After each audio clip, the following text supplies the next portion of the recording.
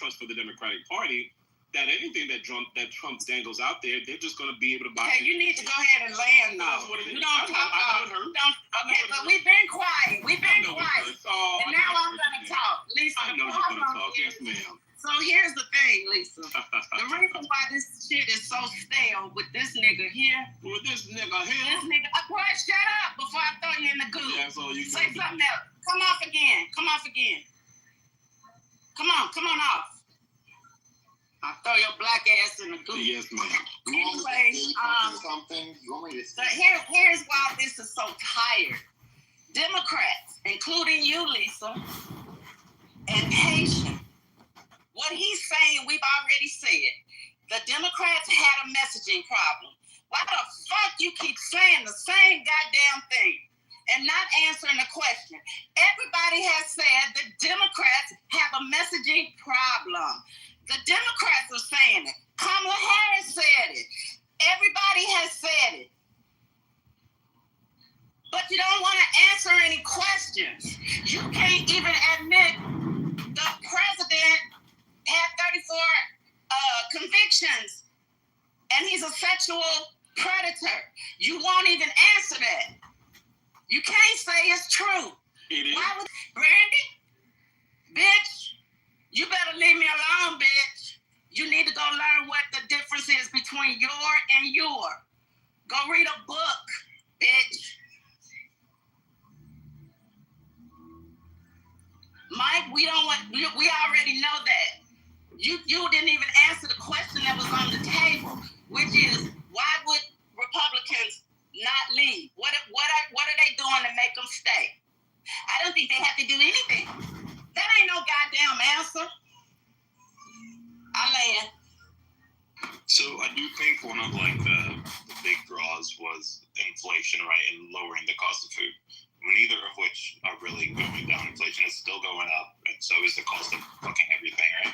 So I honestly think if Republicans were able to find solutions to either of those things, which they really can't, maybe they could retain the people. But I also think that it's a lost opportunity for Democrats. Just run on that exact same talking point and hammer Republicans on it.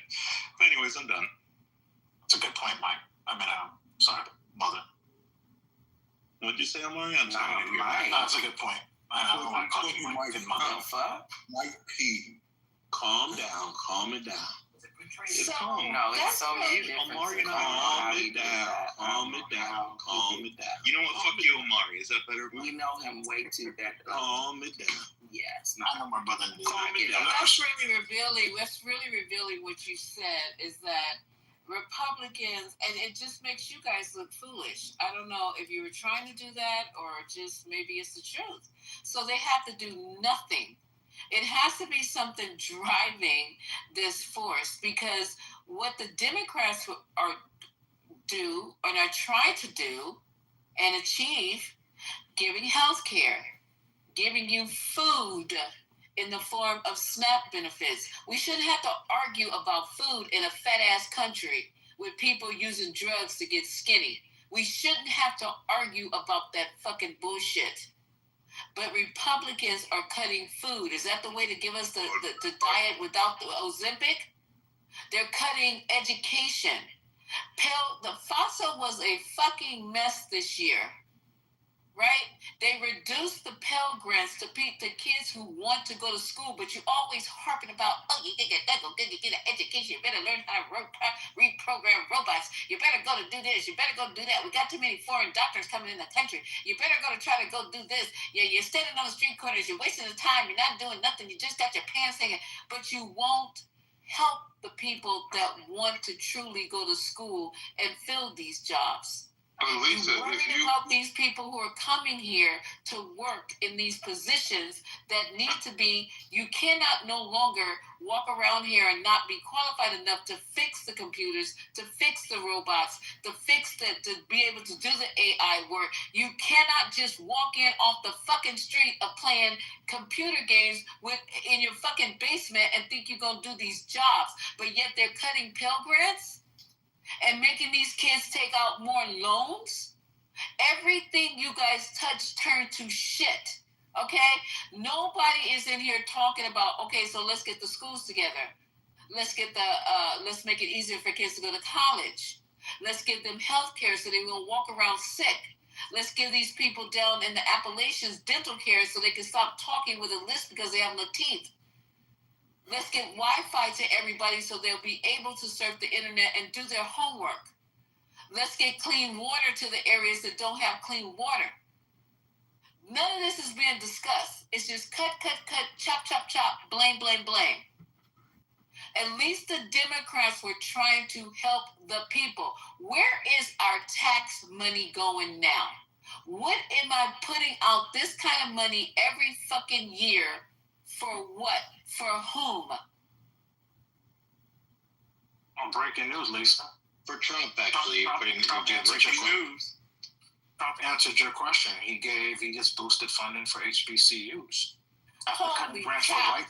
for white colleges. Okay, They literally just cut It wasn't white HBCUs. collar, bro. What are you even saying? It wasn't white collar. Let's They just cut it hundreds of millions. Let's gave go money bring to black this people. myth up. Okay. Linda Go ahead, McMahon y'all. just Keep did talking. this. September 15th. Read the article, brother. Read it. Okay, does anybody know the true story?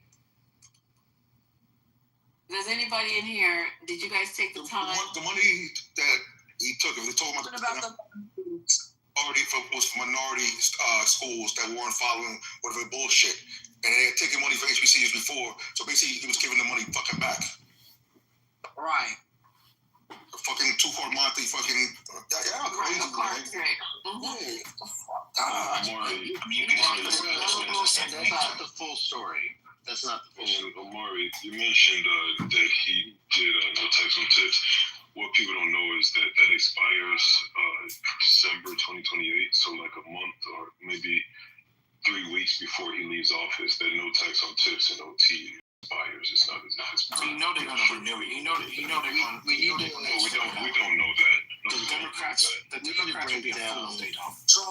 We need to break down the what Omari was talking about with this.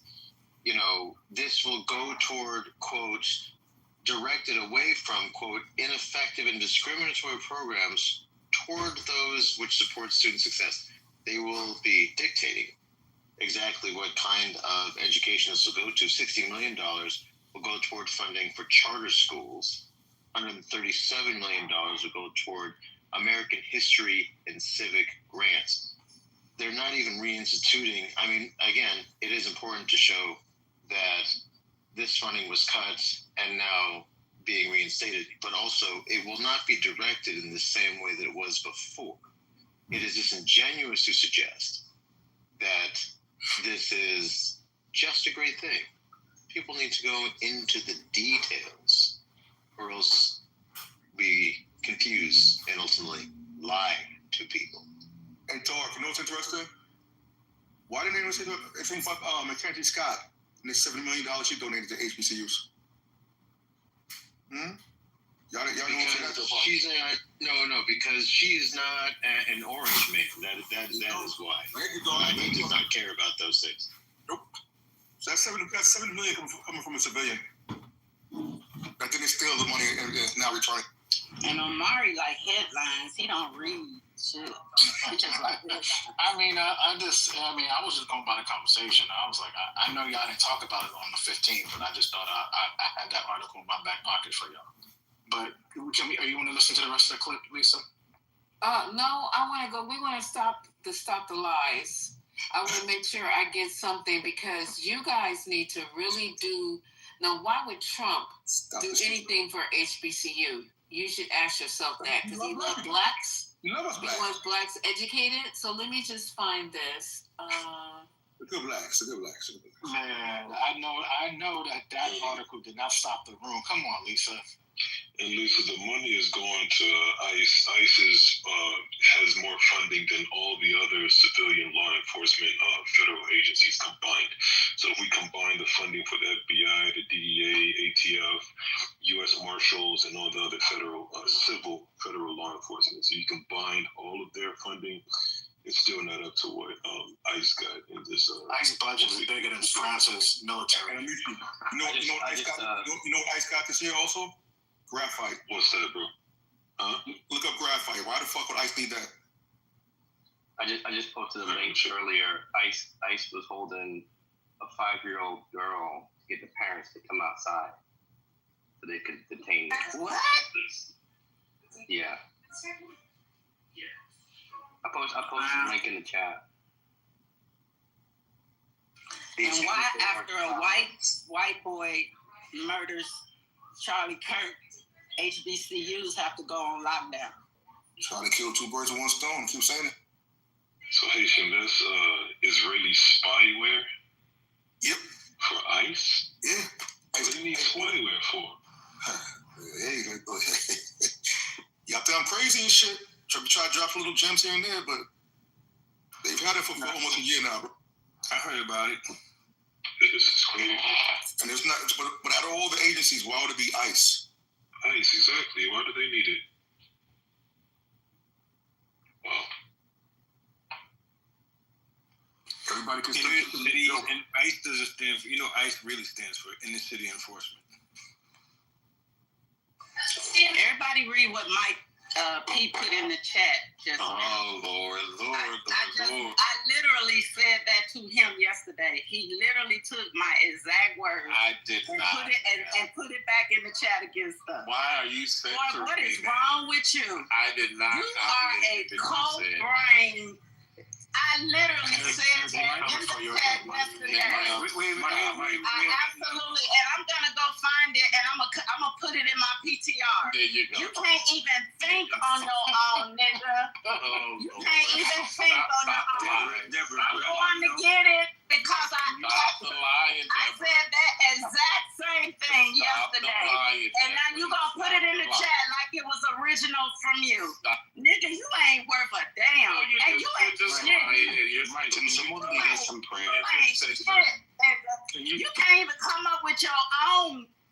You can't come up with your own sentence. You're just censoring You me are at this a point. dumb. Okay, let me go get it. This is hilarious. Well, It's gonna be hilarious when I show everybody.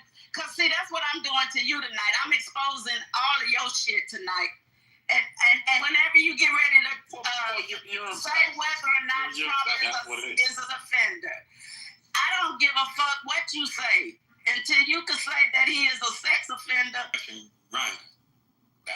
I don't know grinder shit again. I don't know what's up with that shit. Y'all love crashing that shit. What's up with that? Wait, crashing? How do you guys know the grinder? What did he say? You mean to tell me there's no undercover LGBTQs on the Democratic side? No, Curtis, you can step on my line. You can't step on my intelligence. It happened at a Republican National Convention. How does that matter? Why does that matter? It matters because they're the ones that are so anti-LGBT, especially trans, and they're the ones that are crashing the site. Don't you find that funny? We have a lot of different they're the ones that are the most anti-LGBT. Mother's gay. Like mother. Why would that not be interesting to talk about? But do it at a funeral, though. That's the best part. Do it at a funeral. Okay. Whoa. What's going on? Point of information. Mother is gay. Yeah. For real? So that's why I had a wife. Wait a minute. What's going on? I've been a faggot for a long time. Y'all need to keep up. Oh, yeah. Y'all didn't know. Wake it up. Maury, come on, bro. Omari, really? But to be fair, Omari, I'm like a minority within that. Yes. Like it's like what 90%. We got Brandon Strong. We have Most states have more sense than other. I'm like the black You're the conservatives. skinny jeans of the community. Like we're the minority within the minority. Right. Only a small minority. But you know what? You know what, brother? You know what? But they think that every Republican, every MAGA is just this, like that Drewski skit where he's like, hey, that's what they think about us, and it's sad because You are. They're not. You're such a bubble. You are. That was what you are. Be like Gemini. Go hang out with some Republicans. Like when I was traveling, these people like these people than your dumb ass. Trust me. They let these people. They had a guest room. Guess what? They let me stay in the guest room with their family in the house. These are are the whitest of white people. I mean, they have raisins in their potato salad. Be fair, Maury. Were them dudes the cucks? Wow. They used for the night? Is that what happened? No, come on, no, man, no. Racial epithets. No, I mean, they I love that movie. I love Be Cool when he said that. Racial epithets. I would say these. I mean, trust me, they're artists. You have the Nick Fuentes, and you have these fucking people like Freddie, who should come on his app, who was a piece of shit. We don't fuck with them. We don't even acknowledge them. We show them no credence. The whole goal was to try to take the Republican back from these white. Wait, so which we are we talking about? We asked the black people who were trying to the gay and black Republicans. The black, like the minorities. White guys say that is crazy. I know, especially West Coast. Really? But that's your Democrats, and that's your black Democrats that allow that. What a weirdo. I would take him. Who is the we? Amari? Who is the we? Hold on. Mike, you were not part of the team, Mike. You were the fucking Judas. Of course you would. Crack ass motherfucker. Of course you would. So I'm going to break something to you. So there was the whole goal that I had a team try to do is we were trying to infiltrate the Republican Party and take it back from these white supremacists. Like you said, we take it back. Like that, right? So we was trying. So when they were doing the First Step Act was with Tim Scott, there was her name was Dr. Tamara, right? They were doing that in 2017. They were starting that. They were working with Van Jones. They were working with other people. The goal was to try, and they were also building tiny homes and shit around Arizona for veterans and shit like that. Was part of that. I will tell you this: we tried hard to really get black people to join the Republican Party. We tried to get people to run for office. We had people like Aja Smith. I can show you a picture with her that I took with her. We was trying to get a lot of these black people. You look at my picture roll, there's another person. She's in my picture. That's not my wife. That's someone that was running for office. We was trying to get events for them. We tried to bring them back to normal. Yeah, but you knew where you fucked up? We fucked up thinking that we would we could take over that party. When you said Tim Scott, that's where you fucked up. But Omari too, you said take it back. You said take it back from the white racists. Like, what do you mean take it back? Like, so you just want them to go back into silence, but you're cool with them we're talking about before the Southern strategy, voter base, before the Lily Whites. Oh, come on, you going that far back? Really? Yes. 1776. We're trying to take it back before. The goal was to try to before that Southern strategy. Before that Southern strategy, where they pushed, where those Republicans were doing the dog whistles to try to get the Dixiecrats to vote Republican. We're trying to do the opposite of that. That's all. That was the whole goal. Don't hold your breath. I'm not. I realize it's a lot more embedded into it. It is. Come on, brother. Leave the dark side, brother. Come on, leave the dark side. Come to the light. There's no light on your side either. I don't know what we're gonna do as black people, but we gotta figure something out. So I was trying to, we got to figure something out because we seem to be confused. We seem to be confused, and we seem to not. First of all, we seem to be going against our own. Exactly. Which is crazy. That's what I'm saying. I don't see you guys going over to a party that's really uplifting our community. And you said we were on a plantation, which is wild. I don't know what you call what Stephen Miller said the other day, because it sounded like he was going to put your black asses right back on that Monticello. Okay, but Lisa, you got the nerve to talk about how we are on a fucking plantation because all we doing is trying to look out for people who have less. That's all we doing. But no, not you guys. You personally think that your bank account even ranks and classifies.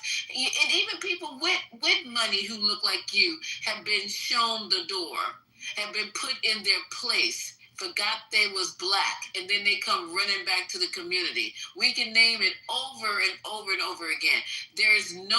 You're the one who is promoting the Republicans because they're basically ain't checking for you. I ain't seen not one thing that they were checking for you for. So they had Timmy up there tap dancing for the whole. Oh my God. Yeah, Tappy. He was y'all saw him tap dancing. Y'all got this man put on a suit and tie and marry a woman when he knew he wasn't even interested in that. He thought he was going Negro. He's been single since he damn near ready for AARP and decided all of a sudden he was gonna get married, but he didn't get married to one of y'all, did he? Nah. So then he didn't get a job. Then that Donaldson fool talking about you were better off during Jim Crow. You guys, the embarrassment of it all, that you guys are over there trying to cater for a party who is not even looking at you, not even trying to recruit you to do shit. Where are you in the Republican Party? Where are you? So Lisa, out of 77 million, you got Ben Carson, Donaldson, Timmy from Cotton to Congress, a pedophile, a guy who had CTE when he was playing football. Look at your roster. I wouldn't take you guys to the fucking G League with this fucking roster. You guys are all fucking losers. Not one of them that he put in front of us is anybody that we can emulate. No Wes Moores, no Barack Obamas, not the young kid from Florida. Nobody brilliant. It's all Vivek Ramaswamy. It's all these secondhand Vivek Ramaswamy. Vivek Ramaswamy is not a black man, sir. And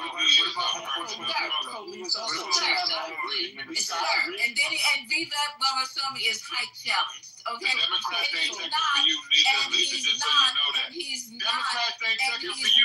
Black. The Democrats have always been checking for black women. No, they ain't checking for you. What you mean? Always. What you mean? Always. Stop screaming. Stop screaming. Stop screaming. Stop screaming. Stop screaming. Okay, go ahead, Mike. Go ahead. So, Lisa, I agree with a lot of the things that you just said. But here's the problem. And y'all get mad every single time. First of all, your first point when you talk about black women, there's the issue. You have to have something for black men. Then the second thing is that, we don't have anything for black men because you don't show up. No, but you can't. No black men did show up, actually. Oh, they voted in the 80%. The 80% for Kamala Harris. Okay, but great. You wagged your finger at them the whole time. No, the Democrats did. The Democrats wagging their fingers. Let me tell you why. You call black men misogynistic. You call black men hateful. Barack Obama, they were all doing the same. Came out and they voted. Who said black men were misogynistic and hateful? There were several.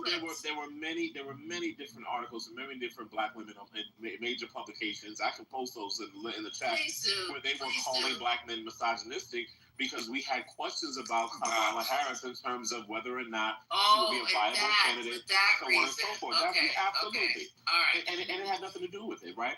And so what you're doing is that when you sort of alienate a particular group, and there's a bigger conversation because it's not just about the presidential candidates, whether it be Donald Trump, whether it be Kamala Harris. That party, there is a lot of distrust that people feel about that party that just goes unaddressed. Okay, but Mike, we gotta talk about it. But Mike, earlier in the conversation, kind of contradict yourself because you said it just full-throatedly that the new converts to the Republican Party don't have to do anything. You know what I'm saying? I stand by that comment. I stand by that comment. Yeah, so isn't that really the definition of slavery? Like you're working without any compensation. You're voting, you're supporting them, you're really singing their praises, and you're not getting anything in return.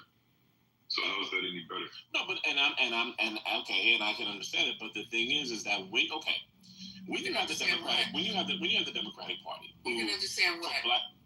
I can understand where he's coming from, but when you have the Democratic Party that, you know, you're supposed to be the bastion for progressiveness and for excellence. You're supposed to be, you know, doing all of these things for, you know, people of color and so on and so forth. And you still have the same issues that Black people have been dealing with for decades and decades and decades and decades. And you know, essentially became. I beg your pardon? What are those issues? Can you name them? I mean, you have, you know, Black people that are being killed and shot in broad daylight. You have, of course, police brutality. You have Black people that are still, you know, you have racism on in terms of, you know, looking for jobs. You're admitting that there's racism now. We're getting somewhere. I never denied.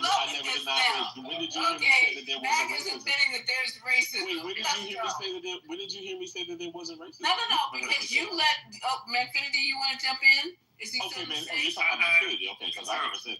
There you go. Manfinity. He said that MAGAs say that there's racism in this country. Manfinity, are you awake? Hello? I'm wide awake. Y'all MAGAs above the park. Y'all getting off script. Did you just say that? You just don't really know my pimping for real. Lisa, did you just say that Democrats have always been for Black people? No. We not just said. You don't want to go back to what you just said. You don't want to go back to what you just said. I woke you up. You see how he tried to flip the script? You don't want to go back to what you just said. From reading the MAGA Bible specific because he just said. So you don't want to go back to what you just said, right? You see this? I'm not going to argue. You want to ignore what you just said. Do you want to ignore what you just said? Stop yelling. Stop yelling. No, my question, I was asking you a question. Don't ask me a question. I just took you off of reading the MAGA Bible, the Trump Bible, because your other MAGA person came off script. He said that there's that this country has racism. Do you not? That's not what Manfinity says. That's not what Manfinity says. So Manfinity and Mike are two people that are different. But no. You said that before Manfinity? No.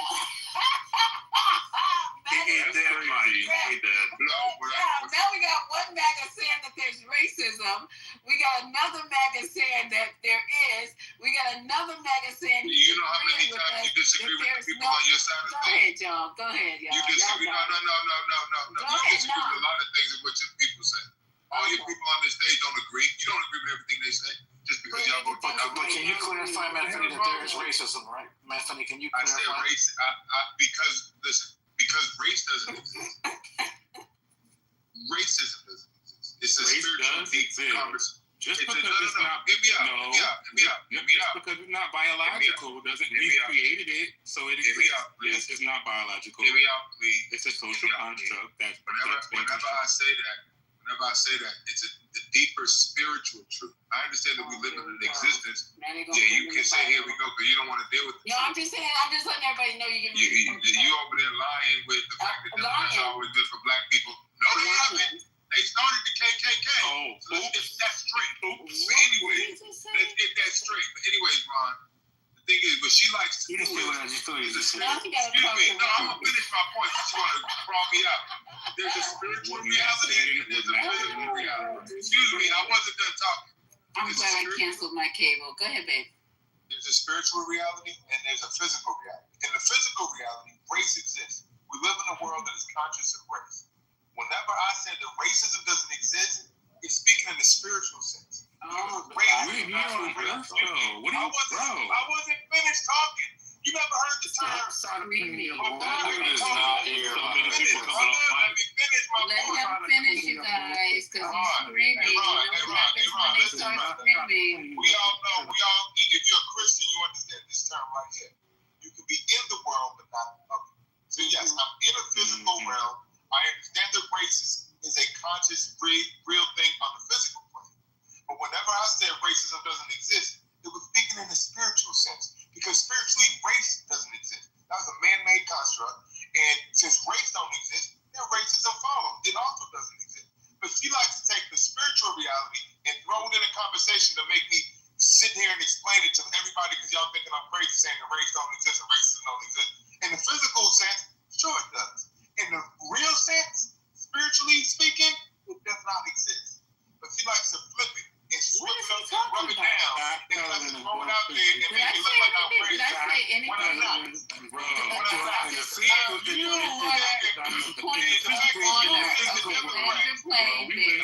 my plane on this. Your plane. And I'm gonna land my plane on this one.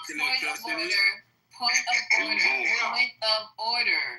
of order. I never said a word. And this boy that just made a whole 20-minute speech talking about what I said.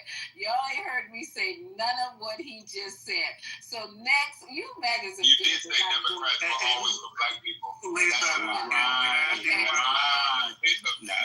Say something. Thank you. Can I, Lisa, I got a question for you. Do you think black people shouldn't have influence in both parties?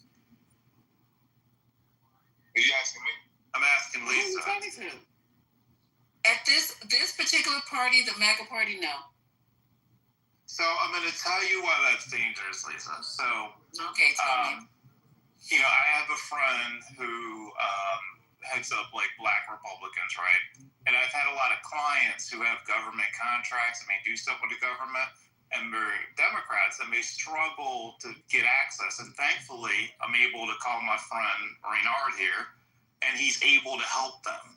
So if Reynard did not have that access to the Trump administration, there'd be a lot of black people be a lot more broke right now. So it is important, regardless of who is in charge, to have influence there. Otherwise, you're just leaving money and power on the table, and that is not a good thing. True. But how does your conscience feel that you're aligning with racists? They're all racist. That is, look. No, they're not all racist. Yeah, there are racists on the Democratic side. Yes, they are. Okay, you said all, sir. Please watch your words, because I will come back and get you. You said they're all racist. That's what you just said, sir. There's racism on the Democratic side. There's racism on the Republican side. Okay, now the Democrats haven't done enough for black people for many decades. We don't have to debate. The y'all is crazy. Okay, so the Democrats have not. Would you silent Democrats on the stage say something? Because I'm not gonna sit here and try to argue. Unless you want to talk about the butter biscuits and the Big Mac and cheese and the catfish. No, you did say butter biscuits. Now you know you sounding really stupid right now, and you're equating Democrats with butter biscuits. There's nothing funny about that coming from a black man who eats butter biscuits every fucking day. Why are you trying to denigrate? Hold up, sir. Why are you trying to denigrate your own race and trying to be funny? No, I'm saying that's what they offer to us. That's what they offer to us. You butter biscuits. Nothing in the way of education, in the way of equal rights, in the way of civil rights, in the way of healthcare. They also gave us benign neglect. Okay, trickle down. What are you talking about? Mike, I thought I was talking to Lisa. I thought I was talking to somebody else. Democrats give trickle down right now. You might say shit, dude. They've never been the party of trickle down. Democrats have never been the party of trickle down. What are you talking about? So black people are getting all the benefits and the access, and they're getting. No, Mike. Democrats have never been the party of trickle down. Sir, that's a question. Are black getting everything that they're supposed to get from the Democrats? But you're attributing something. Are you going to answer the question? I'm going to answer the question. Mike, listen. Because you're dancing. You're attributing something to the party. He's not answering the question, Lisa. You can answer. Mike. You're attributing something to the party. That questions. He doesn't care. He doesn't give a fuck. Just have the back and forth. I'd like you to jump in and help me when you see him attacking me about butter biscuits. Lisa, I wasn't attacking you. Come on now. You know I got respect for you. Don't. Every time somebody says got something to say about it, without letting other people talk. So. Okay, so we are going to talk. No, I'm just saying, you made a statement that the Democrats have never given trickle down, when the Democrats have never had that as their, what they were about. That's always been the GOP. So that right there negates anything you have to say, question-wise, because they've never been the party of that. Why would you attribute it to Democrats? That's always been the GOP. So when I'm talking about trickle down, I mean, obviously there are policies that have been established, but then we would see where, or there was funding that need to be allocated, so on and so forth. You also have others were able to get those things, and then Black people were basically getting the crumbs. That's basically what we're talking about. And yet, still, the net of it. Let's just talk turkey. Black people are still not black people. Basic dances. Black benefits. You can just say that and it just washes it all away. Even when Black people are qualified, even when Black people are qualified, Black people are still not getting hired for these jobs. It goes on and on and on and on and on. These things happen. That's the reason they're complaining. Deal with the Democrats. Rather than complaining, I don't need people talking over me while I'm speaking. And so these things happen under these things. Okay, no problem, Lisa. But these things happen under the Democratic regime, and so I mean. Okay, so you Black guys never want to men, answer. attention, Black men. Now that Trump is in, you can go and get you a job at Lehman Brothers, and you can go and get you a job on Wall Street. Just show up in your fucking saggy pants and your Timbs, and they're hiring right now. See, now look at that. Why we gotta have saggy pants, Lisa? The pursuit of happiness, baby. Under the Republic Party, y'all go get all them jobs that you ever Lisa, why are you doing fake news? Without the fucking qualifications. Go right ahead. They are hiring. You trying to make it seem like the Democrats can stop racism. The things that you are naming that have to do with private corporations have nothing to do with the Democratic Party. I don't understand. So now you think everything is okay. There's an equal playing field now that the fucking Republicans are in. Go try it. Go try it. And wear a GoPro when you go, so we can all be here and watch you get that fucking job on Wall Street, that fucking job at Google, that fucking job at Apple. Just wear a GoPro. GoPro. First, you gotta go to fucking college. First, you gotta get the qualifications, and then come back and talk about how you didn't get the job. But you thinking just because you got the prison GED that you're gonna go to Apple and Google and Lehman Brothers and Wall Street and get the job? Stop playing. I could say the Black Republicans. The one thing I give them credit, we don't get into like arguments with each other, and that is one group of people that are very tight. And that's a good thing that you don't argue with each other. Like we don't call each other, like we don't go, hey, we don't Right. Yeah, that's a good thing that you don't argue with each other. I think that's a good thing. It's a great thing. Why? Why is it a good thing?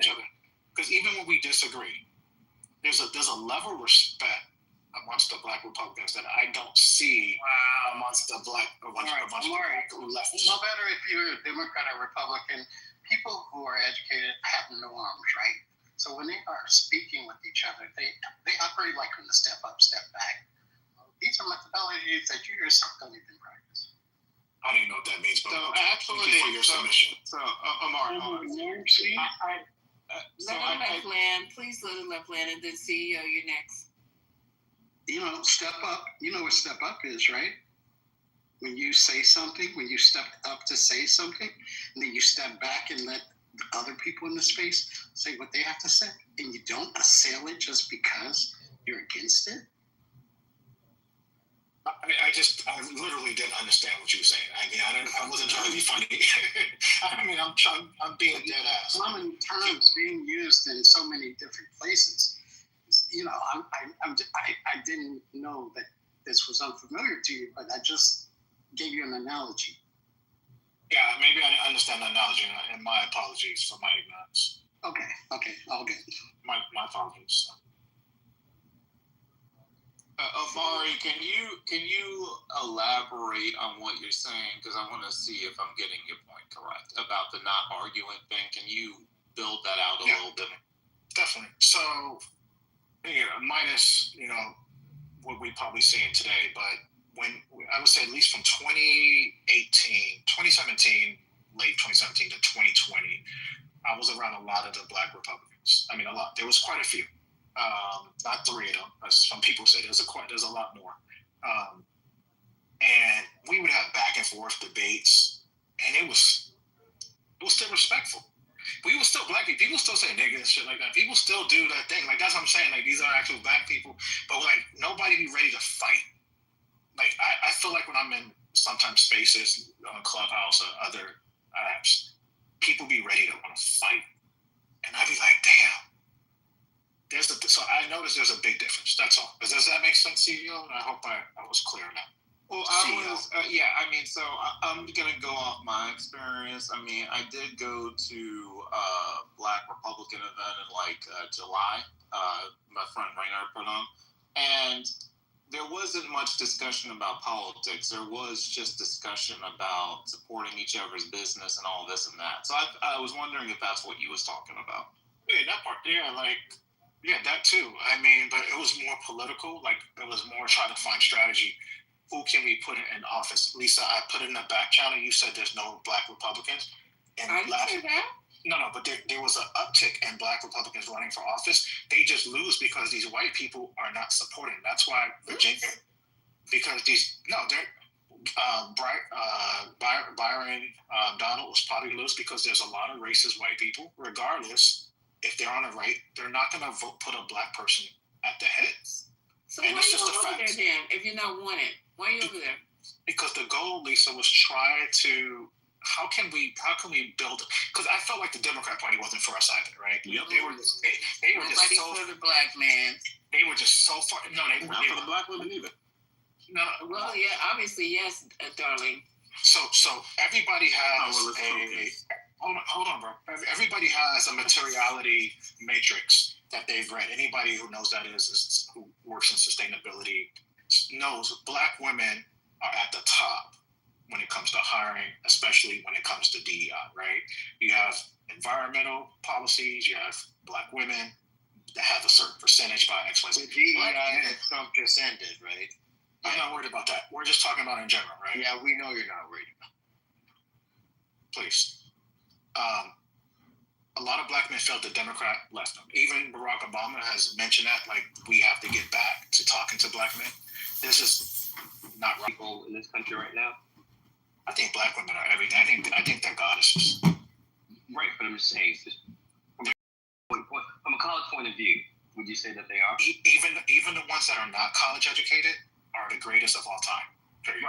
Right. What? So, Can you just answer that question about such a... He knew not to answer that question. He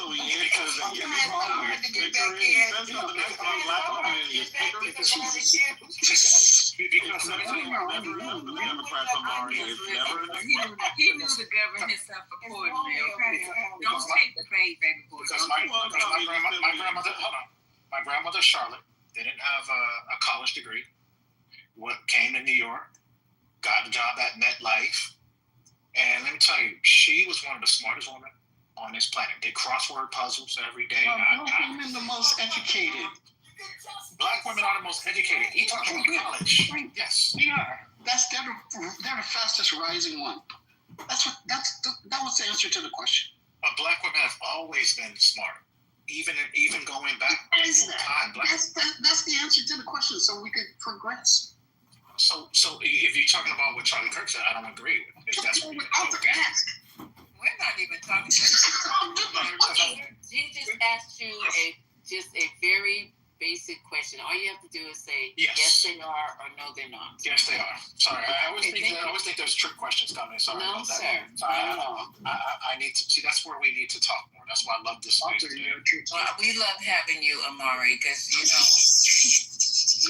you have the constitution of a bull, of a rhino.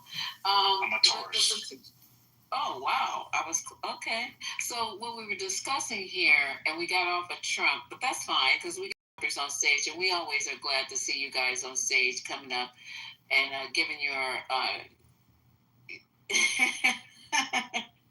I'm sorry, giving your very unusual and distinct viewpoint on what's going on with the Republican Party. So let's circle back here.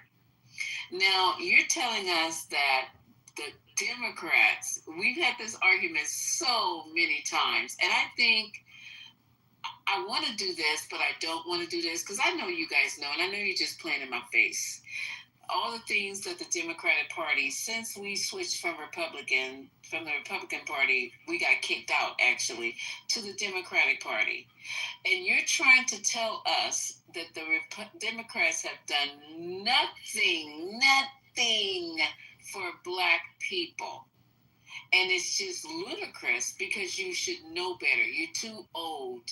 You're way too long in the tooth to be in here talking this bullshit that you guys are talking.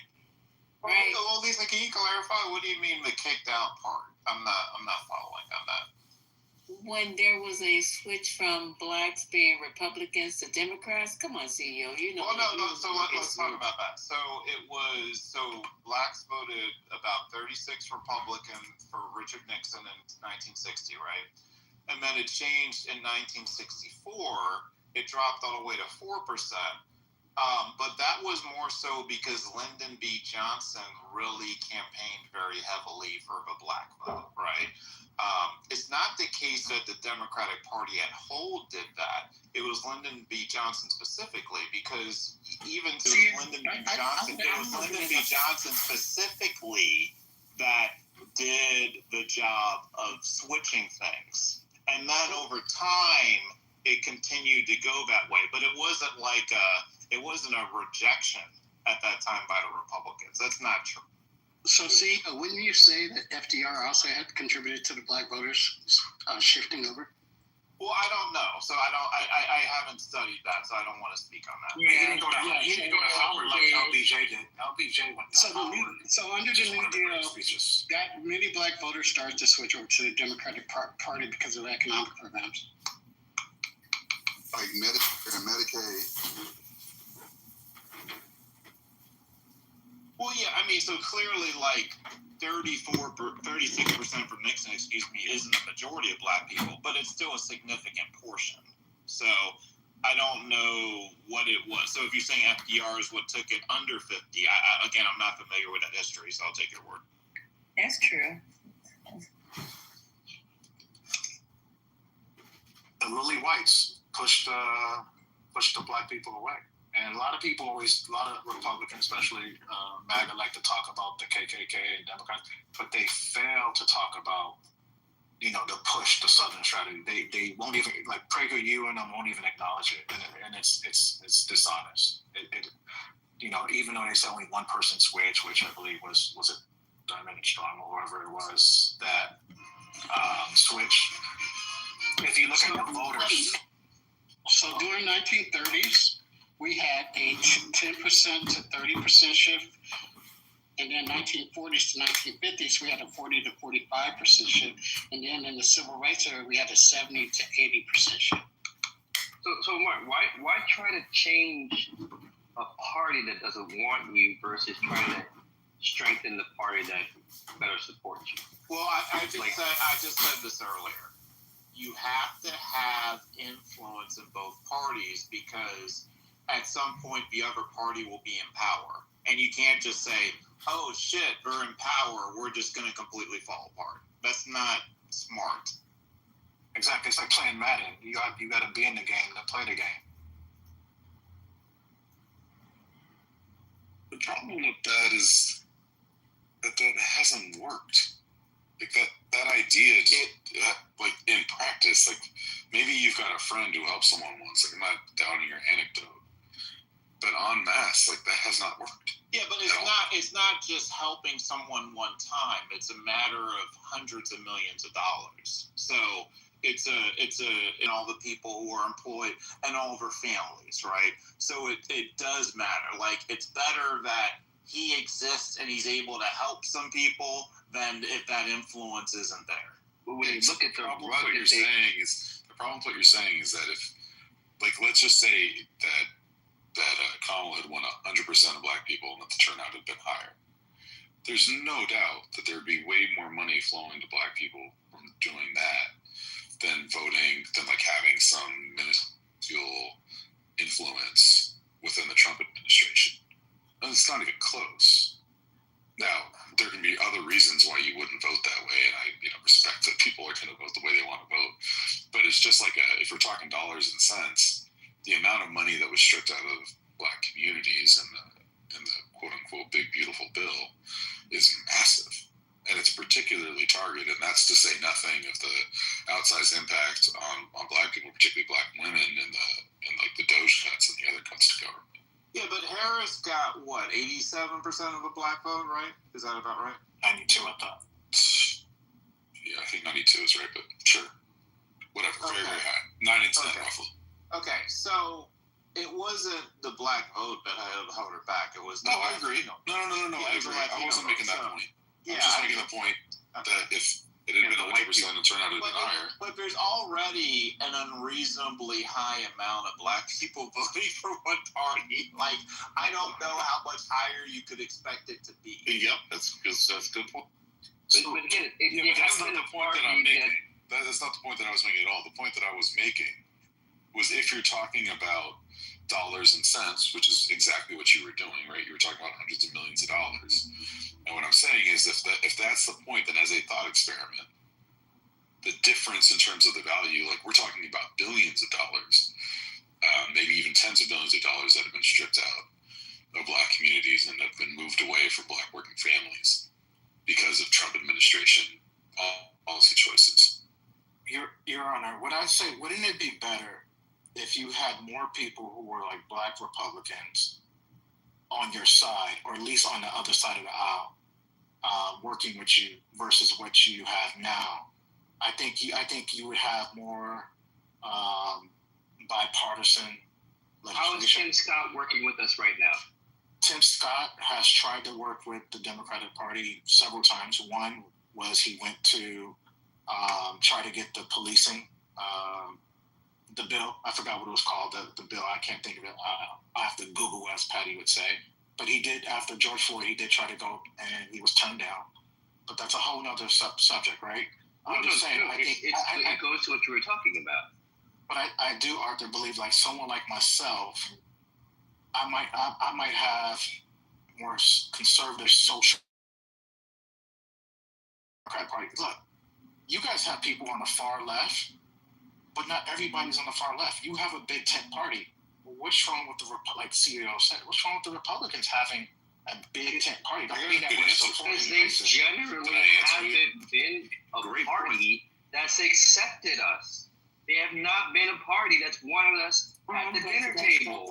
I'm glad you guys brought that back to what we were talking about. So can you just give me a minute for this? Because I knew what I wanted to say, but this is going to say it better as far as Blacks voters that leave the Republican Party. And thank you, CEO, for adding that, because what you said was true. But just indulge me just for a minute here.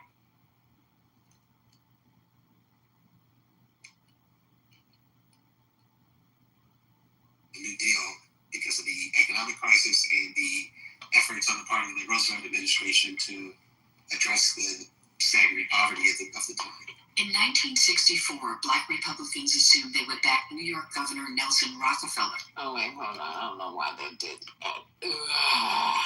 Sorry, you guys. It just went and started playing something totally different.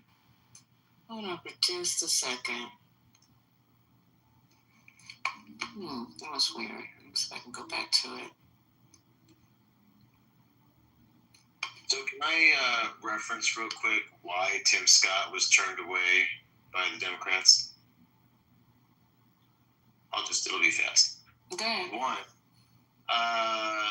Democrats sought to limit qualified immunity to make it easier for victims to sue police officers, while Scott's bill did not change the practice at all. Scott's bill also called for incentives, grants, and study, while Democrats' version had far more mandates.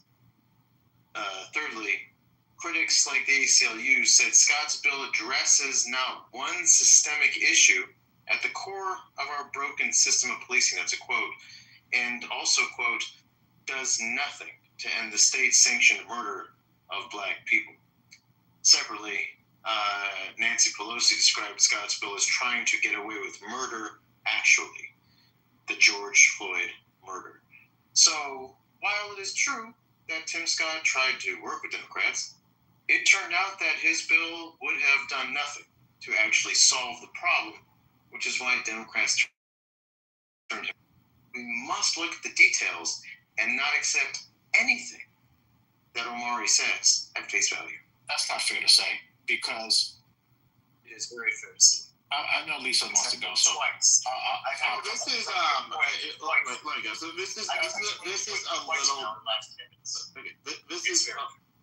this is a little bit of a tricky one. So Dark Aaron is right in the sense that like Tim Scott's efforts have not been sufficient.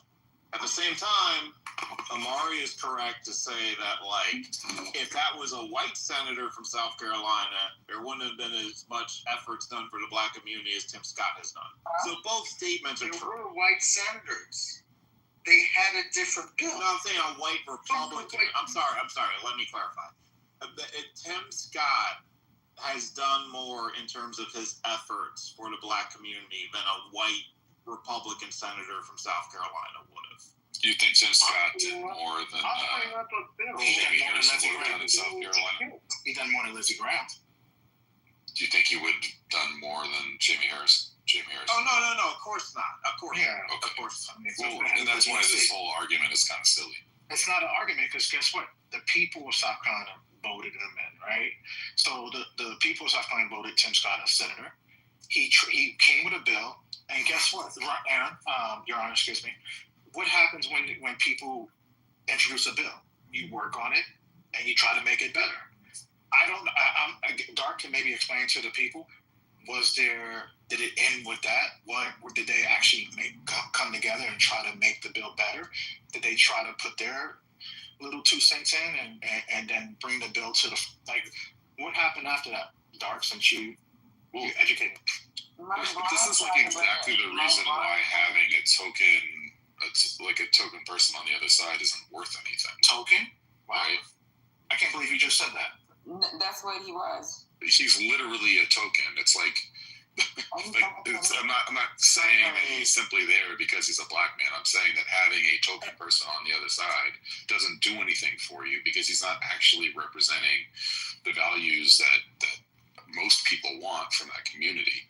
And this could be the same thing with the Jewish community, right? Like when there's a token Jewish Republican, which rarely happens, thankfully, that's not going to do anything for Jewish people because they're working at cross purposes. It's the same thing as it always is. So, and on top of that, if you're working in a party that isn't going to advance those interests, it's completely wasted political power. It doesn't do shit for anybody. And that's why when he was trying to get that through, there was no way for you to actually say anything about this. I'm literally not an operative. Yeah, I will. CEO. I want to call me a shill, but I'm not an operative. Hold on for a second. CEO asked me a question, and I'm trying to answer it so I can move on. I told you that black people were evicted from the Republican Party. Can I just do this, please? And then I'll let you guys get back to that important piece of conversation. Hold on, CEO. This is what I'm talking about. Just let's go to let it play out. What's up, Anthony? How you doing, Mr. Kane, Ms. Racy? How are you guys? Hi. Good. This is more of a question. I heard you mention that black folks were kicked out of the Republican Party. Could you expound on that for me? Oh, wow. I've talked about this a lot, but I'll try and give you a brief history. So let me try and make it as plain as possible. Anthony, thank you for your question. Black folks, of course, began as Republicans. After the Civil War, the majority of black folks were Republicans. Sadly, black women couldn't vote.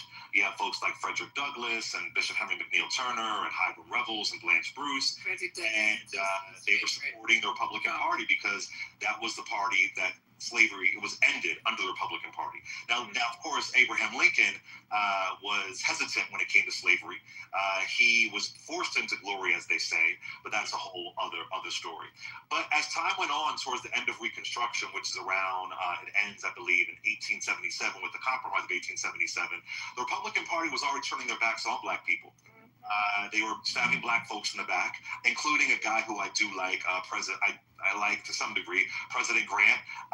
They were tired of having federal troops down in the South to protect black folks from white violence. I know we often hear about Tulsa, we often hear about Rosewood, but there was countless black towns and communities that were being burned to the ground via white violence. I encourage you to look up the 1875 plan of Mississippi, where they basically kicked out the black elected officials and took it over. But let's fast forward. Black folks still hold on to the GOP. They're standing by the GOP. And we get to the 1950s, brother. And in the 1950s, you see the Republican Party. Let's talk about region. You see Southerners transitioning to the Republican Party. Southerners. So it isn't always about the D or the R. It's about the region. And then when you have Lyndon B. Johnson and JFK to some degree putting in these civil rights laws, they basically lose. They lose the South completely, the Democratic Party. And I'm going to give you a quote from Senator Edward Brooke. He was the first black senator elected in 1967. The first two were appointed. This is a black Republican, Anthony. He says, he says it in 1964 because he sees this split happening. Senator Edward Brooke says, you can't say the Negro left the Republican Party. The Negro feels he was evicted from the Republican Party. Right? How are they evicted? Look at the 1964 RNC convention when Jackie Robinson committed to Hitler's Germany, Hitler's Germany, saying that folks are being called the N-word. Black folks are not being allowed. There's a great guy named George W. Lee, who was a longtime black Republican, and he wasn't allowed to speak. And there was these proclamations that this is now the white man's party. And Dr. King talks about this. He says this in an episode of Face the Nation, where he says that he is scared to see the Republican Party turning into the white man's party. The power players, Strom Thurmond, Barry Goldwater, Richard Nixon, they made a decision. This will be the party of the Southern strategy. What's the last of the Southern strategy? It was an execution to play on white racist fears to get that Southern vote. It was the Southern strategy. And they didn't want the black vote anymore. So black folks were kicked out locally, and they were kicked out in their city council, their school board. The Republican Party took over. And the mark of that is where we are today.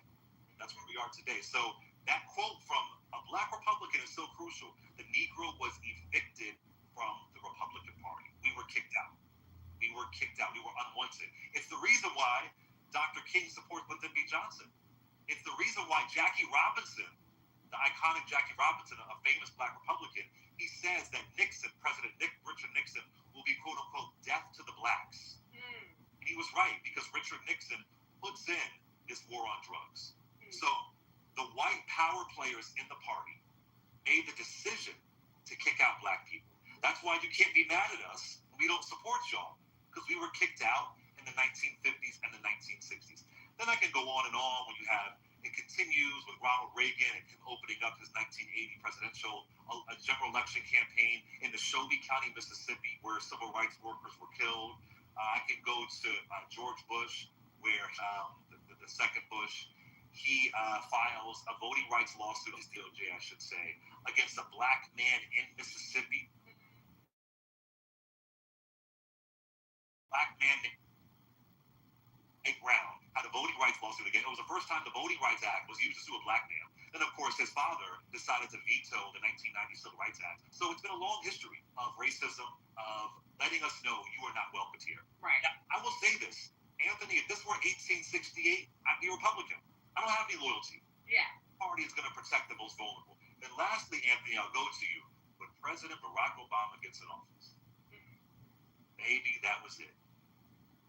That black Barack Hussein Obama and his wife, Michelle LaVaughn Robinson, that was it. And they upped the ante even more for their Southern strategy tactics. So again, don't blame us for not supporting this party. Y'all kicked us out. You kicked our grandparents out, our great-grandparents out 60 years ago. You've continued a legacy of explicit racism. Are Democrats perfect? Hell no. No, definitely not. God, no. I will critique Democrats left and right. But the Democratic Party where it is today, it's much better than it was when I was a kid. There was no Jamal Bowman in the Democratic Party when I was a kid. There was no Ayanna Pressley when I was a kid. There was no Malcolm Kenyatta when I was a kid.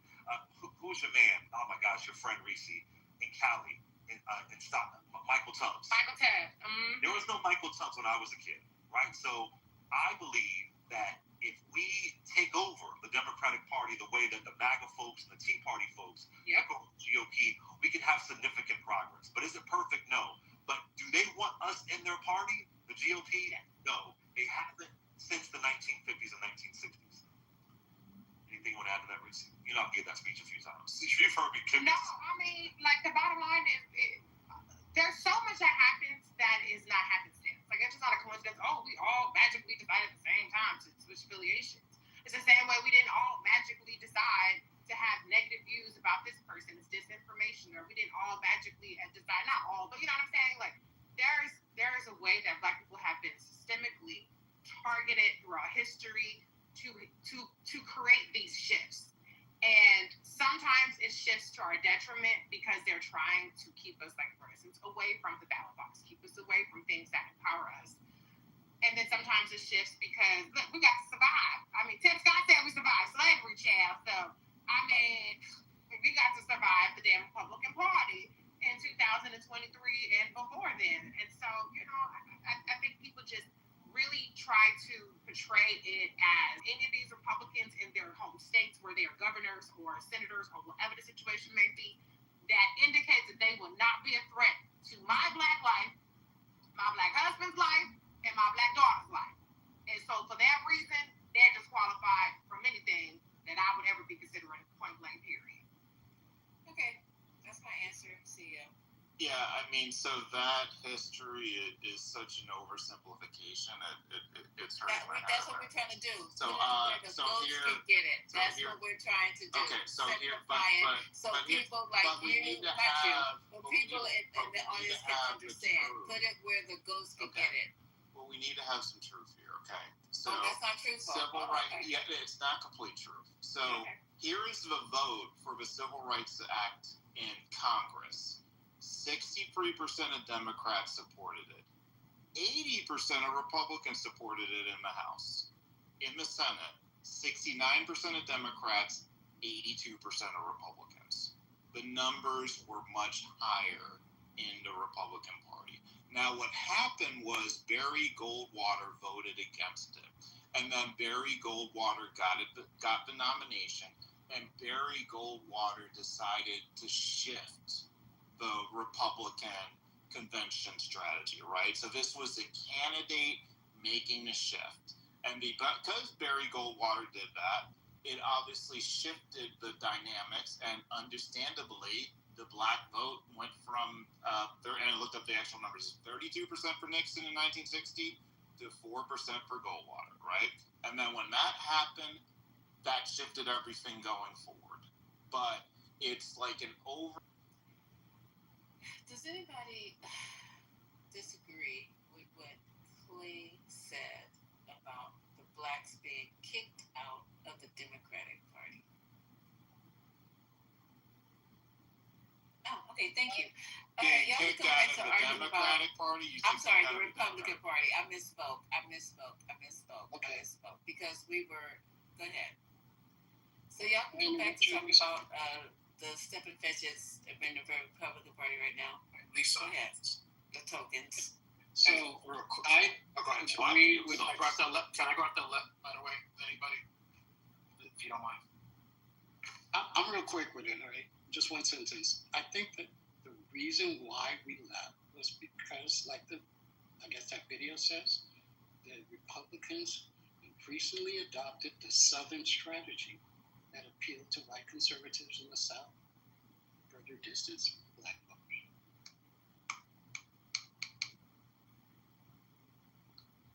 That's true. I just wanted to play something. Goldwater did this. This is the thing that, like, you're saying it was the whole. It was Barry Goldwater. Like, do we not? What is the disconnect with what I'm saying? Okay. All right. So, It wasn't Barry Goldwater. It was all three. It was Nixon as well. Nixon played a big role in it too. No, but Barry Goldwater was the catalyst for this. And then guess what? When you have a shift from that, where you only win 4% of the Black vote, yeah, they kept that going forward because you had lost so much. Goldwater basically jacked up the entire thing. So at that point, they thought there wasn't any momentum getting that back. And Lyndon B. Johnson invested so heavily in the Black vote it just went down like that, right? It got a little bit better. It got up to 13, 14% with Dole, but yeah, I mean that was essentially the backlash from Goldwater's. That's so sanitized, though, TC. Right? So it wasn't like some sort of benign turning away. It's been a systematic undermining of Black political power for decades. Like, it seems like you're really sanitizing that. No. Listen, FDR got 71% of the Black vote in 1936. It actually, so that means 29% voted Republican in 1936. It went up to 40% under Eisenhower. Right, and it was 32% over Nixon. Both numbers are higher than they were when FDR ran. So, yeah. What's your point? You just said it was tied all together, going down, but it went up. So from 1936 to 1960, it went up. I have a question for you.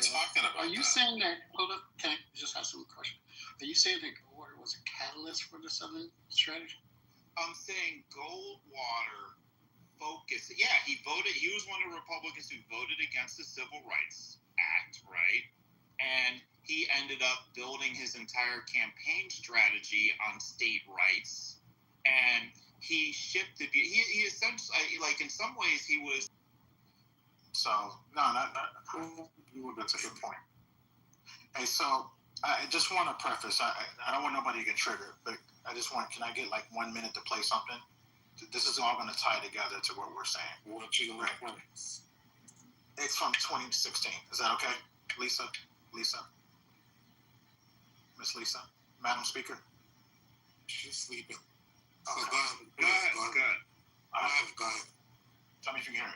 Subject that is so important and very personal for me.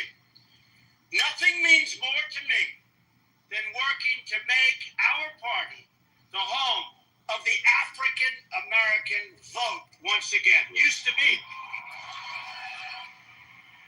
There are millions and millions of. I'll just stop right there. So, just to let you know, he made a plan 8 years ago to try to get African Americans back to the party. I can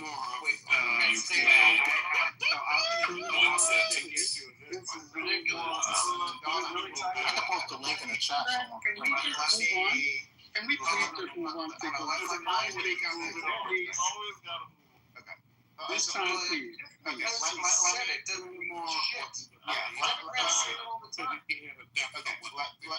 have 1 second on this. Okay, so here's the thing, Amari, with that.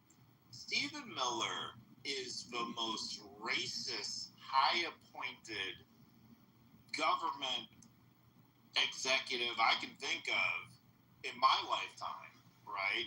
And Miller has this really strong presence within the administration. So maybe you could say in 2016, like, you know, he wanted to head that way, but it hasn't worked out like that at all. And I think in this term, like without Ivanka and Jared there, I think like clearly there is no pro-black agenda in terms of Trump. Like there's no way to make a case that like Trump is pushing a pro-black agenda right now. I could not see it.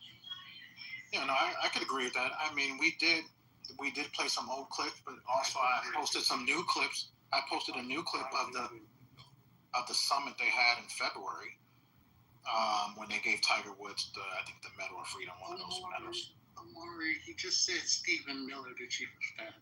Yeah, but Stephen Miller was also part of the Trump administration in 2016. It didn't stop President Trump back then of talking to black people. But he had Ivanka and Jared. That was the difference, right? And like one of the things that was happening back then was Ivanka was working very heavily with Marielle at the National Urban League, and they were actually making a lot of good progress. But Trump got so toxic that Marielle had to stop working with the administration. And that happened with a lot of black leaders. Steve Harvey tried to work with the administration, MLK III. A lot of people tried to work with Obama asked them to, right? During the transition period, Obama had John Lewis, Steve Harvey, a whole bunch of black leaders meet with Trump. And wanted to actually get something done, but he got so toxic, all of them had to abandon it. That's fair. That's fair. I mean, I can definitely agree with you that this time around, it just seems like it's more of a revenge tour.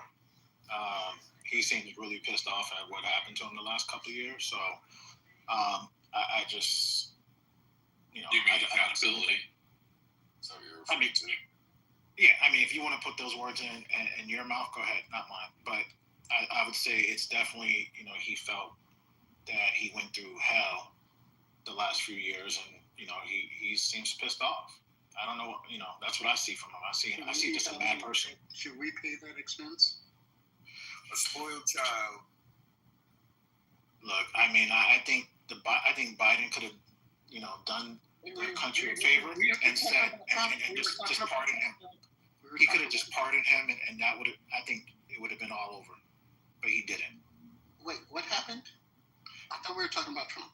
Yeah, Well, I think but Biden could it's have pardoned Biden's him. responsibility to be accountable for Trump. It would have healed the country. So Biden could have helped. Instead of going dark MAGA, he didn't have to go dark brown, Aaron. Like he didn't have to. No, Biden could have helped Trump not be revengeful. Bathroom at Mar-a-Lago. That was Biden's fault. Those documents were actually Biden's. That's what he's saying. It makes sense, I promise. I think I get it now that you put it that way. Uncle Joe promised to bring the It country makes more together. sense when you say that. When we expected Uncle Joe, we didn't expect him to go corn pop. We expected him to be, Uncle Joe, and he didn't. Explain why is it his? Because he's the president of it's called the president of the United States of America. Like Barack Obama, there's no blue state, there's no red state, there's only the United States of America. Exactly. Let me ask you one question. Do you think he would have did the same thing for Biden? He wanted to put Biden in jail, and he didn't want to give Biden a pardon. So what makes you think Biden would want to give him a pardon, and the same person would want to give you a pardon? Because allegedly the adults were back in power. Allegedly. That's what we heard. We heard that term. The adults were back in power. That's true. And we didn't see that at all. So they say the strong man is back in power. We haven't seen that. So what is the difference? So I'm trying to say, why should we pardon him for his crimes that he had nothing to do with? I mean, the Supreme Court presidents can't be held. So basically, you're saying he should support him in his Jeffrey Epstein shit, right? So now, why do you always go to Jeffrey Epstein every time I go on stage? That's the only thing you don't have. No, that's part of his legacy. That's hey, you can't deny it. Don't deny it. You can't deny it. It's part of the stage. So basically, if he pardoned him, so what's basically saying? What are you talking about? No, you said he should give him a pardon, right? So what are we going to pardon about Jeffrey Epstein? We're talking about. Were you not paying attention to the 4 cases? Jeffrey Epstein was not part of the 4 cases. What is this guy talking about? There's 34 felonies or more. Right? 34 felonies. Jeffrey Epstein was part of the 34 I'm talking about the Jack Smith cases. The Jack Smith with the Jack Smith case. The Jack Smith case is the Jack Smith case. That's something you really can't do because that's national security. B. Oh, so we're gonna allow you to hold national security secrets and possibly sold them. Possibly, I'll just say that I'll give them a possibly sold them to foreign powers. So I'm going to give you a pardon on that, but you won't give me a pardon. Your party won't give me a pardon for having. Won't even give my son a pardon for having this little mishap. You don't even know what's going on. He gave his own son a pardon before he left, and he actually physically signed it. I don't. What are you talking about? If he didn't give his son a pardon, we don't know that. I don't know. He gave his own son a pardon. What do you want me? Why are you derailing right now? What I'm derailing, Mari, is that you took something about Trump accountability and turned it into Biden not pardoning him to avoid accountability. Did you not understand what I said? And now you're talking about somebody else derailing. This is why. No, the country would have been united if Biden would have did that. Trump is responsible for Trump. Trump did things that he was being held responsible. That's what basically they're saying. Unfortunately, oh my God. Unfortunately, Our justice system was way too fucking slow, in part because of a shitty AG, because the whole country deserved to know whether or not this man was innocent or guilty. That's how our justice system works. There's accountability in that. There's transparency in that. That's how the system is supposed to work. Now what is happening is that Trump is trampling that justice system. He's talking about pressuring his AG to prosecute his enemies. He's talking about basically not prosecuting Tom Homan after he gave an FBI agent accepted $50,000 from I believe it's an FBI agent. Like, this is someone who is trampling justice. That has nothing to do with Joe Biden. That has to do with the choices of one man named Donald Trump. And I don't give a shit if his little feelings were hurt because he was being prosecuted for things that he did. That is wrong. And this is what's wrong with MAGA, is that you guys will just look the other way or find some way to try to blame Democrats for it. And you completely lack any sense of responsibility or fealty to the basic ideals of this country. And it is embarrassing, and it's upsetting, and it's dangerous as fuck. That's pretty funny for someone Honestly, you need to do something. You need to do something about it. Because what is happening is he is literally driving our justice system into the ditch. And that justice system, as flawed as it has been in many, many ways, is still like one of the fundamental reasons why our economy is strong, why our country has had a privileged position in the world for so many years. And doing things like, I don't know, trying to remove Lisa Cook under false pretenses is going to seriously damage this country. I'm done. Go ahead, CEO. I know you came off the mute a couple times. Yeah, Omari, I was just going to say, you got to go back to January 2021, where Mitch McConnell said the only reason he didn't vote for Trump to be removed or banned was because the criminal justice system would take care of it. Do you remember that, Omari? Oh yeah, I think it was a bad idea, CEO. This is my own personal view. Yeah, so if Biden had pardoned Trump at that time, like, even the Republicans would have been mad at him, right? The only reason the Republicans came back around to Trump was because he got the base back somehow, you know? Like, short of that, they were even expecting him to be done politically and send his ass to jail, right? It wasn't until the base came back to him that they changed their tune. Oh yeah, Ron DeSantis was already, he was measuring the drapes already in the White House. Who's the base? What do you mean by the base of the Republicans? The MAGAs, as they would say. The people. Like Trump basically got the people back. He didn't, and then the politicians came. The politicians were against 100%. I mean, Ron DeSantis, we can go back and look, he's been trying to be, he was trying to be the leader right after 2021. So, Omari, I agree. In his head, though.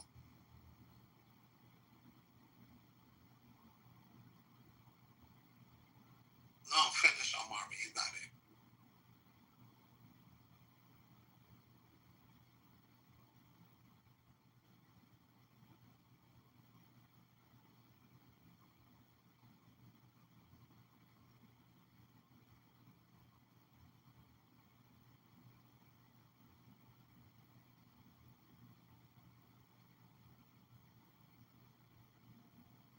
The thing, man, like, Republicans will do anything to avoid responsibility.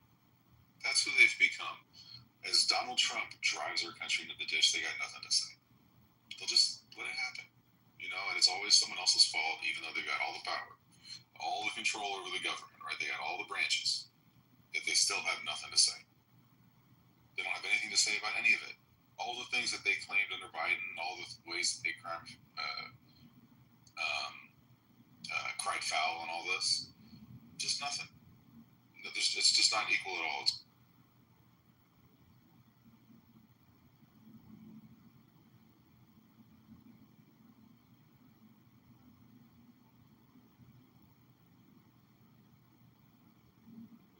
I mean, this man is out here. His cause of the day yesterday was Tylenol. Yeah, that's what I was going to say. So crazy. This is what we got. Nothing has been done and nothing will get done because we're focusing on Tylenol, right? We're not focusing on the things that he said. We still got these people literally dying and hungry, and this motherfucker talking about Tylenol. And you guys are sitting up here thinking this is all. See how they're running from this? They won't be on the stage too long. Y'all will be accusing me of mothering them. But when you start having a conversation with these people, just even answering questions and answering the question that you ask them without going into something completely different, it's just insane. I think the mental health of some people in this country really need to be evaluated. There's so much going on right now, and we're having press conferences about if pregnant women, I guess because we need to have a group of people reproduce, should be taking Tylenol. And it's so much. And then he went to the UN and literally went into the house of the UN and just made a fool of himself today. In full makeup. Yeah, just nothing. Yeah, that was incredible. How he just shadowed the whole UN. You know what was cool about the whole thing? I watched the whole thing, and then I watched the whole Jerome Powell interview as well. And Jerome Powell made just perfect sense into all the hard work I think that they've been putting into trying to balance this shit.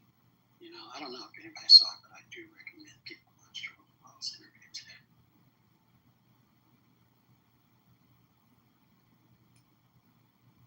Yeah, I think the lack of precedent for a lot of this stuff is really important to continue to call out. There's many examples. Happy to give more, but the one I want to highlight right now because relates to the prior discussion about the perversion of the justice system is DOJ lawyers are lying pretty consistently to judges.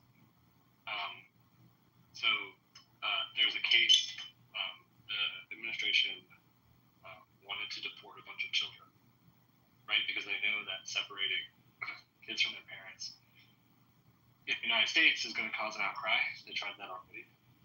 So what they want to do now is they want to take children who are in the United States who are unaccompanied and send them back to wherever they came from.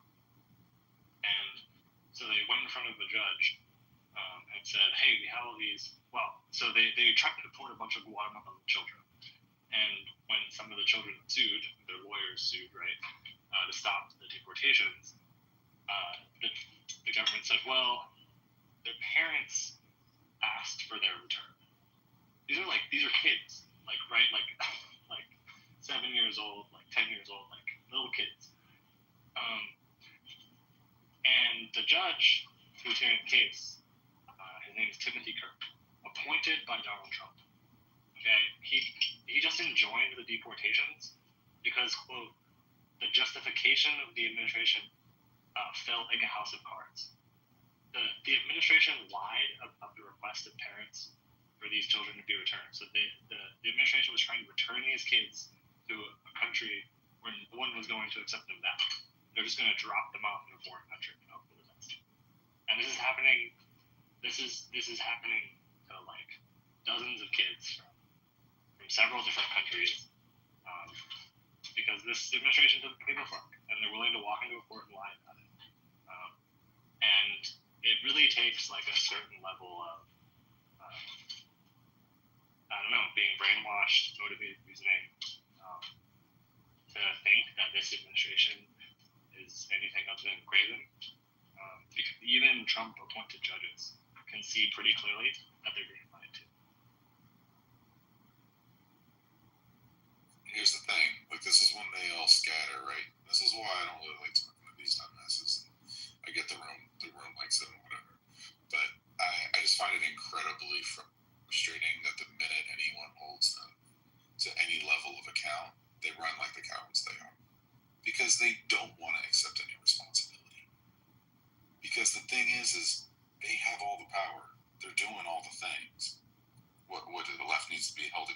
for talking loud and not being able to do anything. Like what's going on? This is the table stakes of being in power. Is that people look at what's going on and they know that it's you. And these people are destroying the most fundamental institutions of our country. And these jackasses, Biden should have, pardoned Trump. Really, that's the response. I mean, that was so absurd. I couldn't even unmute to gather my thoughts quickly enough. And so I'm glad other people were here, but it was so ridiculous. I couldn't even. It's like when you hear a new angle of something that is more absurd than the last angle of something to defend the administration. Like alternative facts. I just know that broke me. That broke me when she said that. He had the audacity to say that. Just like blame Biden at the UN. But see, that's the mentality of the MAGA. See, if it's right, they're winning. If it's wrong, or if they're doing something wrong and they can't fix it, it's Biden's fault. Or Biden could have fixed it if he did this. So, which one is it? Is he a bad president, or is he a good president? Like, they got to make up their mind. He's a wonderfully bad president.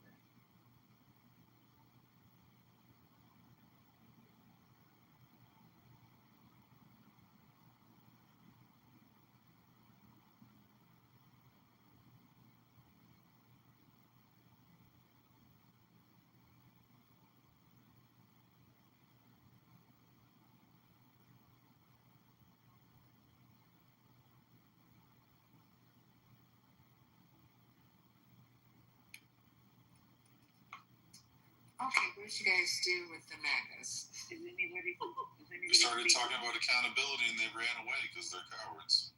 Real quick, there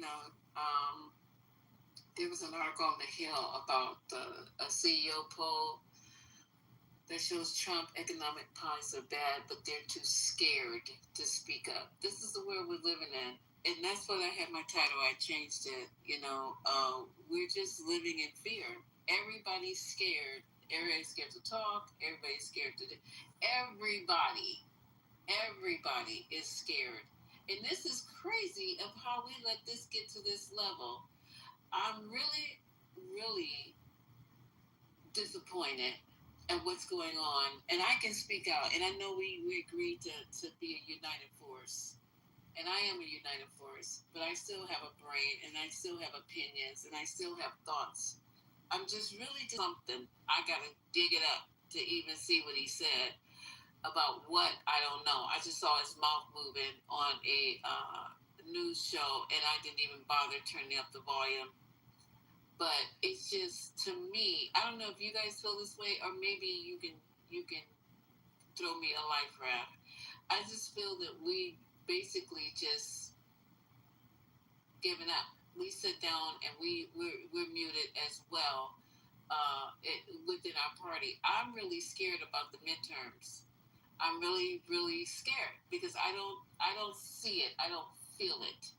I feel that we're continuously going to keep going down this path of a dictator, of just having somebody just run roughshod over this country. And everybody is running scared because what happens? They speak out. They speak out. Like at that funeral, the things that were said were abhorrent, and nobody pushed back. The few people that did push back are getting hell, but the rest of everybody else is just silent. There maybe should have been a some type of rally for truth. A rally for whatever the fuck, where 200,000 people show up and just push back on all the bullshit. But I guess we're scared. So these CEOs are they secretly not giving their names, but they're saying that when we talk about the economy, Donald Trump likes to paint himself as some sort of financial savior. the guy who knows how to make America rich again. But if you take a closer look, a different story emerges, and it's not just political opponents saying this, it's people who actually run America's biggest companies. According to a recent survey from the Yale School of Management shared with Axios in private, the leaders of some of the country's best-known companies say that a number of White House policies have been bad for their business and possibly illegal. Think about that. CEOs, the ones who usually play nice with Republicans, are whispering how these policies are hurting them, and yet the Axios article says in public, business leaders are keeping relatively quiet, fearing retribution from Trump. Translation: the so-called pro-business president has corporate America too scared to say what they really think. Let's talk about why. Tariffs, or as some like to call it, Trump turbulence tax, were sold as a way to protect American jobs, but in practice they've been erratic, confusing, and downright costly. One day the deadline shifts, the next day the rules change, and businesses are left scrambling. It's not just annoying, it's destabilizing. 71% of all CEOs surveyed in the Yale study said tariffs were directly harmful to their business, and 74% agreed with the courts that Trump's tariffs were flat out illegal as executed. Then there's the Federal Reserve.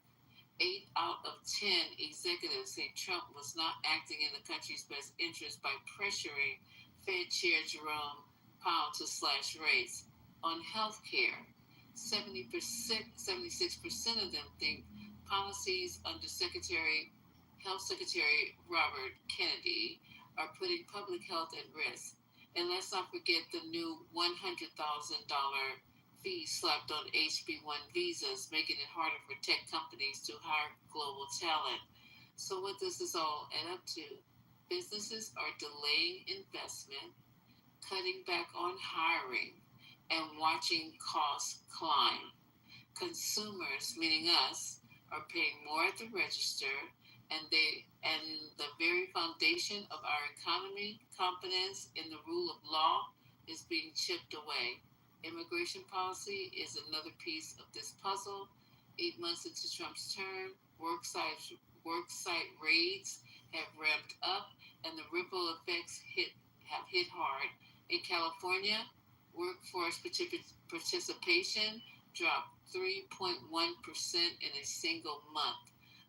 Among non-citizens, it plunged 7.2%. That's not protecting jobs. That's shrinking the labor force. Farms, construction sites, and food plants felt it first. The rest of us felt it later at the grocery store and in the housing market. Almost done. And with all this happening, the federal deficit ballooned. Thanks in large part to Trump's 2017 tax cuts paired with more spending. You remember his big, beautiful bill? It's kind of ironic. The man who branded himself a businessman left the country with a balance sheet that would make any CFO cringe. Jeffrey Sonnenfeld, the Yale professor who organized the CEO gathering, summed it up best. They're all afraid of being marginalized by the White House. That's the bottom line. Trump's economic playbook isn't some genius level strategy. It's chaos designed as policy. Sure, it might sound tough on the campaign trail, but data tells the truth. Businesses are hurting, workers are vulnerable, and our long-term stability is at risk. And here's the kicker. If you think Trump is the guy who can save the economy, just remember, most CEOs won't even say that out loud, not because they believe it, but because they're afraid to contradict him, and that to me says it all. So there you go. And that's where we're living right now, in fear. Who said that? Who wrote that? This article was written by Lindsey Granger. He's a News Nation contributor and co-host of the Hill's commentary show Rising. Thank you, ma'am. So, Aleph, are you there? You still up? What are you hearing about business valuations these days? So, in what regard? Well, so it's being shared with me that business valuations are actually going higher, and this is a good time to sell a business. So I just wanted to see what perspective you're getting. Yeah, this is IPO season. Yeah, this is the biggest rise of IPOs ever. Okay, so then that suggests a positive related to business and a little different than what Lisa's saying. So I'm just trying to No, it doesn't. That's not right. Okay. There's a VC does better in down economies. No, but he's saying that valuations are up, meaning it's a good time to sell a business. And that is what I'm hearing. Valuations for businesses are up. Okay, so this is what I heard off Bloomberg, right? Now, I agree with it. It's that the tech sector and AI sector, right, is pretty much saving the economy from a recession at this moment. What's your thoughts on that? You know, I just want to address one thing before we leave it. VC and like M&A activity also goes up when the expectation is that the economy is going down. So when the economy is like cranking and you can just invest in safer asset classes, things like stocks, for example, you invest in stocks because if you can get, an 8% return from stocks, why take on a much greater risk of venture investment?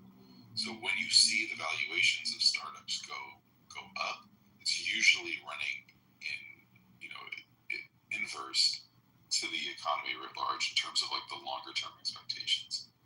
That's completely is illogical. Like if you look at the late 90s when the economy was boosting, valuations were up, and typically business valuations being higher are a sign of a positive economy. Can you point to a period of time where that was not the case, where they flowed in opposite directions?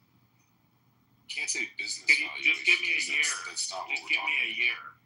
about. No, what you just defined is not a good argument because it's not business valuations writ large that we're talking about. Yeah, it is. We're talking about startups. We're literally just talking about startups. No, we're not just talking about startups. I'm saying that. Oh, you weren't? It sounded like you were talking about IPO season. That's what he said. That's what Aleph said. That's what Aleph said. You're talking about business valuations. So I am saying it seems to me across the board that is the case, right? I asked Aleph the question because I'm hearing business valuations are up. That's what the inside talk is. All right, it's a good time to sell a business. And Aleph said startup valuations are up, IPOs are up. So that is universally across the board. It seems like business valuations are up from established companies to startups. That's not what I'm hearing. And part of it is that the economy is in this really weird place where there's certain sectors that are in fairly deep recession and other sectors that are in, like rapid expansion, which is not normal, right? Like there's a bunch of, like, for example, construction's not doing well right now.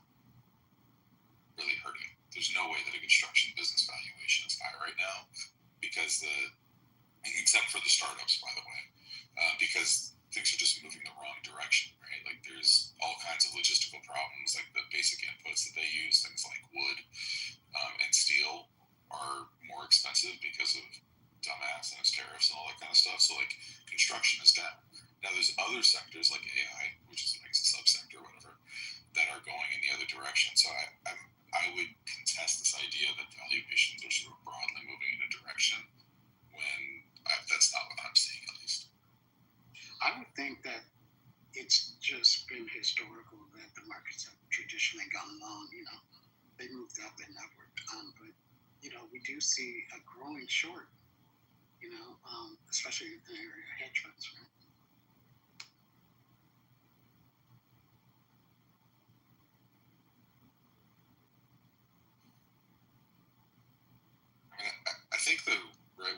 characterize this moment as volatile. I don't think that there's consensus in the way that there has been. And part of it is just a volatile man, and the White House is taking actions that take us into uncharted territory. It's a real question. What is he going to follow through on or not follow through on? And if he does follow through, what are the impacts going to be? What are the impacts of what he's done already? Those things are not necessarily known as yet. And sorry. No, go ahead. I'm sorry, I couldn't cut you off. I think that the key word is uncertainty, Larry. Nobody likes that. Yeah, I just think about all of this going on the last 8 months. These are all unforced errors. None of this had to happen. We were on a trajectory, and you can argue about how great the trajectory was, or how slow, or whatever it is, how steep or not. But all of this that he's doing is creating such chaos, and none of these businesses can plan anything, and nobody can hire anything. We've had negative job growth in New York, and our two biggest sectors are tech and finance. We have not, I shouldn't say negative, we've had flat. It is not supposed to be flat here. And even though the city is still vibrant and people are moving here and all that, and real estate prices are still ridiculous, that is not a good bellwether for what is to come. And all of this is just unforced.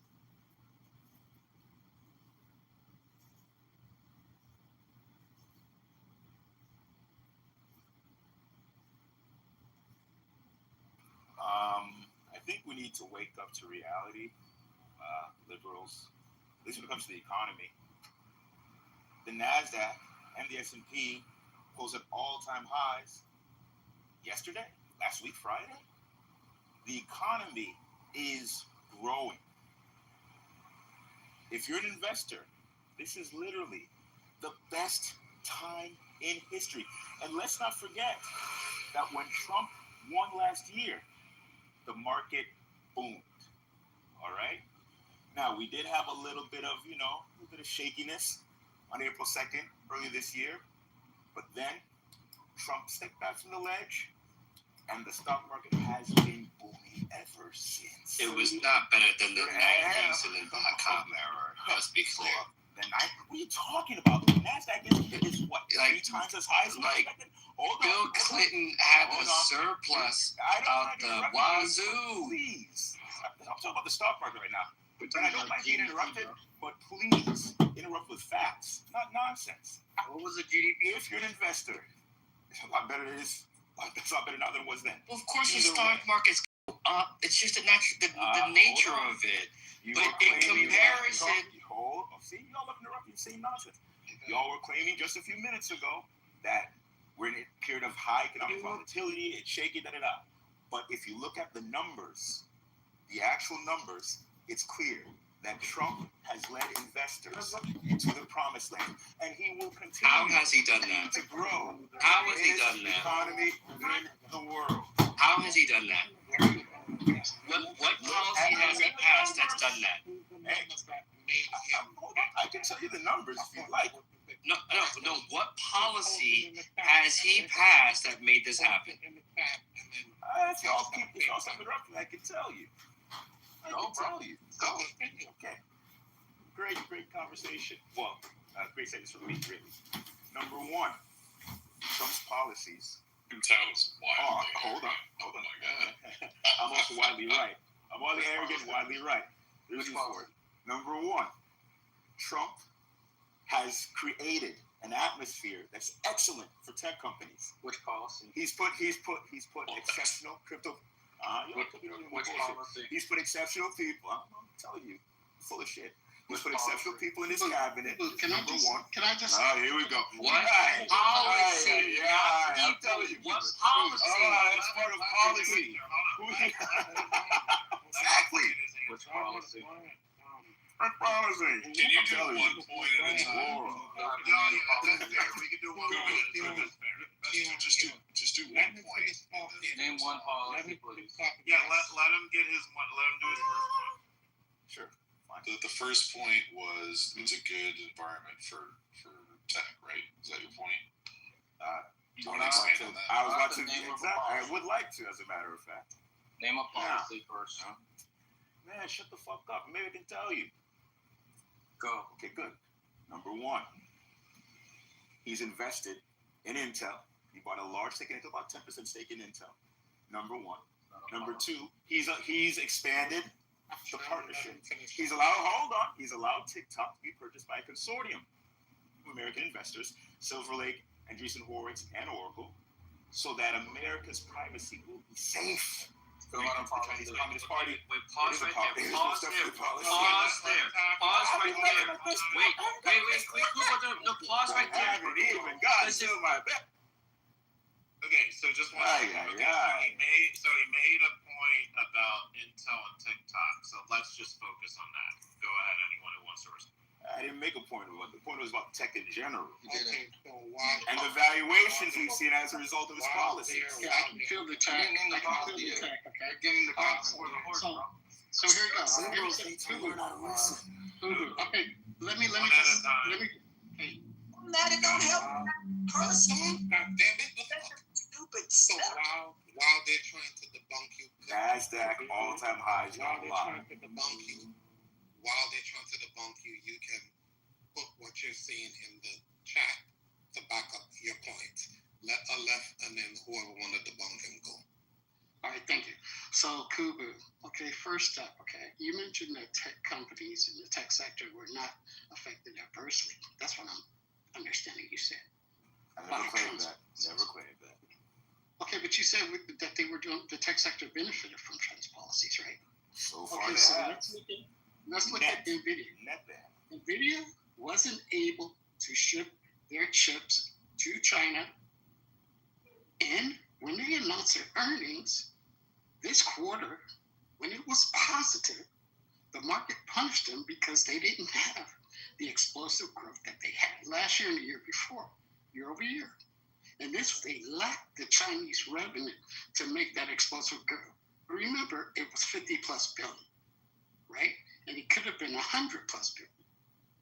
All right? And this is also reflected in Apple, right?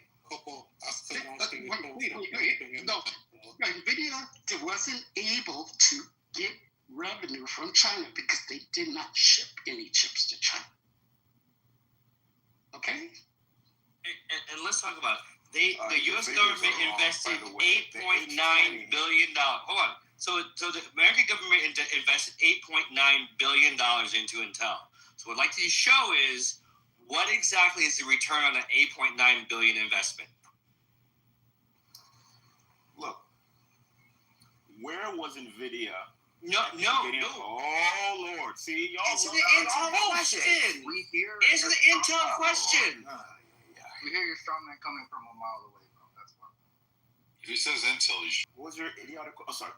What was your question about Intel again? The U.S. government invested $8.9 billion into Intel. How much have we seen them return on that investment? I'm not sure. It's a long-term play. Hold on a second. Are you suggesting you don't think the Intel investment will pay out positively long-term? Exactly. Do you really believe that? Cash flow Comfort's paid out. Do you really? Why would an Intel? Jesus. I think I'm certain it will be paid off. I'm certain it will be paid off. There's an argument to be made that while that will sort of pay off in the narrow scope, the fact that the government is picking winners and losers in this way is going to lead to a less efficient market and is going to ultimately hurt the U.S. and its interest in the long run. We have to maintain supremacy in semiconductors. This investment helps us do that. Well, yeah, this is a tricky one, though, Your Honor, because, like, the government funded green energy, right? Like, and we all think that that's been very valuable, right? So Why do you have pushback against that? Well, yeah, no, what I would say is that the mechanism matters, and when the U.S. provides subsidies, first off, those subsidies are short term, and there's a competitive bidding process that goes into who ultimately wins those subsidies, right? So, like, you can have a Solyndra and a Tesla happen in the same round of subsidies, for example. When you're talking about investing directly in a company, you're literally centralizing the economy and nationalizing it effectively. I mean, we've partially nationalized the companies that Trump has quote unquote invested in. Well, but this was a Biden policy. Hold on a second. No, it wasn't a Biden policy. There was the Biden policy was the CHIPS Act, which involves subsidies. And there are definitely companies that benefit from those subsidies, but that's not investing in those companies. But the mechanism that allows Trump, hold on 1 second. I just want to get clarity because maybe I'm wrong about this. The mechanism that allowed Trump to do this with Intel was set up under Biden. Is that correct or incorrect? I'm honestly not sure. I can answer. It was set up. It was the rationale. If you don't mind going off mute. Go ahead. Yeah. Say misinformation. That's fine. Cool. I don't know if you know how to say anything other than ad hominem, personal, and lies, but that's okay. You're just gonna give him misinformation as you've been doing the entire time. But go ahead. This is my first time being off mute since you've been in the room, but okay. Just proving my point. So, to answer your question, CEO, the CHIPS Act was the statutory basis for the grant funding that Intel was of the law as a basis for saying that they were entitled to take an equity stake. But I would just kindly suggest that while I think there is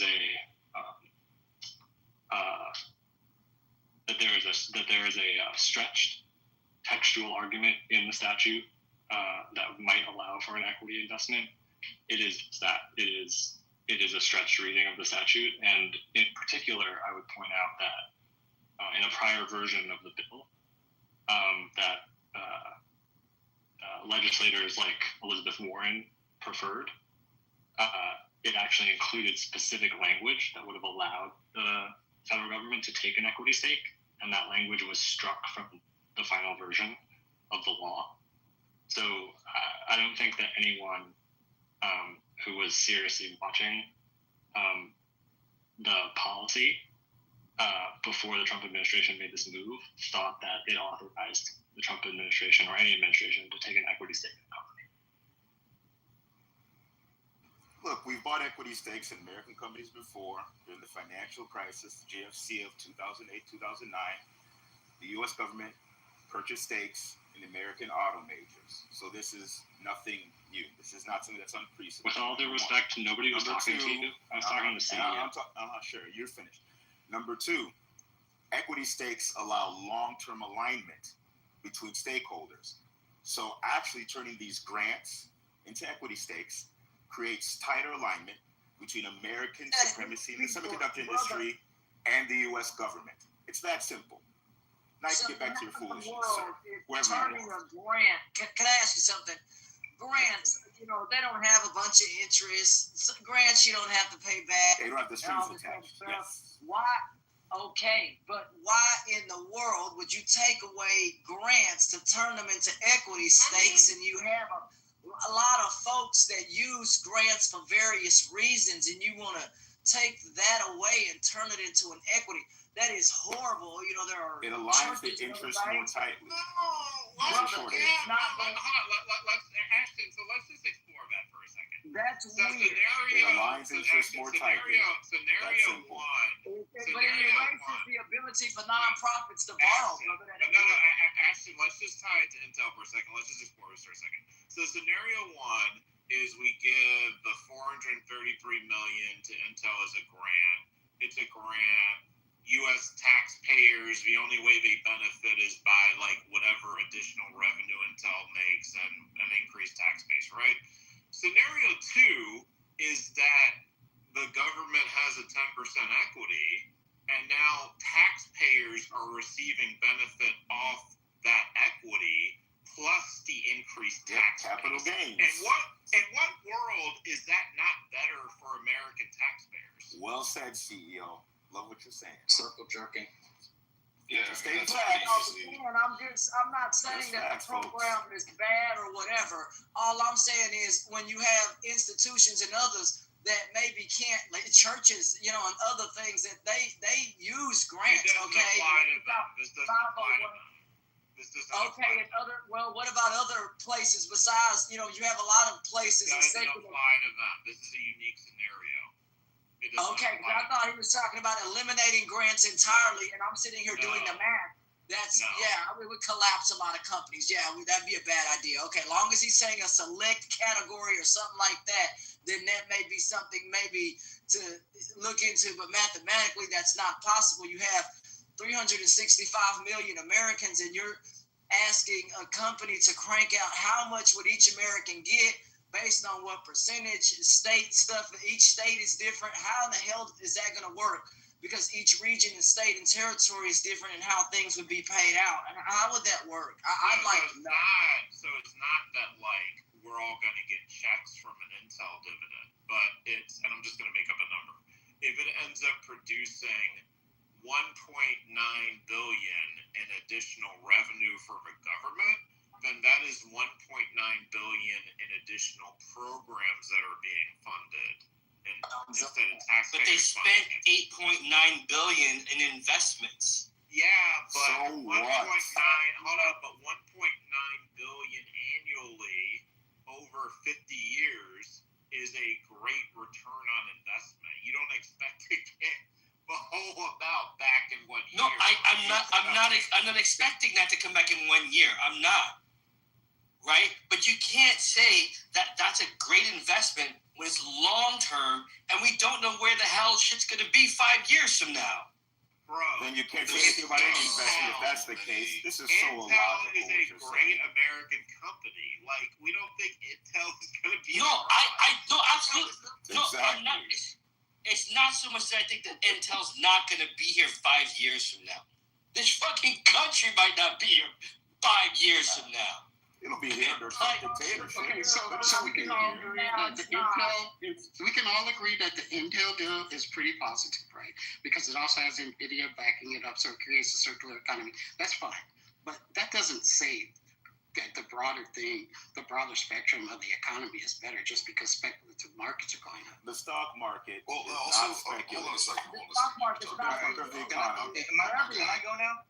Am I ready? No, You guys I'm ready? going. You can go after me. All right, go ahead.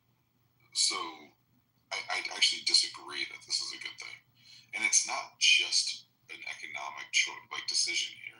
Like the idea of simplifying it to it's like the president's job to sort of maintain the national purse and decide what we're gonna do with our money is a very, very problematic view of how government should work. There's a bunch of reasons for this. One is the more government is tied to private enterprise, the more influence private enterprise has over government. We don't necessarily want Intel to have a privileged position within government. That's actually, in fact, very, very problematic. And there's all kinds of other governmental decisions that are going to be made now that are going to be thrown into question because are they doing this because they favor Intel or because it's for the good of the people? And this is why generally when economists talk about, nationalized industries, they can be very, very problematic, and why most economists only recommend this in very, very limited cases. And Intel is not one of those cases. Not even close. Definitely is. Intel's in trouble. That's one of. Why are you talking right now? I'm sorry. You can talk after me. You talk over and over and over again. You say dumb shit and you're arrogant. It's kind of everything I've said has been I right. will throw you down if you interrupt me again. I might go to bed. Do you want me to throw you down? You. Yes. Fuck Keep talking. Fuck you. I just did it. That's what all for people. Oh no. Hey, I'm so sorry I'm right now. trying to keep up. Come on now. Okay. So let me say what I was I'm saying here, right? So there's also going to be big questions when it comes to transparency. So why is the government moving in the way that it is? How much has to be disclosed? And you're now creating a differential situation between Intel and other companies like it. Are you going to feel comfortable if the government is moving a certain way with Intel and there's the appearance that it might not be moving the same way with other competitive companies? Also, what happens? Exactly? And what happens if they invest in both of them? You know what I mean? So this is why it's not good as a general rule for the governments to get involved. And the idea of equating bailout investment, which are basically, like we call them bailouts for a reason, because basically the government stepped in to stabilize companies where if they were to have failed, it would have just destabilized the whole economy. Comparing that to this investment, it doesn't make sense. That's clearly an emergency situation, and this is not. But it seems like CEO, one quick. Okay. Yeah, thank you. That I think is important to be back on your honor, and just to be very clear about this, right? I'm responding to Kubu, who equated this investment with the bailout of banks and car companies and called them the same thing, right? And one of many reasons why they're not even close to the same thing is because the bailouts in 2008 and 2009 were authorized by the legislature, which has the power of the purse, and provided specific parameters around what type of troubled assets could be purchased by the federal government and how much money could be dispersed to stabilize the economy, right? And so there's a very important distinction between Congress presenting a law to the president and him signing it and then going ahead and executing it to stabilize the economy with very, clear, specific definitions and parameters around how to do that versus an administration just deciding that they're going to decide when things are troubled enough they need to go do something about it without authorization from Congress. Because then they can just say, well, we think, whatever company, Kraft Heinz, is in trouble, we need to go buy them. Like, who the fuck knows, right? So where the authority comes from is itself very important. Well, so Intel is in deep trouble. Just give me a second. Go ahead. I just feel like the framing. Yeah, so is Nike. Who gives a fuck? Yeah, I feel like the framing here goes. Semiconductors are strategic. And Shoes are not. Hold on, Kubu. Hold on a second. Yeah, so are the damn companies. Again, who gives a fuck? The framing you all are giving here sounds like a bit of a cheat, though. You're basically framing it as investing or not investing. But it is actual framing. You're spending the money one way or the other. The question is, how much do taxpayers benefit from the money being spent? So you guys are cheating in terms of how you're framing it. But you're also picking winners and losers as There's well. nothing wrong with that. We need to maintain strategic supremacy in the semiconductor industry. It's that simple. No one is talking to you, dude. And no one's talking to you. You're not saying anything intelligent. So, CEO. This ain't stupid. Is it cheating if Congress, literally, which they did, spit it out now. Considered, Jesus fucking Christ, considered whether to allow the executive to take equity stakes or not, and decided against it? How is that framing cheating? No, what I'm saying is that the money was going to be spent one way or the other. Is that correct or incorrect? Not necessarily. I it mean, would be grants. It would have just been in the specific. Yeah. So in the specific case of Intel, the money was going to be spent already because it was committed per grant. Correct. I already entered into. Right. Okay. But the framing of what I'm saying is there was not a choice under most people's understanding of this statutory authorization. So you're saying, well, the framing should be between choice A and choice B. And what I'm saying is, why is that? You can't even adopt the framing if you don't think that the authority was there in the first place. But these are situations in which grants would be provided, correct? That is correct, yes. Okay. So then it's just a matter of if it's grants, again, with little taxpayer ROI, or if it's equity with a lot more taxpayer ROI. That is the real binary decision. No, but what I'm saying is, I don't know why this isn't clear. So it's a decision. So absent restraints on authority, right? In a world where you can make any decision you want. So in your world, where you're CEO of a company, and you can decide to enter into a joint venture with another company, you can decide to just take an equity stake. You can decide to license technology, right? You have the full world of choices because you have no restraints on your authority, hypothetically, right? Let's not worry about corporate law restraints. But this is not you as the CEO of a company. This is you as the President of the United States of America, which means you have to base your decisions on either constitutional or statutory authority. And so what I've told you, let's just again put to the side what as it is a very stretched reading of the statute. Let's just, for the sake of the conversation, assume that there is no reasonable reading of the statute that supports the Trump administration's position, right? So the binary that you presented is not possible because the executive doesn't have the choice be available to it because it is a limited power executive. The executive function in the United States is not unchecked. It's not an unbound power. It is a limited power.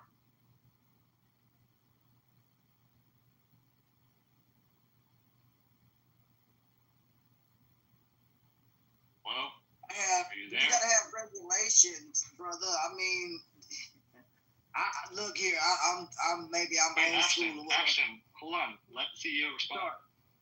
Our CEO, I'm looking at. Oh, yeah. Yes, give me a second because I'm just trying to look up one thing related to this. So let her respond. I'll respond after her. Go ahead. We need some kind of regulations. We gotta have it. Excuse me. We can't live in a society where people can do whatever they want with, the stock market or whatever, or people trading, and doing things behind closed doors that they ain't got no business doing. That leads to a lot of stuff. You got to have it. We're not in this imaginary world because when this real world fails, we're in trouble, right? That's just what it is. All this magical world talk and all this other crap, that just ain't going to work in the real world. And people's lives are at stake, and the stock market is not a fair balance for Main Street. Haven't heard not one of you talk about the struggles of Main Street and how people who are on Main Street really could care less if the Dow Jones Industrial Average is blah, blah, blah. They don't care. What they see is high prices at the grocery store. They see high prices all around in places that they shouldn't, in places that they were promised that it wouldn't be. That's a problem. And Donald Trump promised to his party, y'all are losers, because he said that prices would be lower, and they're not. We wouldn't be in a war, and we are. Whatever the case, it's a problem. And the promises so far, even your own party has said on TV, we ain't signed up for this, and they want their vote back. Too late. A lot of you idiots voted for this man to make a change. You don't. He's 8 months. He's horrible. He's horrible. 8 months. No leader can make magical change in 8 months. So again, his last day is in 2029 on January 20th, and so let's give him a chance. Let's talk right now. Let's talk. Let's have this conversation then. Right? Let's kick the can down the road. Okay. Well, I mean, Biden couldn't do anything. Nobody could just stop. Hey, I don't know why he's. There were many all-time highs during Biden. Right. But y'all still said the economy was fucked up. We had 47 so far. Hold on. Your grocery bill goes from $380 to $500 and something dollars. Brother, I'm telling you what it costs to eat. What? I'm sitting here in pain and I see the damn bill. Okay, let me respond. I want to respond now to the question. So I just was reading the statute. So it says under the CHIPS Act, financial assistance in the forms of grants, cooperative agreements, loans, loan guarantees, and other transactions, right? This other transactions has also been used by Department of Defense, NASA, DARPA, and Department of Energy to take equity or warrants in private companies. This has been something that's happened even in the 90s. This happened. So this has happened quite a bit in terms of the history of the federal government. It's not something new with Trump. Okay, so two things to make sure I understand what you're saying. You read the CHIPS Act, right? Yes. And then you referred to in the 90s. So the CHIPS Act was not enforced in the 90s. I know. So again, I was so saying it my as precedent. No. So again, my point was about the need for specific authorities. And so, for example, 2008, 2009, equity stakes were based on authority under TARP. So I don't know what authorities, I don't know what investments you're talking about, but there's no possible way that they could have been based on the CHIPS Act. And to the extent that there are existing authorities for the administration to take the equity stake that they did in Intel, they should have cited those. But instead, they cited the CHIPS Act and the provision that you read. And so I would point out, so I want to point out two things real quick. One, typically when you read a list, and at the end of the list, there is a catch-all. The catch-all is read with reference to list, which means that it has to include similar things to what are included in the list. Now, if you go back and you look at that list, you'll see that the things that it references are not like equity stakes in companies, right? They're like grants and loans. So that's one.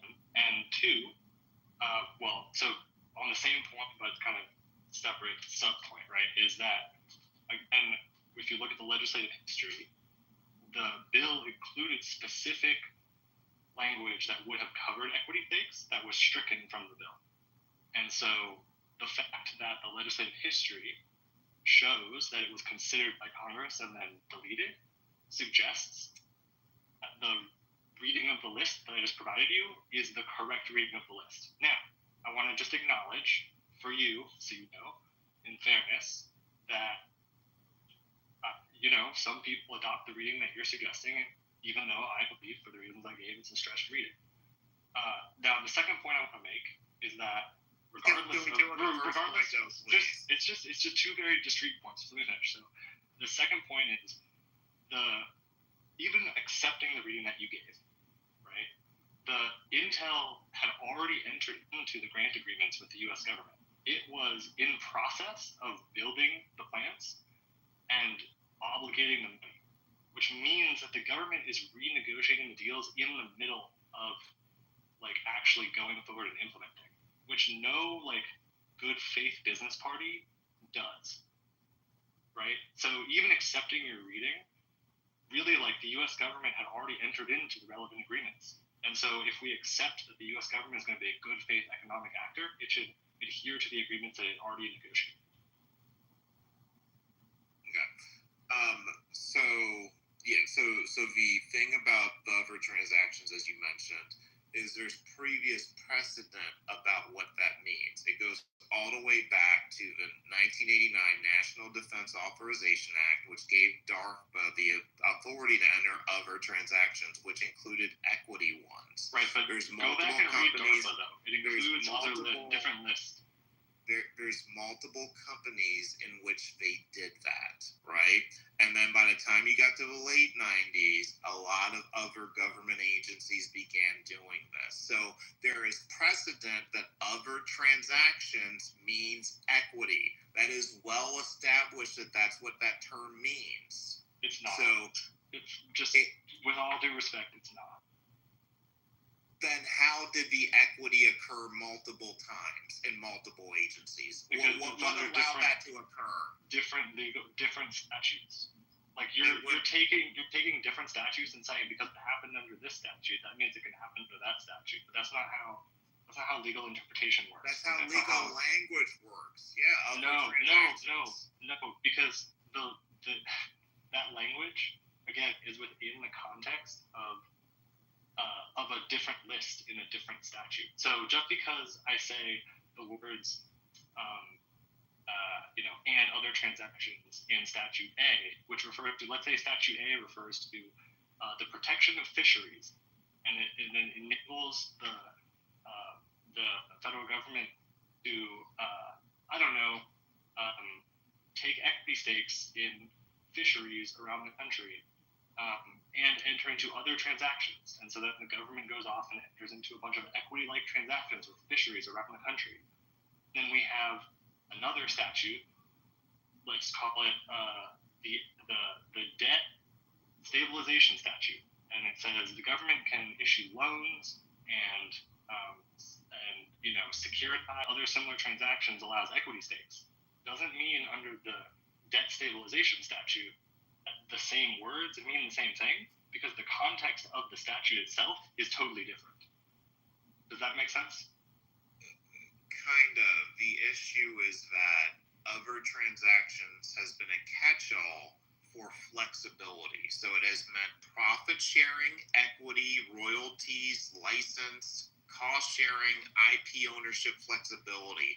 It essentially has consistently been language used to provide flexibility. Do you disagree with that? I understand that, and I agree with you on that. And what I'm saying, this is not like that big of a dispute. I think I want to acknowledge two things to be true at the same time. One, I do fundamentally disagree with you on the reading of the statute, because the examples that you're pointing to rely on other statutes that include other languages that had different contexts. And two, and on that same point, most people that are serious about this and that were paying attention to the law when it was being negotiated, when it was passed, and when it was being implemented by the Biden administration, took my view of it. I want to be very clear about that. And we have a different administration. They're taking a different position, and they want to adopt your reading. And they have some lawyers who are going to go into court and fight for your reading. And maybe the Supreme Court or other courts are going to accept that. So I don't know if I'm right or if you're right. I think you're wrong, and I have good reasons for thinking that. But go forth and conquer, CEO. There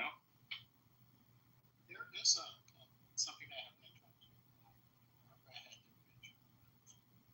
I think that they started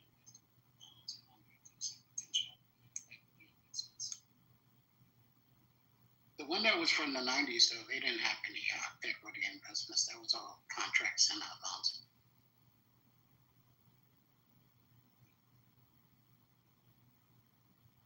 Yo, I think the whole premise when it first started, where the fuck is Google at anyway? Did we have equity in business or did not have equity in the 90s in business?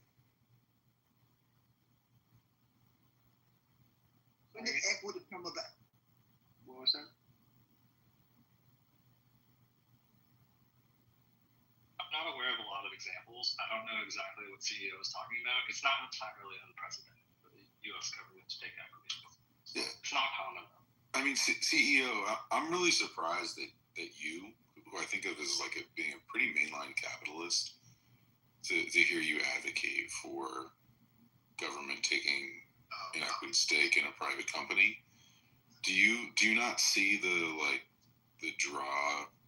drawbacks, the downsides of this, and why wouldn't, if you like this, why don't you think the government should expand this, or do you think that it should expand? Yeah, so 10 years ago, I would have been completely against this. But the reality is now that we have 2 trillion annual deficits, and we're now at almost 40 trillion, and we're going to be approaching 50 trillion, and we're going to get to a point where we basically are choking out all social programs because of the significant annual deficits. The government needs to figure out other ways to generate revenue, because if we are not going to do a very aggressive job of cutting, we're just going to create a very miserable nation. So I think you have to have some approaches that increase revenue, or we're just all screwed anyway. So that's why. So I think it's a drastic measure. It's not something I would naturally be in favor of, but I think that essentially it's going to have to be this way unless people toughen up politically and do the right thing in terms of trying to balance the budget. So can I ask to the quick question? Just a quick question. Are you at liberty to disclose how much stock in Intel and Nvidia you own? I own zero Intel. I do own plenty of NVIDIA. Got it.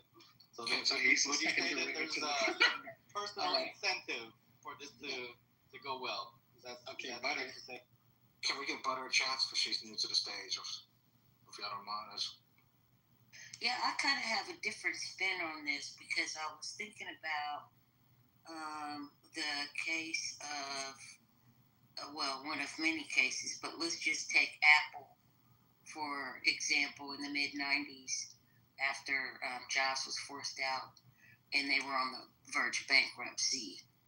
And what happened was they restructured and went back to, they returned to more simplicity and streamlined their product line, and they cut 70% of their offerings to focus on their core products.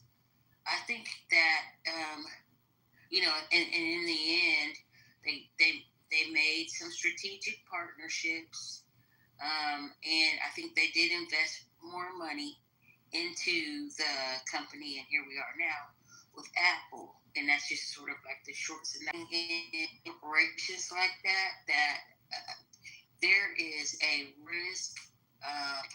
There's just inherent risk in that, I think, in terms of funding and misappropriation of funds, like all these things, especially after cutting so many government work. I'm sorry.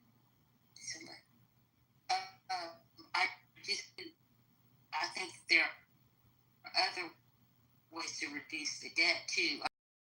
There aren't. I think this one's particularly risky because of what it is and administration that we have, quite frankly, and not enough oversight.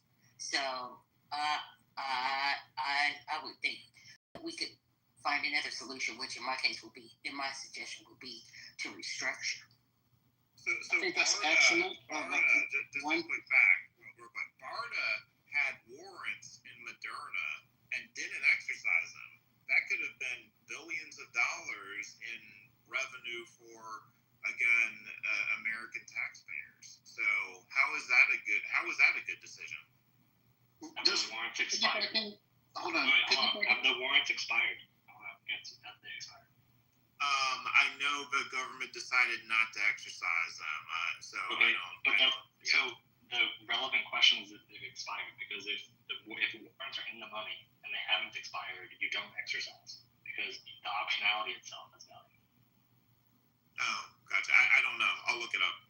Okay, piggybacking on what Butter was saying, one of the things that happened with the Intel deal is Trump is now pushing for the CEO of Intel to be fired or resign.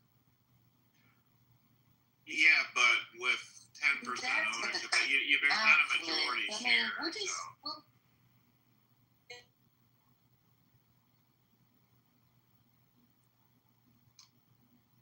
It's hugely problematic that the federal government is pressuring a private company about its decisions. Especially a company especially a company that isn't in some sort of like dire straits that have the potential consequence of like ruining the entire economy.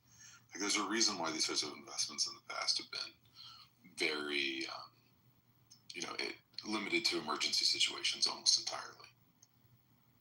I mean, like the conflicts of interest are off the charts. I understand that this is hard. I make one other quick point, just on just kind of the legal way to think about this authority. This Supreme Court came out with the major questions doctrine because they were canceling student loans is too big of a decision for the executive to do on flimsy statutory authority. Seems like taking 10% stakes in major American companies might be too big of a decision to make on stretched statutory authority. Just consider that.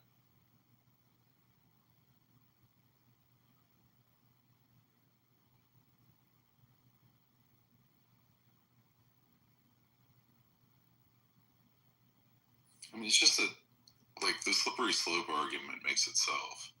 Like, where does this stop?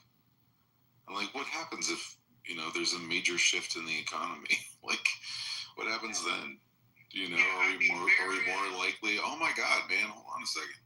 Are we more likely to bail out Intel now than we are a similarly placed company? Like, are we going to choose them as our favorite? Like, these problems are really, really intense. And also, the basic conception of how our economy works is that we don't pick the winners and losers at the governmental level. We let the free market play out, and the free market is fundamentally efficient, and it does better than any centrally planned government can do. And when we violate that fundamental principle, we do it because there's parts of the economy where it makes sense to do that, where there's sort of inherent monopolies, or where there's some kind of national interest.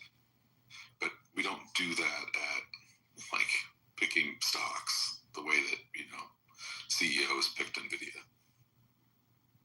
Yeah, I mean, but so, Your Honor, are you being consistent in the sense that you're saying, yeah, we shouldn't give back grant money either? Are you also saying grant money is not the same thing? It's not the same thing.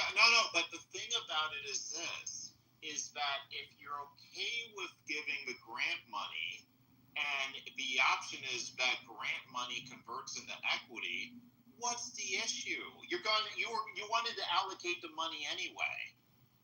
I actually don't think that it should convert to equity. I don't agree with that. I personally think that there should be more of like a give back when it comes to companies that get large grants and then become, wildly successful. I think that there being some sort of basic, you pay 3x back if you reach some sort of level or something like that, I think makes some sense. Because if you, got money at an important time, like, say, I don't know, Tesla did, then I think it makes sense for there to be some kind of give back.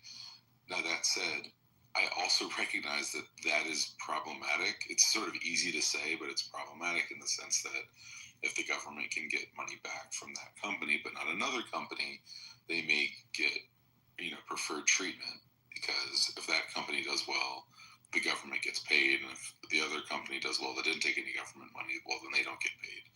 And that undue but the potential for undue influence there is super problematic. So I think that, creating that program would require a deft legislative touch. Yeah, no, I agree with you that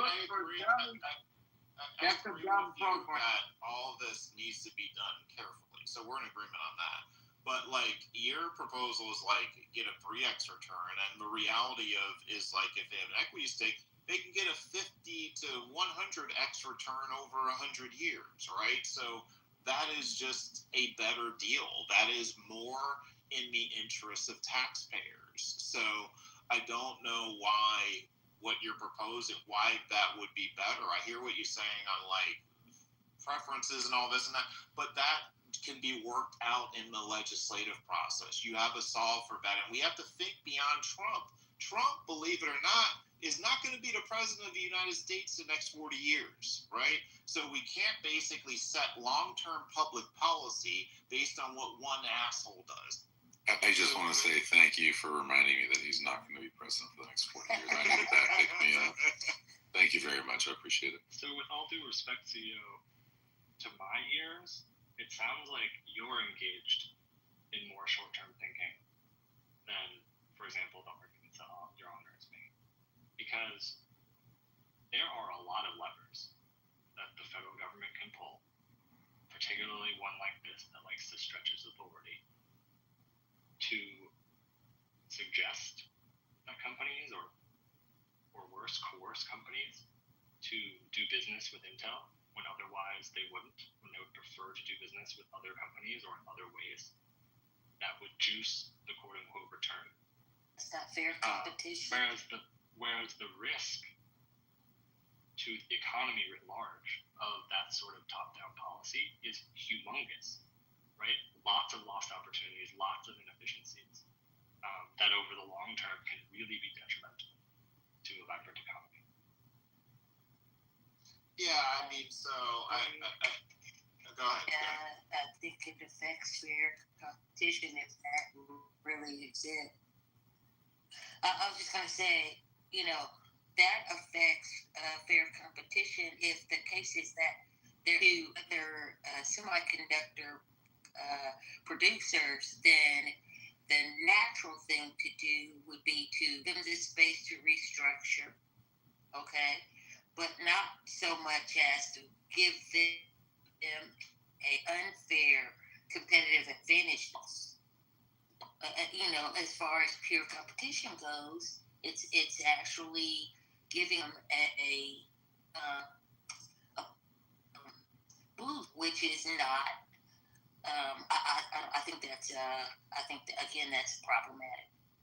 Well, if you pay attention to what we've been doing, we're moving away from the traditional idea of fair competition.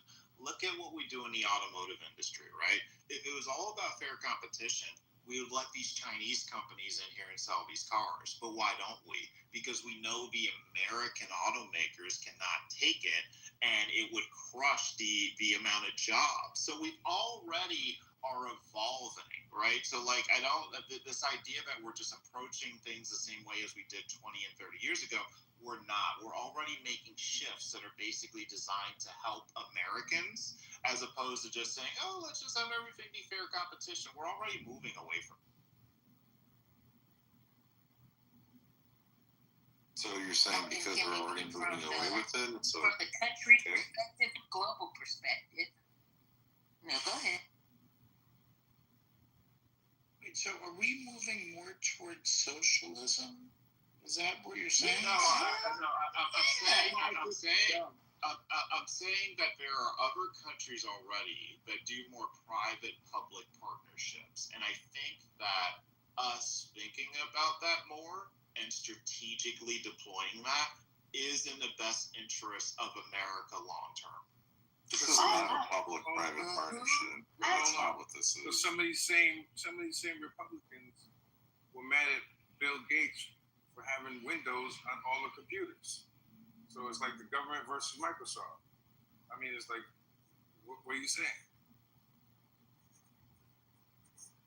So now they're just going to be in Intel, so they're going to put all their chips in every computer? You want an Intel chip in every computer that you have? Yeah, I didn't. There's no natural selection. I might be using the wrong term, but now it really gets political at that point. Like if you start choosing who you're going to do that for and who you're not going to do that for. Oh, that's really. Well, we protected the entire automotive industry, right? We've done this for an entire industry. We completely protect TikTok, or if Ellison ends up buying Warner Brothers Discovery, which owns HBO and CNN. That's not free market anymore. It's crony capitalism. So really, it's not just about who owns. It's not just about who owns what company. It's about whether the market is still open and fair, or if it's just a big playground for the politically connected. I mean, it warps the economy. It is not even business logic at all. The smaller players can't compete. The whole idea of a fair market is tossed out the window, which everybody screams about. What is so beautiful about America. And it also makes the U.S. look hypocritical when we criticize China or Russia for mixing politics with business. Precisely. Yeah, but again, we can't have our cake and eat it too, right? So if we're not going to get tough on balancing the budget, then you have to diversify the economy in many different ways so that we as a country can continue to thrive. It's just a reality. We're going to see credit ratings go down. We're going to see social programs come to an end. You have to do something. You can't just say, oh, well, let's just keep going into insanity. So social programs is going to make insanity. It's not going to make insanity. That's what you're saying. No, you're not listening to what I'm saying. What I'm saying is that, if we keep going in the direction we're in, there won't be social programs because there won't be budget to spend them. We keep diving into debt. The problem with what you're saying, CEO, is why don't you invest this is the thinking of Turkey, for example. so that you can get mass production of hemp products to manufacture and distribute globally. Okay, so CEO, the problem with what you're saying is like this is the thinking that is like driven turkey into the ditch.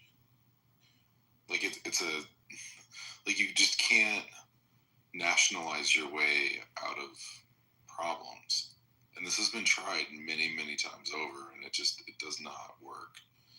Like there can be a good case for nationalizing an industry, right? There may be moments where it makes sense, right? Like I do believe that there's sectors, parts of the economy where it makes sense for them to be socialist in nature, right? Which is to say the means of production being controlled by the government. This I don't believe in at all. And there's lots of companies that have seemed incredibly strong and to be good bets that have turned out not to be, and relatively quickly. There's lots of examples of this, even in recent memory. So maybe Intel's a good bet, maybe it's not. But the downsides are just so rife. And then also there's the question of where do we stop? Yeah, I don't know. I think we stop probably when he stops, because on one hand they warn about that killing our social programs. On the other hand, if the economy becomes more of a crony system that I described, and it's concentrated among his billionaire allies, the tax base doesn't get stronger, it gets weaker, which makes funding social programs harder. And you mentioned that, CEO, but if those same billionaires also control the biggest media and tech platforms, they shape the narrative, then there's market distortion. So instead of wealth circulating in ways that strengthen the economy, create the tax revenue, it stays locked up at the very top. That makes the government more reliant on that, not less. Exactly. Well, you're bringing up a whole different variable that I was not discussing. So Well, I'm not a lot of people disagreeing don't with know you. about Ellison. Yeah, a lot of people don't know about the whole Warner Brothers thing and quite a few other media companies. I just had to add to the discussion, and I'm not on either side. I love how diverse this discussion is, back and forth. But just to stick a pin in it, about the free market and it being unfair to other companies that get, like, if the government wants to take stake, the government took stake in a lot of different companies in the past history, and the competitors have not been disadvantaged or destroyed in any type of way. So I think if we're going to make an argument, well, General Motors, AIG, a couple of companies that the government had took stake in, and Ford didn't go anywhere.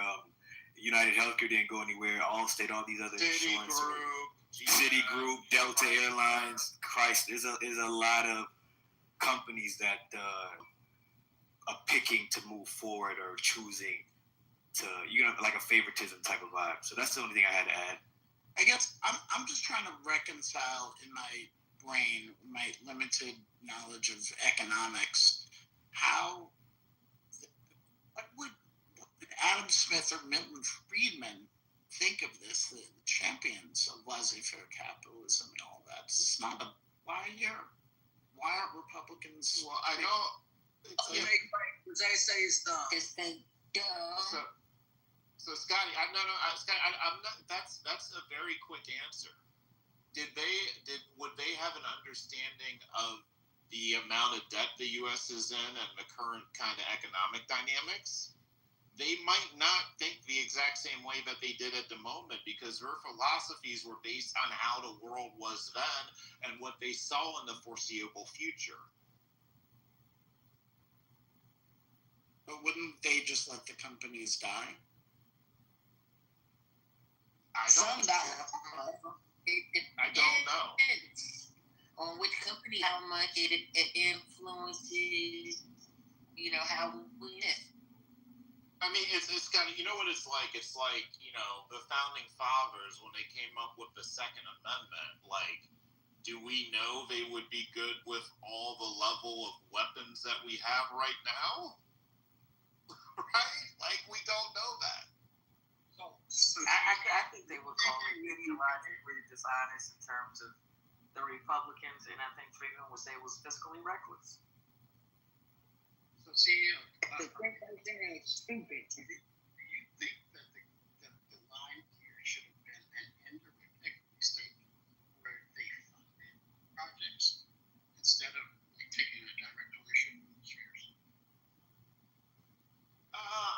like,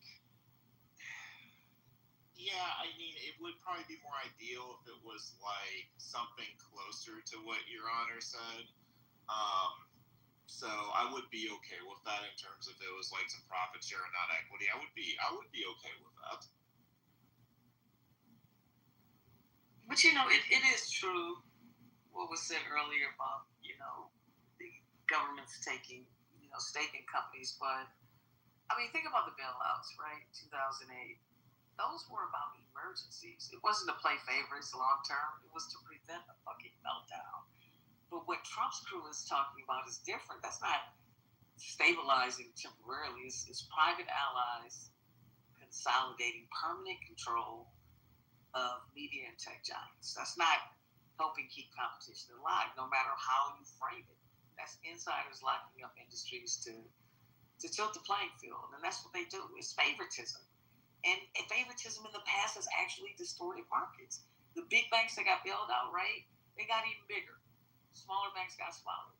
So when you say favoritism doesn't kill companies, it really isn't true. It's just that the survivors were the ones with the juice, politically speaking. Well, I'll speak specifically to the Intel situation. Before any of this happened, Intel was a dying company. So if they were to choose a favorite, my line CEOs, they were to choose a favorite, they could have went to NVIDIA, they could have went to AMD, they could have went to a lot of these guys with way bigger markets, way bigger, the actually driver for this AI or technological boom that we're going through. They could have did all that, but they didn't. They took stake in Intel, which was around. Huh? Say that again? Companies like NVIDIA's fairly new. Intel and that, they've been around for a minute. NVIDIA is fairly new on the market. So I mean, it depends on what you consider. It depends on what you consider new. NVIDIA's been around since 2004, so it depends on what you consider new. But yeah, as far as Intel was a dying company. They weren't in the average of growth in compared to any of the semiconductor chip manufacturers or makers. You can line them up.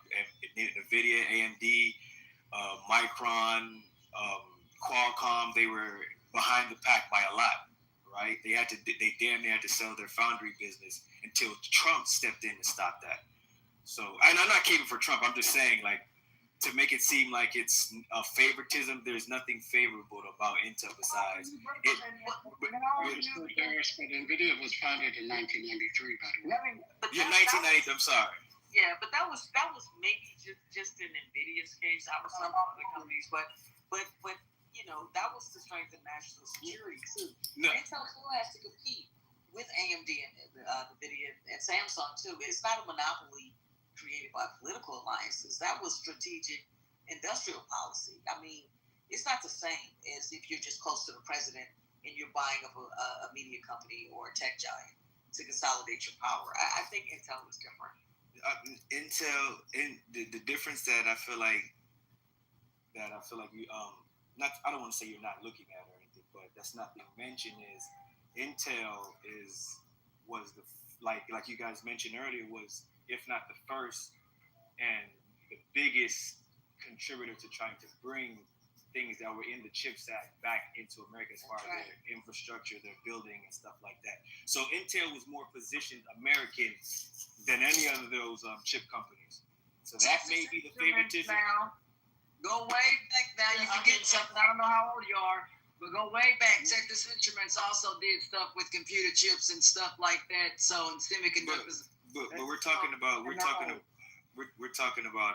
like from a now perspective. I'm not disputing Texas Instruments, but we're talking about whether the favoritism towards Intel. So, like I was saying, I feel like it comes from Intel pushing forward within America, which goes into Trump's whole narrative of America first and yada yada yada. So I think that's the aspect of why. The only favorite. There's so many other places. The reality of it is that, like, when we get into the 2030s, we're going to have universal basic income for AI because of AI anyway. And so what if it's a case that, like, some of these these returns that are coming from these companies can be utilized to fund universal basic income. Wouldn't that be fantastic? Right? So I think we are in some really, we have to, hold on one second. We have to reset how we think about all of these things because of how, Your Honor said, volatile the economy. Yeah, so that's exactly what's being proposed right now. Is 90% of AI profits will go to UBI and support the entire nation up to starting at $10,000 a month. Y'all forget the most told people that anyway. They make hundreds of billions of dollars off of whatever, your face, you. Somebody said, well, could you imagine that money coming back to you? That has nothing to do with the government shelling out money. That would be companies that use your information. They got to give it back to you. Legislation. Republicans might actually, I mean, if there are any real Republicans left, they might agree with that because Friedman did have something decades ago called the negative income tax, where like if you make a certain threshold, the government will just top you off, so if there are any old school Republicans left, they might see that as more efficient than, just permanent dependency on UBI. Basic income seems horrible. I mean, people want to be able to make what they want to make. I mean, if you're telling someone that's making, I don't know, $1 million that you have It's a minimum. It's not reducing what people make, Ashton. Okay, all right. It's a minimum. I'm just saying, look, I'll be critical. Now, hold on now. I'll be critical. I'm trying to. There's no cap. Okay. All right now. No cap. I'm just trying to make sure. Well, if it's something viable, I've just never heard of it. Again, like I said, I'm old school, and that's just not something, my folks don't sit down and say, well, we're going to talk about, hell no, we ain't talking about universal. I've never heard of that in my life until I came on the ground. Well, by the time we hit 2030, it's going to be about survival, period. Right. And it's going to be survival policy. Yeah, I mean, and there are like some countries that have this currently, right? There's Middle Eastern countries that have like a royalty, which is essentially UBI, like each citizen gets $30,000 or $50,000 a year, and that's just their baseline. They can have a job and make as much as they want to, but they get a baseline level of income as a royalty. Because what do you get a what? Because if you can't afford anything, then will it really be? Will we really? Does it matter? Surviving? No, I'm asking everybody's thoughts in terms of it's just like everybody's so trippy about the way that we are doing everything in terms of electrical versus gas. But when they raise the price of electricity, will it just balance itself out? And I was just wondering the same with UBI and inflation. Which I agree with you. I was just wondering if anybody had any thoughts on it. Yeah, I think that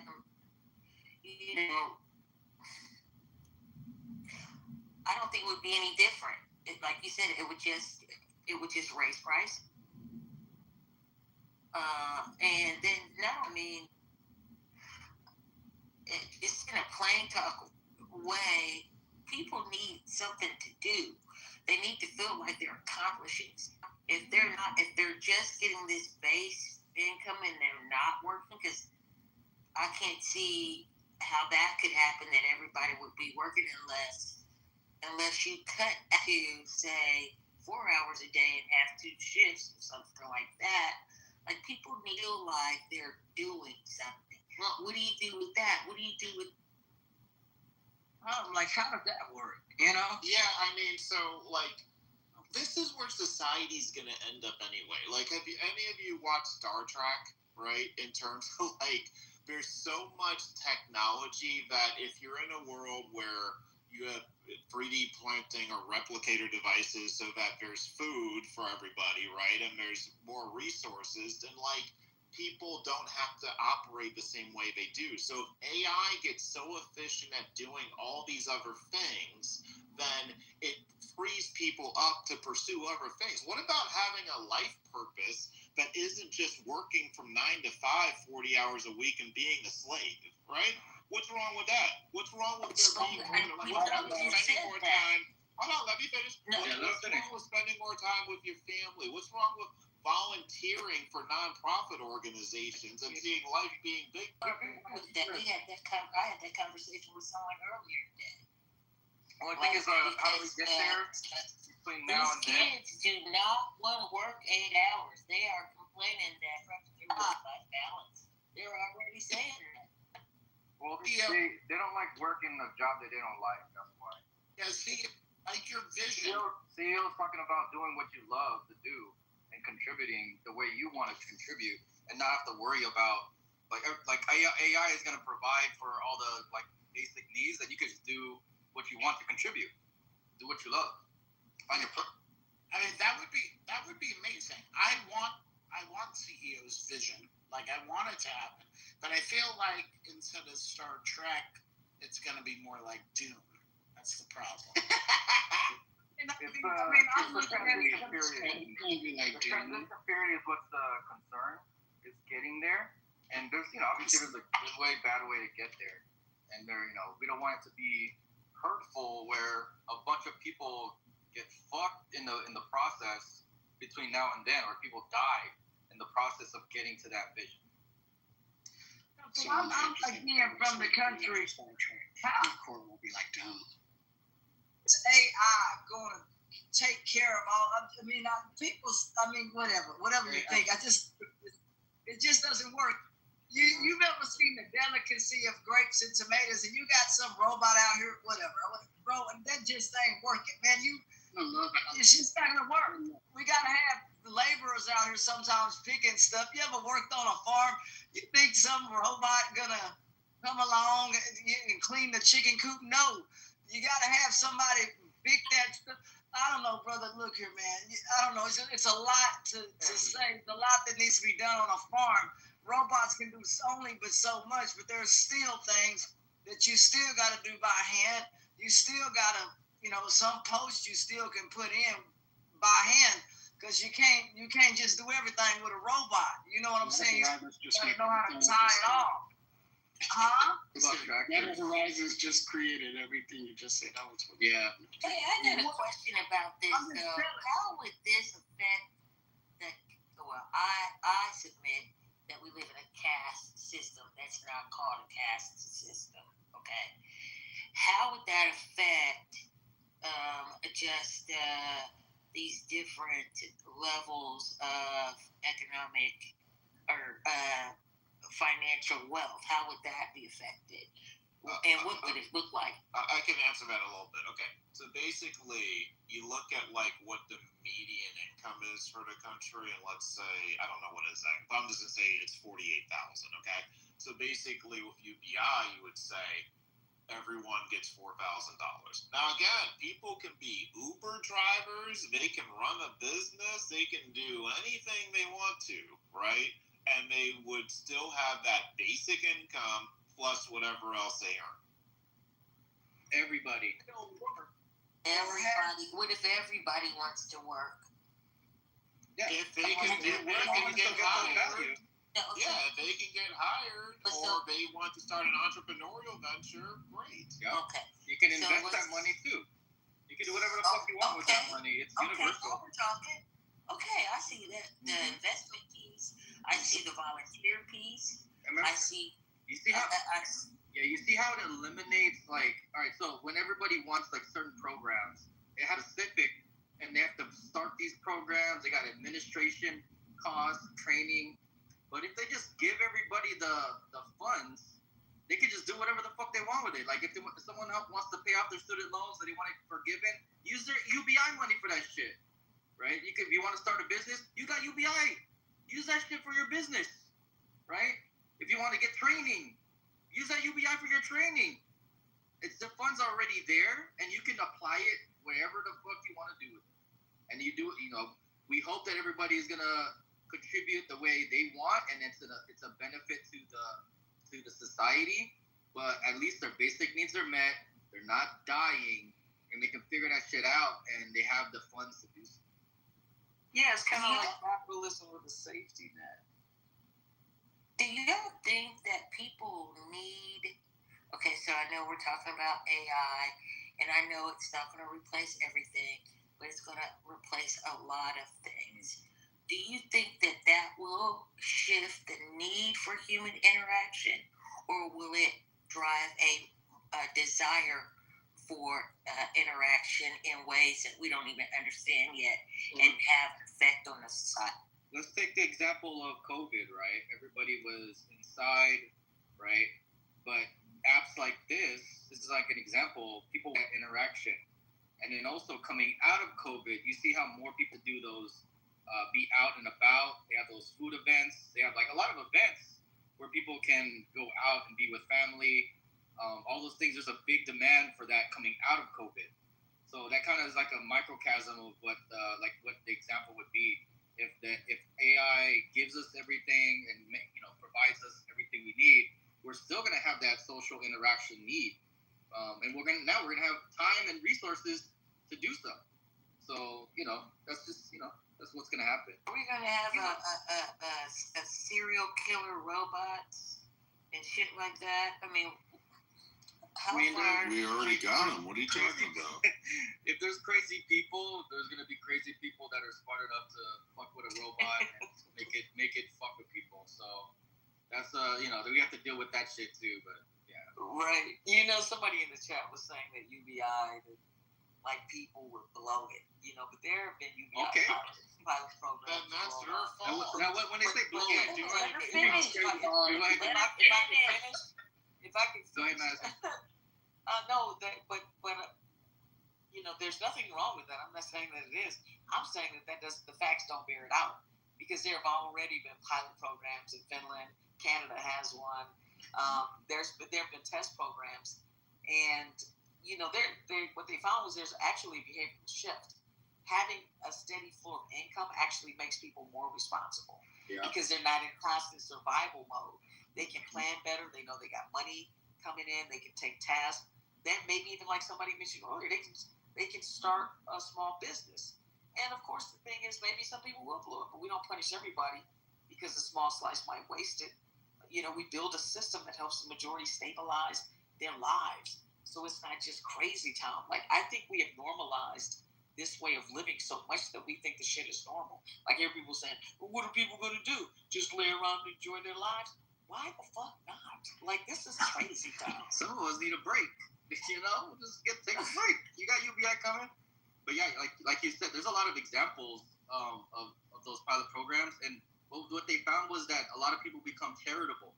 The thing is when you know that you're taken care of, now your eyes open to, okay, how can I help other people? Whenever there's a scarcity mindset, a lot of people become individualistic and they become selfish. And so they try to I got to take care of myself first before I take care of anybody else. I can't help nobody. But once their shit is straight, then they can go out and help people. And then they find ways to help people. And now with UBI, they got resources and time. So now they can apply that shit wherever they feel like they want to help. And when everybody's doing that collectively, society becomes a better place. And that's what they found in those pilot programs. Some Houston, they try to do that out here, where they try to give out, something, and the governor didn't like it, and all that stuff. And I think if you can help people in any way that you can by giving them money, it was also proven with shelter, right? People had better outcomes knowing that they have a shelter over their head and not having to be fighting the elements and all these other kinds of things. So I believe in that kind of stuff, and if people want to work, they can and should, and those kinds of things. And if people blow it, like you said, it's not a program. I've never heard of the universal basic income stuff. Just never heard of that until coming on here. But you're saying that just because a couple of people mess it up, that the entire program won't go away or whatever because of a couple of people. So I get it. I just trying to figure out how possible it is when the government's already complaining about the money that it shells out now for these programs. I'm just wondering, is there going to be a sliding scale? Because you already have people who are wealthy; they don't need it. That's the idea. It wouldn't matter. You know, it'd be a minimum-based thing just for being here. Yeah, I mean, and this exists in a world where corporate profits are just so obscene because they don't have to have as much human overhead, right? So like, who would pay for that? Yeah, yeah. So you would be taxing them more, right? Because their profits are so obscene. So that would help fund this as well. Yeah, and the whole thing about like the sliding scale that you ask about, you know, I'm not sure. I think the sliding scale was more like Friedman's idea, but pure UBI, everybody gets the same check, rich or poor. You know, the fairness is in the universality of it, and so there's no stigma, no bureaucracy. But what rich people do is they just pay it back through higher taxes. So there's less red tape. If you get into a sliding scale, it's going to be cheaper. Happens with bureaucracy and stigma. Who qualifies, right? Who doesn't qualify? What you have to make, what you can't make, and you know, what you can't eat at home. Just all types of hoops to jump through. Yeah, if you do like the math right, and you take like the top, they call it the max 7, and you do the dividends on the max 7 for like say 10 years out, you end up with like $200,000 per person for 360 million guys.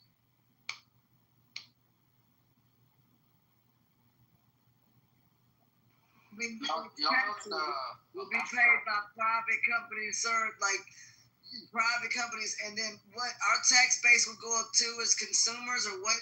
What are we looking at for? Like realistically, I'm like it offsets. It offsets. So we're gonna be receiving at say at our end, right? You're gonna be receiving the UBI, so you'll be at an incident. But the folks that have higher, well, a lot of people are saying that it would be like more of like a value added tax, so that way it's it's not based on income, it's based on value add. That way they can get value from corporations as well, and so it'll be a flat VAT tax, and they would be charged more. Obviously, universal, right? Everybody receives it, but if everybody is receiving $1,000 a month, but they're paying more in taxes if they're a higher income. Or a higher, tax threshold, then they'll be putting more money into the system, similar to like Social Security, right? Similar to like Social Security. So it would be paying out more to the folks that are lower income, and it will get more of the value from the people that are at the top. Yeah, and one reason why they've been talking about UBI, for years now. And then remember, there's an existing, food stamp system, housing vouchers, all of that could be consolidated too into UBI along with the higher taxes and corporate taxes too on some of those larger companies, even Apple, Amazon, Google, and then for wealthy as well. But the biggest different component that at least makes me feel better about it is AI. I just feel like this is a redistribution of income, whatever you want to call it, with a zero net effect. I just don't see how that is really going to benefit anybody in a real way. I think it's all just good. Let me ask you a question. So corporations, businesses with like their consumer base having resources, time to spend their money, does that benefit those corporations? Time to spend money? I'm going to say yes for sake of this conversation. Yeah. So by providing that value to those consumers, it'll help their corporations because they're able to be more productive because they can apply those resources to businesses, to maybe their education. Like it'll be a down, like basically a trickle up. It'll be like a trickle up type of economy where all of those people at the bottom now have resources, and that helps with businesses because now their consumer base has resources. They can spend money. So, but it's also going to raise prices. that we have plenty of resources. But what if we have a shortage of something? Give me an example. Shortage of oil. Or something that is needed components or something. You know, shortages in those areas. That's not a good example, but somebody can. Yeah, give me like an example, because we're talking about the AI piece. Let me know if there's an area that AI would not be a solution for a given area. Shortage of something that's a basic need, like water.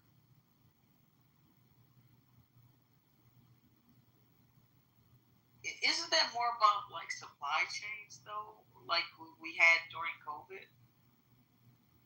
Yeah, I was gonna say it's definitely more. Yes. So what happened? Well, I'm just wondering too, what would be needed to provide more water supply, like drinkable water, to a society? What would be needed? Well, people might not panic as much. That was my point. People might not panic if they know they've got money coming in. They don't have to buy up everything. The shortage of water. Even if there's a shortage of water, putting money in people's hands, like to buy water. There's already a shortage, so you got to make sure that there's supply. So what would need to happen in order for, like right now, there's shortages right now in parts of America. So what has to happen in order to get? Well, we're dealing with that. We're dealing with a huge, somewhat of water shortage in our state because some parts of the state's really, really dry.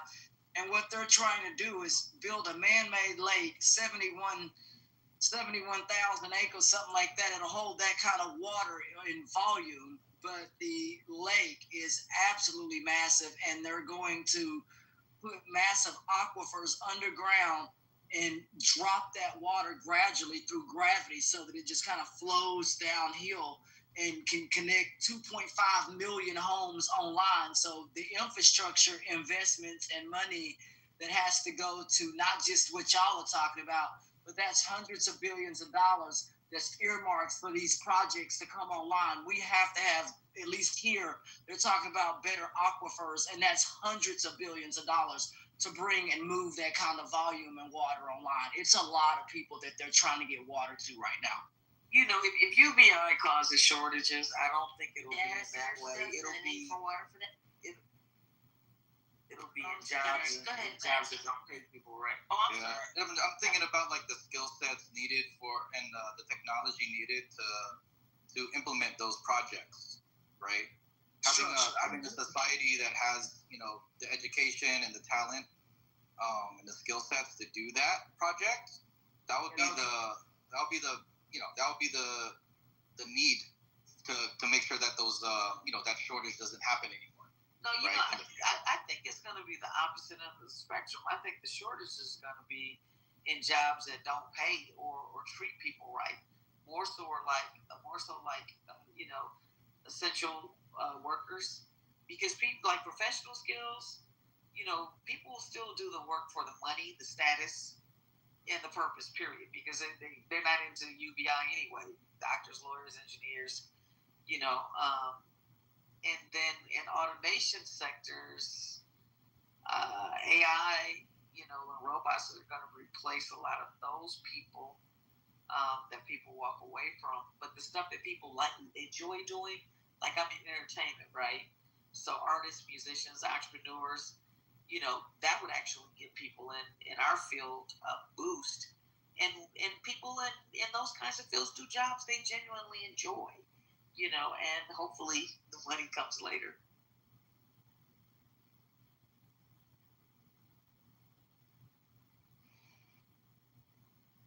Hey, don't think that some industries might be immune to AI. There's a lot of things that get created in Hollywood strictly with AI. So it's crazy. You guys heard about the music artist, R&B artist, that she creates songs with AI. She doesn't even show her own face. She has like an AI avatar, but all the songs are created by AI. Sound good or does it sound confusing? Yeah, I'm gonna put it in the chat. Y'all judge for yourself. I'm not gonna y'all spoil it. I know who you're talking about. But do you also know that before they found out she was AI, that the deal that she had was 10 times? So she got a hell of a deal, but it's 10 times less than before they knew that she was an AI artist. But I'm in Hollywood, and that's one of the reasons that, we went so hard with the strikes was because of AI protections. So we have protections when it comes to those things. I think, in terms of filmmaking, which is my industry, post-production, that's already suffering in terms of, editing and that sort of a thing. But in terms of actual content, content is splittering all across the board when it comes to Hollywood because our industry has been completely disrupted and overturned. So a lot of those things, will remain to be seen. What we're trying to do is get in front of it and use AI as a tool so that it's not a threat to us, so that we can incorporate it into what it is that we do. And in terms of the things that we do that are completely human, the unions have pushed for, we fought for residuals and all of those things. So, UBI, in terms of the integration in that, it can really act as a cushion for jobs, and entertainment. So, if AI could potentially democratize Hollywood, like it could lower our production costs for sure. But we're further away from that than we think. It takes a lot more to do a full-length feature than it does a 10-second clip that you may see that has zero storytelling in it. But so what the worst case could be if the megacorps, Disney, Netflix, Amazon, if they monopolize AI content creation and we don't do it independently, that's what's going to gut the labor. And I'm telling you, it's going to be a whole bunch. Do you think content is bad now? It's going to be absolutely soulless if that's what happens. So it's either going to be a tool for creative freedom or it's going to be a weapon for corporate consolidation. And everybody might as well just, sit in their rooms and I don't even want to say it on here because there's going to be nothing to do or watch. You mean play with themselves? No, you said it out loud. Here's the thing, because I'm with you 100%. The thing, though, for me, and you won't have to worry about me because I'm too old to even worry about this whole thing. When it's at its maturity, maybe not. However, I like live music. I can tell the difference because my ear is such that I can tell the difference between digital sound and raw sound. And I don't think I'm alone in that. Yep. And I like performances. I don't want to see no avatars. I want to, and I'm willing to pay to see those natural faults that take place on stage. All the natural things that occur that are just magical when you're in real time. That I place a value on that.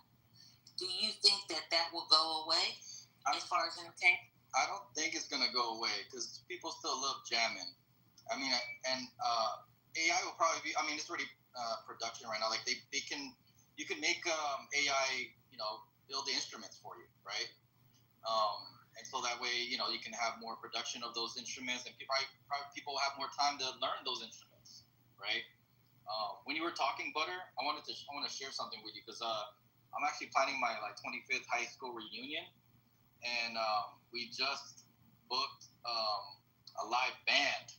Like, we want to get that. Have you guys ever been to like an R&B brunch or like an R&B live event where there's like a cover band and have like a full-on band? I thought we were gonna book maybe a 3-piece band, maybe one or two vocalists. But here's what we got.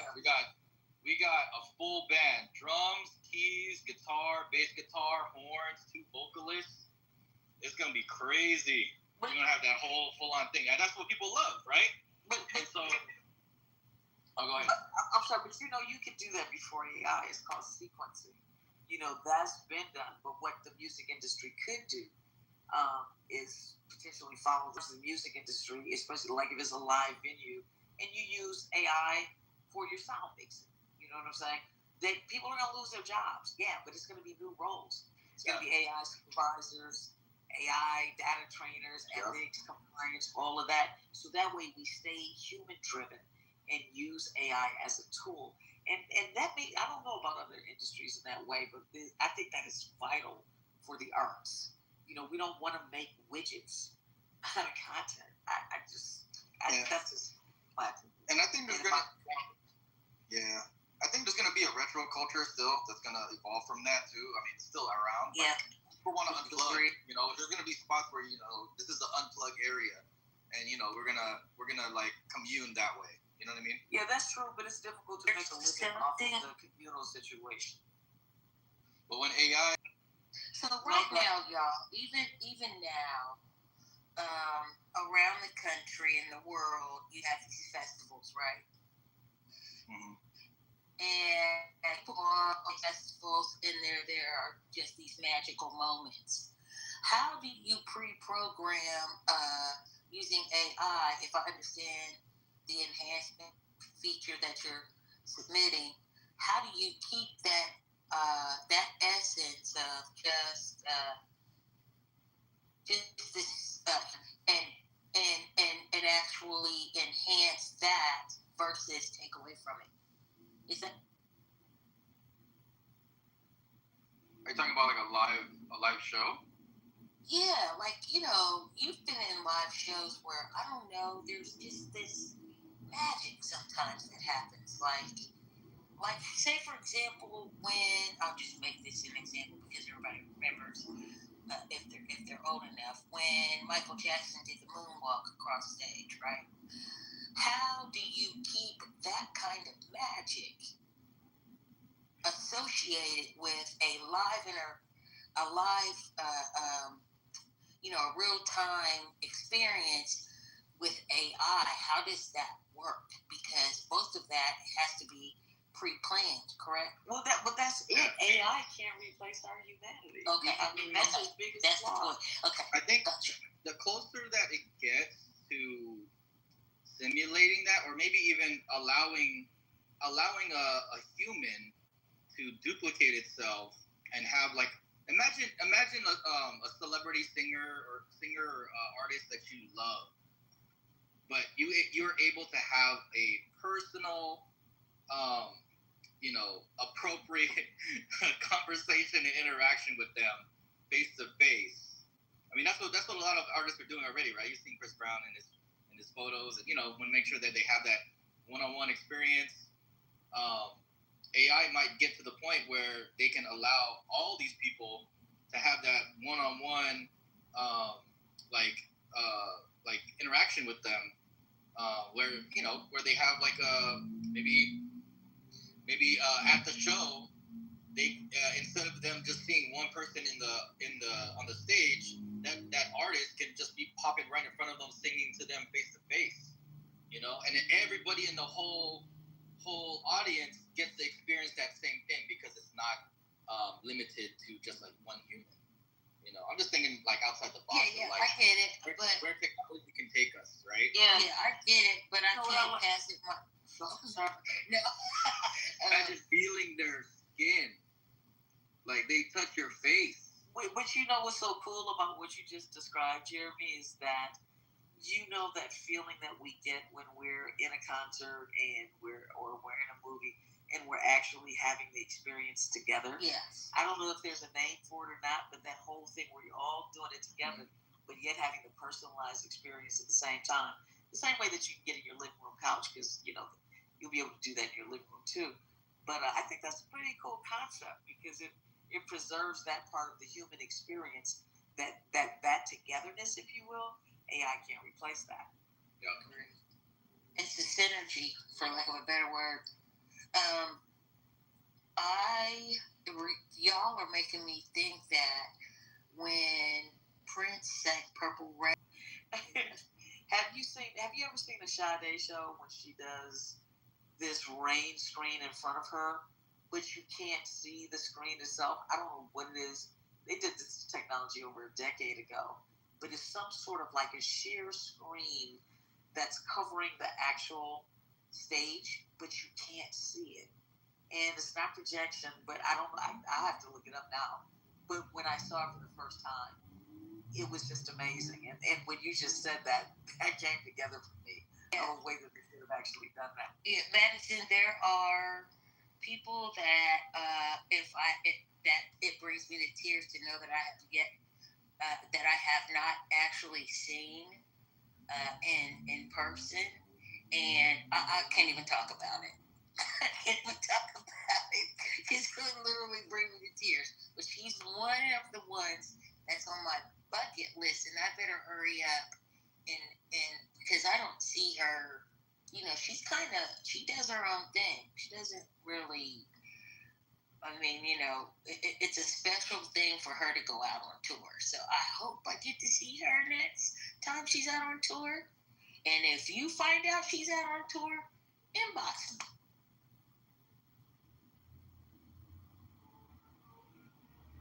Will do. One of my definite faves, too.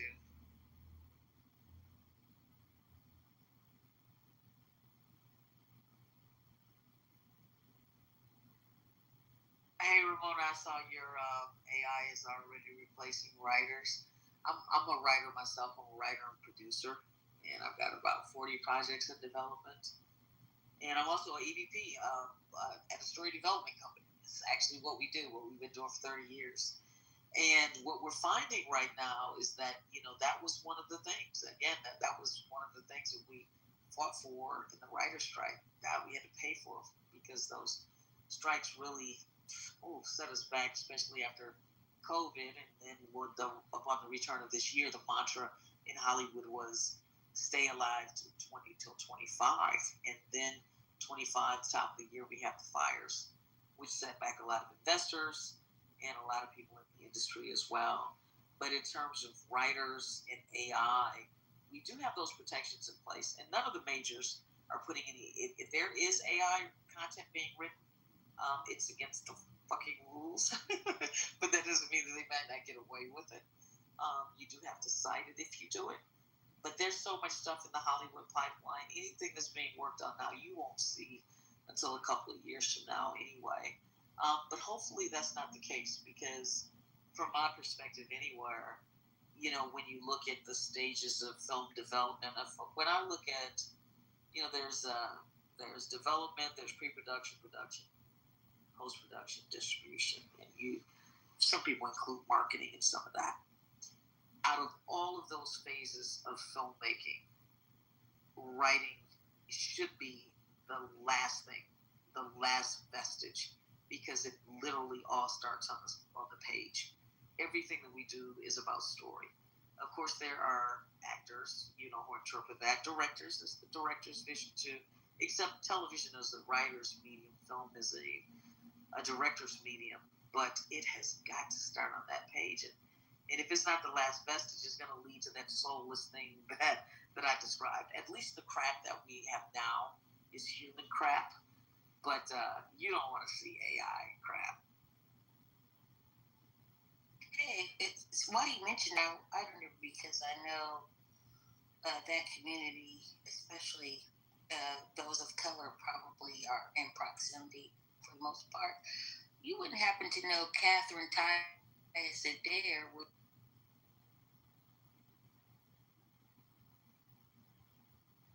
You're in the Matrix, Butter. Unless it's just me.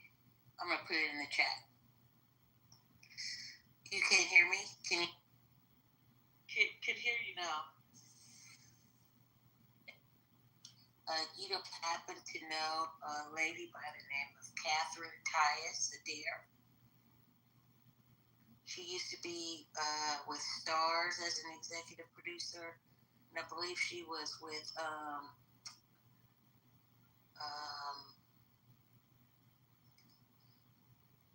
last edition with Stars, and then there was a layoff there. But I'm catching you guys. I'm okay.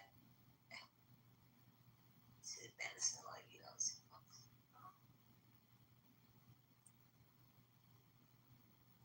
Never mind. Are you still? I thought I heard you say Catherine Tyus. there. No, I don't personally know her. And this is actually my second career. So there are some people. I've been in media for a long time, but I was a radio personality before that. So I'm even though I've been in Hollywood for over a decade now, I'm still kind of a baby, believe it or not, because it can take 25 years to get a project done. But I don't know her. But it sounds like she's doing some amazing. You should Google her. You are interested in meeting her. I'll set it up.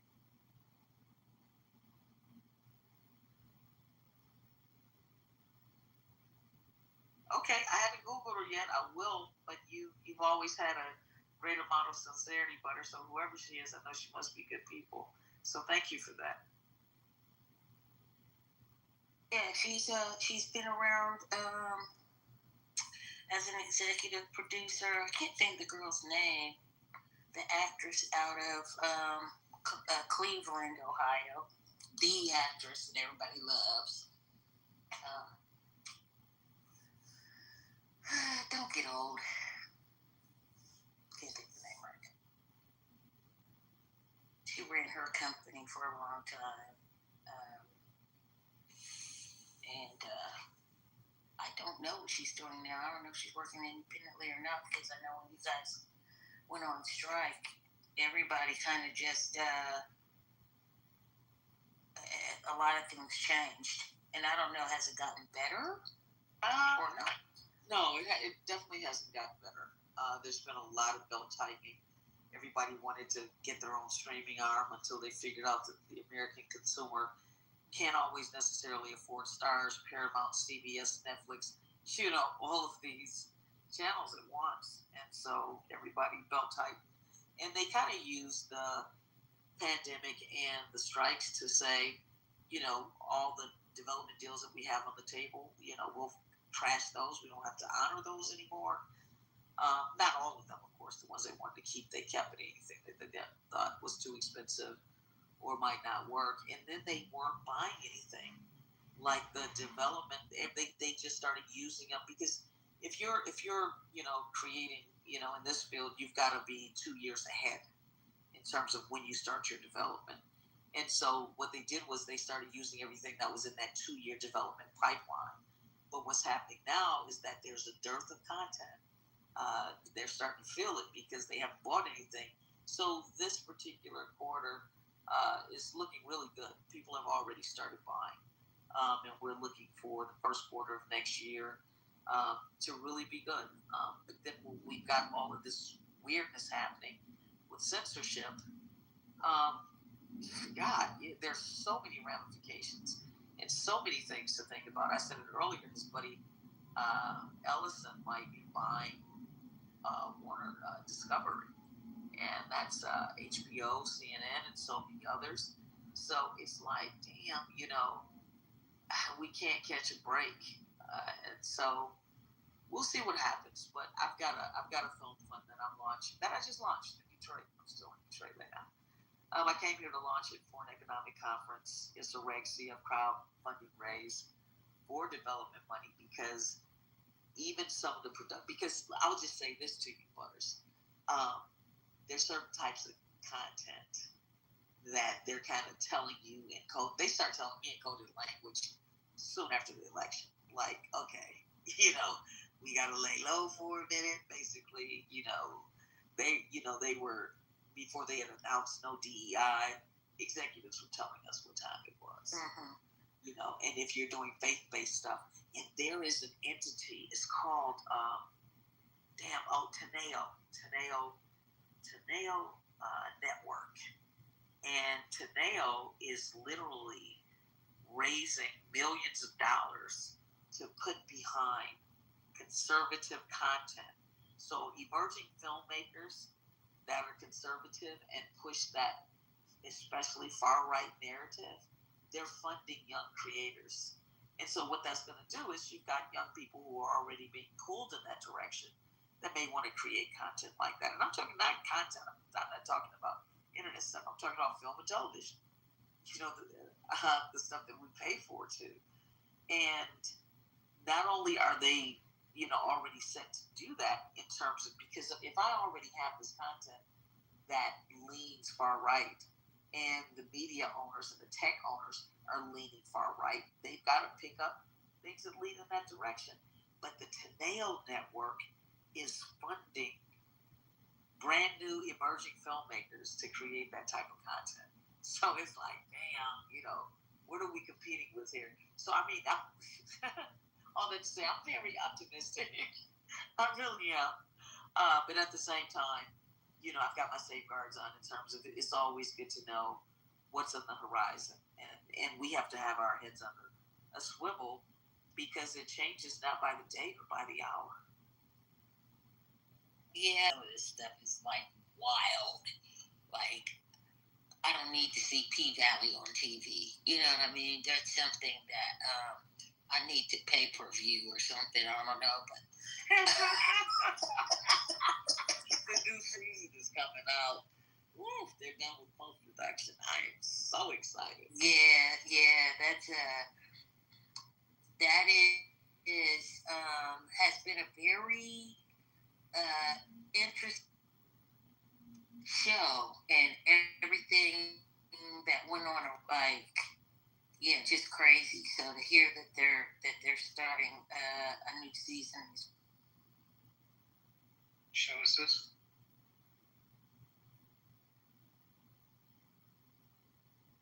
It's called P-Valley, and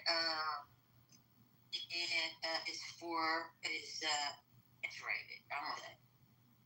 It's an X. You have been warned. If you have never seen it before, expectations have been. The letter P is in Paul. See, you nosy enough to go look it up. I'm looking for it right now. I can't find it. Okay. It's called P-Valley, right? Like the letter P. You have been warned. It's not for the weak or timid by any stretch of the imagination. I'm going to continue to search. Free mind. But you know what? I do love. Everybody's got their different take, but I love the fact that it is raw, it's unapologetic, and as a writer, it shines a light on the story building and the world. It just has so much depth. They don't give a fuck. Right, that's it. Thank you. That's gone and said, Madison. They don't give a fuck. You said it so much more eloquently than I ever could. But here's the gist. And I love every minute of it. Here's the gist of it, though. It's happening whether we like it or not. Right. It's happening. Right. It's in your neighborhood. It's in your backyard. It's in your living room. It's here. And so they have a platform, and they expressing their thoughts and imagination. Now, here's the catch to it. Everything else is being censored. Are they going to censor that? Now, then they're going to have a fight on their hands. Because that community, baby. So I work for a radio station. I'm a sales manager for a radio station. And this is when I booked their commercials, whatever. They were bringing an act in town. And what's that baby name? He went to Laugh Out Loud and said something about the gays and the lesbians. And the baby, that's his name, the baby. When I tell you that community tore his ass up one side, down the left side, they must got a whistle. Because when I say the grapevine is not fast enough, Greyhound is not fast enough, whew. And so my people on radio were talking about it because it was on ESPN. Now, you did something at a comedy show, but when ESPN picks it up, it's open. You know what I mean? And they called me and it was, and your station, and we paid you money, and we're going to come up there. I said, listen, that ain't what you want to do.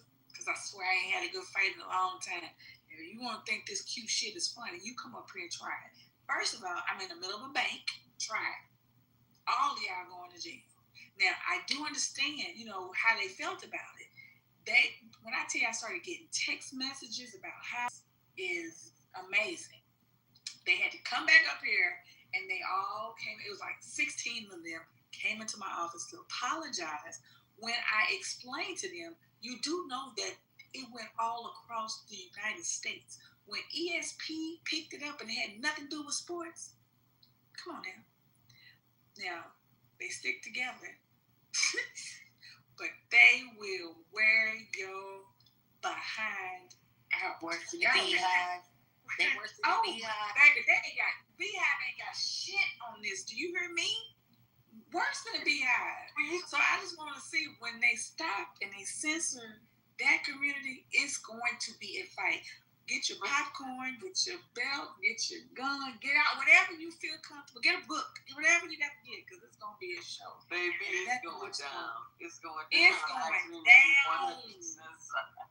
The day they say they can't do X, Y, and Z, baby, I'm going to be here with my popcorn. I'm telling you. I know what they do. They about to get me. That P Valley is wildly entertaining. Okay, to everybody. It's not just going to be that community. It's going to be a lot of folks. That show is loved because the fact of the matter is, you were so right when you said those people are here. They are here. Absolutely. And what are you going to do about it? And it's like these layered characters that have these universal stories. And it's just, these are people. These are people that work, that are entrepreneurs. Absolutely. They have real world struggles just like everybody else. And that's what I love is the story. Baby, I had a little something for a little change, a little strange, a little change to make this money, take care of these kids. Hey. And you know what we got to understand is not only are they here, they have done meaningful work historically. Especially for, different movements. Like they have spearheaded, they have put their lives on the line and all of that. I can remember as a child in church, them coming through clean as, I don't know what, head to toe, sitting in church as their little conservative way of protesting the fact that they actually enjoy going to church. And I'm talking about one of those old apostolic foot stomping. Oh, man, they showed that time. Marie, what is you talking about? Yeah, yes. They win. They're in the choir. Yes. And honestly in the pulpit, so we need to quit playing. The day they say that they have no voice, I'm telling you, grab whatever you feel you need to hold tight, a blanket or whatever, to watch the show. Because, baby, I'm going to be right there watching because it's going to go down, down, down. But you know what, though? I also see some other things happening with P Valley, too.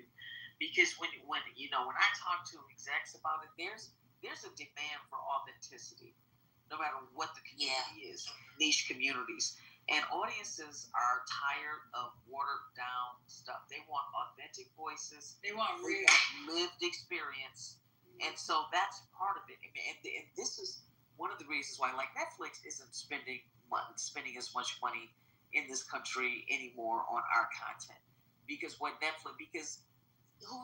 has Netflix has Netflix. They're not making money off of new subscribers. Either you have Netflix or you don't. Right. And so they have gone into other global markets, Africa, and Australia, just different places, because what they're doing is that's why you see sometimes these stories from other, when it comes to that, and all of those pieces are niche pieces, P-Valley is people relate to it. Yeah, it's prestige level writing, and it's shot so well. The cinematography, it is beautiful. It's some sexy shit. I'm sorry. Scene when the gentleman that comes to the club introduces the premium dancer to his woman, and she starts taking pictures of her. Do y'all remember this scene? Mm-hmm. And they have romantic. I know exactly what it is. Oh my God! And I ain't even gay, and that was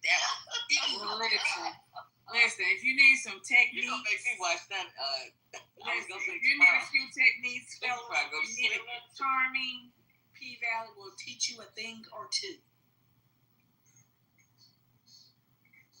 I mean, I thought that was done with such class. Just the angles that they used.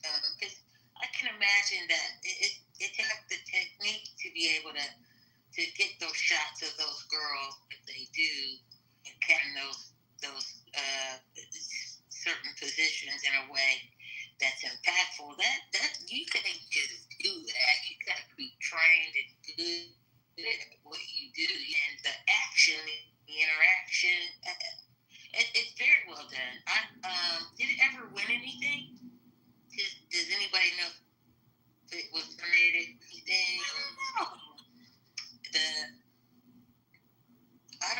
It may have been nominated, but I don't know if it won anything. I'm gonna go check.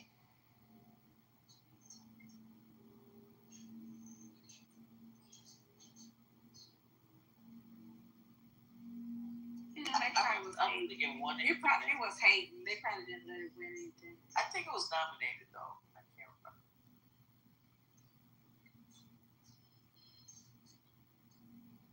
And Ramona, we got you. The company that I'm with, we've been doing storytelling for over 30 years. I haven't been with them that long. I've only been with them 3 years, and I'm an equity partner. But we have dedicated ourselves to storytelling. These guys have won Academy Awards, Emmy Awards over the years, and script doctors, some of the biggest writers in Hollywood. But they've worked in obscurity because of that, And so we got you, Ramona, and as a matter of fact, we're leaning into those kinds of stories because somebody's got to do it. Hey, did one September, was it one Glad Media Award for Outstanding Drama in 23, the NAACP Image Award for Outstanding Actor in a Drama Series. Nico did, the guy that plays Nico in 2023 and 21. And Loretta Devine, I love her character. She won for Outstanding Supporting Actress, an NAACP Image Award. But there's nothing beyond, there's nothing beyond, certain types of awards, if you know what but it's definitely award worthy. Yeah, it's definitely award worthy across the board.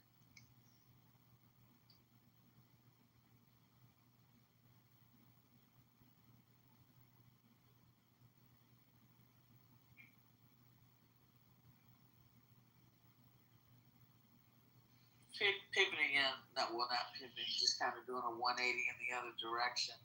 That company that I told you all about, I founded Teneo Network.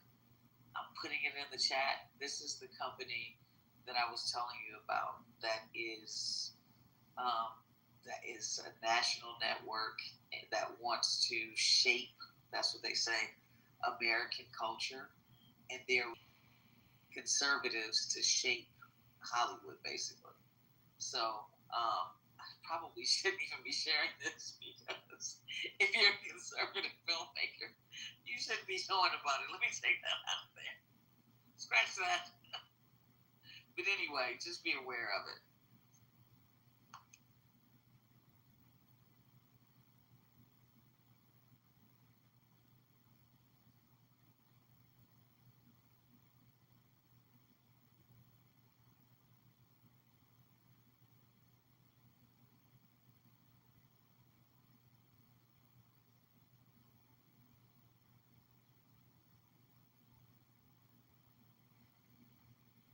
Well, I think I'm probably going to go watch some reruns of P-Valley. You all have a good night. You too. And thank you. Thank you for the role. It was a great conversation tonight. It was good. Hey, guys, is everybody asleep? What y'all talking about now? Want to get back to conversation? Topic, rather.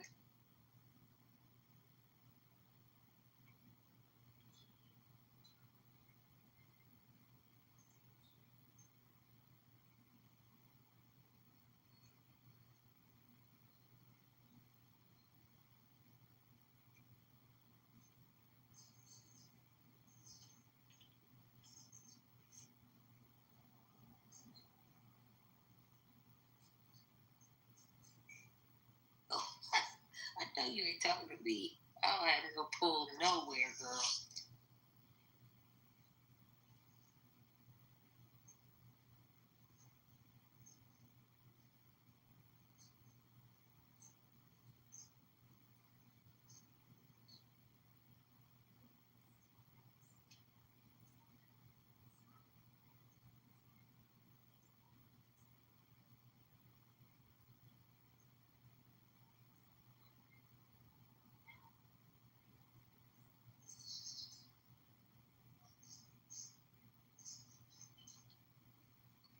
Yeah, I see her.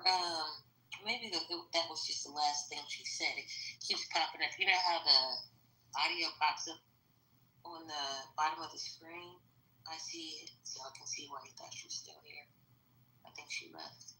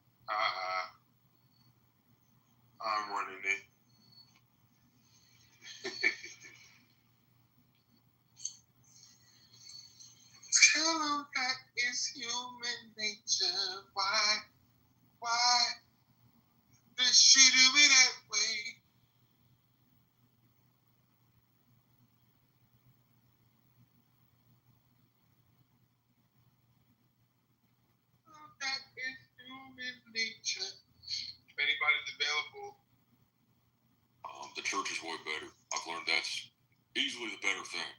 The church is built on logic. They philosophy is that's what I'm saying. the church taught this way. The church. That's what I'm saying. You're just kind of floating around. A lot of these early thinkers, philosophy, and even enlightened thinkers, they were all floating around. Why do you major in philosophy in real life? You major in philosophy.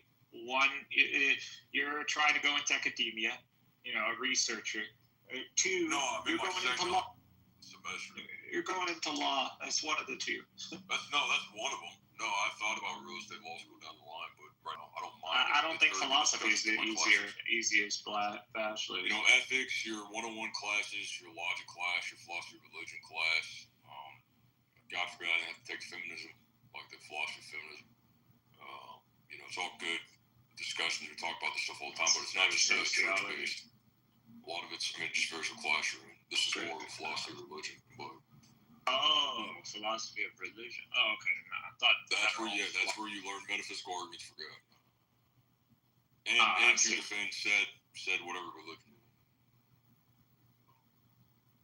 Surprisingly, not a lot of individuals in the class. If you like these conversations, it's definitely beneficial to learn at university because everyone who's majoring in it, they have opinions and it's decent. It's very good discussion. It's like fucking very dense, but at the same time, a lot of the teachers are left-leaning, they're secular, they're liberals, and a lot of them they're not really grounded in anything, so they start thinking like Hume or Kant or whoever, and, why the hell should I trust them with moral grounding? No, Kant's universalization theory is a very good one, even philosophy class. I only took philosophy 101. I've taken an ethics class. Other than that, I don't remember taking anything else. Yeah, you can learn a lot just from YouTube, but if you need a degree, you need it. But trying to get my Kant universalization is a very good way to convince people who are don't believe in God or some objective morality to express to them something in a way an objective morality. That's what. Right, but that same morality in general, that thing that's metaphysical through practicality. He's laying that same reality in the noumena is fully unknown. That reality is unknown. So the ethical standard you have is only expressed through the phenomena. But he says the noumena is unknown. Well, then how the hell do you know the noumena is unknown, or if it even exists? If you're no, it's self-refuting. If the noumena is unknown, and that's the true reality, that's the real reality. How the hell do you know if it's real if there's no way to express it and you only express stuff through phenomena? It's self-refuting. It is self-refuting, dude. Yeah, I don't know about that position. I'm not a big Kant. Well, no, every time you read Kant, you have to look at how he views reality. I just like his ethic. I know, but this is how he looks through his ethics, because the intrinsic standard he's following, the true standard is unknowable. It has to be expressed through the phenomena. So whatever he says, it's just his mind formulating the idea and expressing it out through the noumena. But that whole idea, in and of itself, is not truly what it is. It's just how we observe. So there is no absolute way to know that is truly how it is. I mean, if the noumena is true, then how the hell would he know that? Because it's fucking unknown. There's no way to know it. A revelation. Kant is a theist. Don't forget that. Don't assume. Yeah, but he wasn't really a Christian. He basically made reason. He used logic and reason. That's philosophy. If you're going to make any argument, it has to be logical and reasonable in philosophy. Yes, I know. Just be fake. I know, but it wasn't just. Well, yeah, it's also him applying his own standard to that. No churches that liked is philosophy. Him. No churches liked him because, one, he claims to be a Christian, but he's not in a church, and he's saying that reason alone is going to take. Not everybody. The average individual is not. I'm sorry, logic and reason is just not in the favor of the church or the traditional doctrine. No, it's not in favor of the average individual trying to believe in God. It's not. Everybody is not a philosopher. You don't need. We don't. The average individual would find Kant extremely boring. He sucks at writing.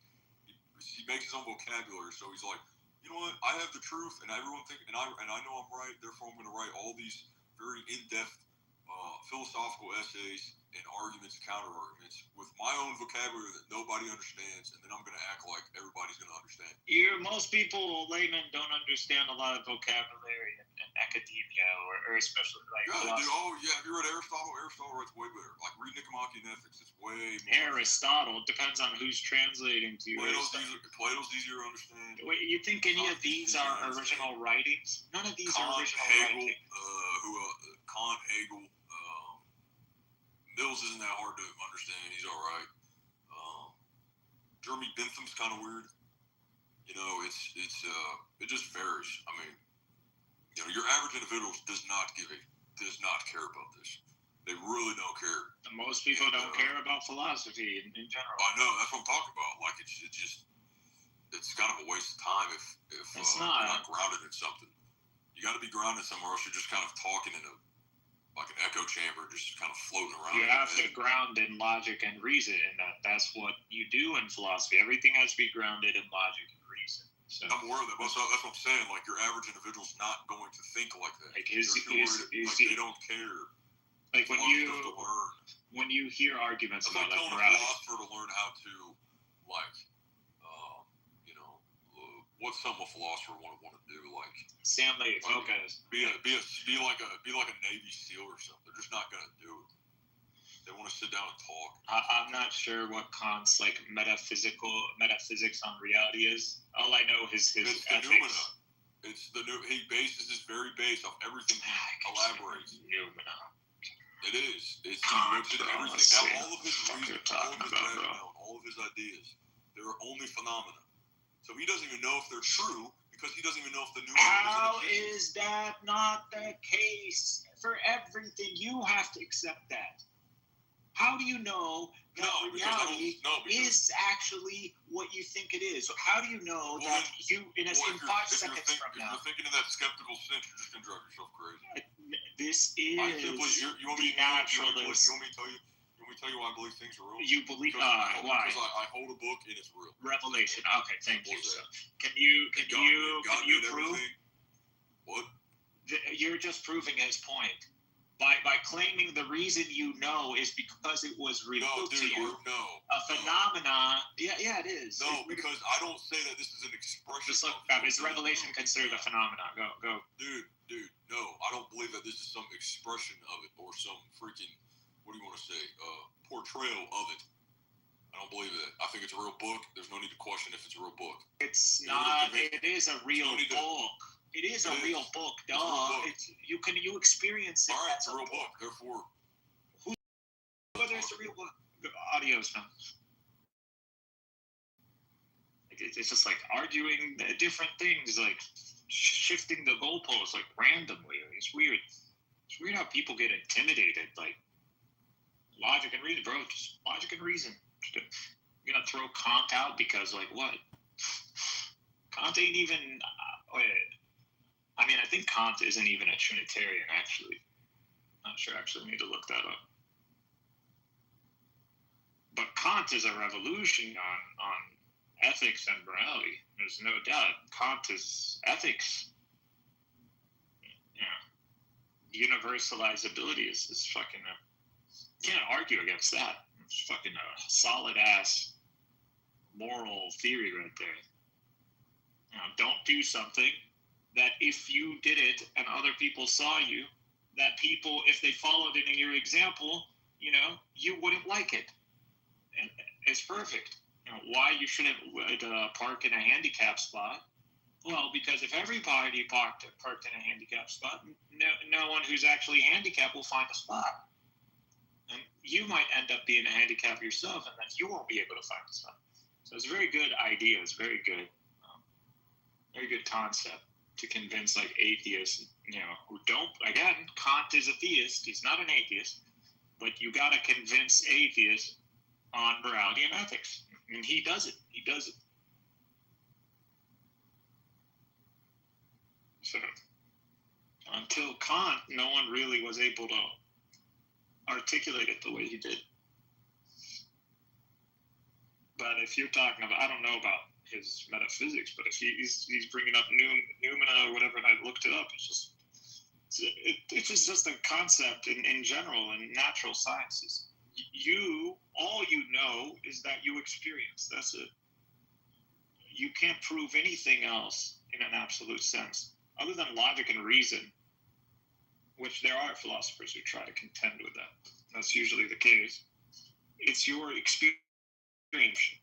These are the things you could be absolutely sure of: logic and reason and your experience. Other than that, there's nothing else you could be absolutely sure of.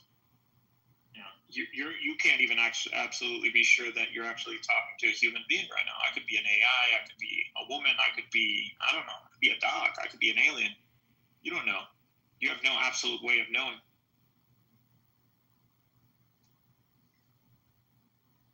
So Kant is right on that one. The reason you know about God is because of revelation. Other than that, you wouldn't know. And there's no way for you to know. That's what Romans 1 says. We are without excuse. The evidence is there. I believe there is evidence to God. Like, God gave you a mind.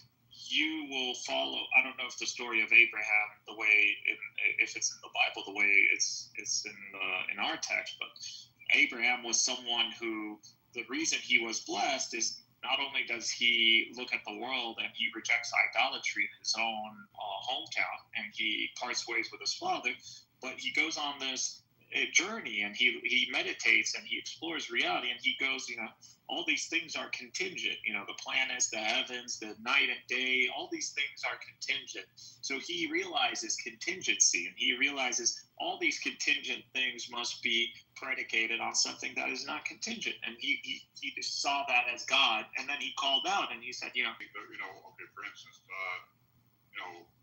for those who never heard the gospel of Jesus, okay, and they go to their grave and they've still never heard the gospel, where do they go? Do they go to hell or do they go to heaven? Are you asking me or are you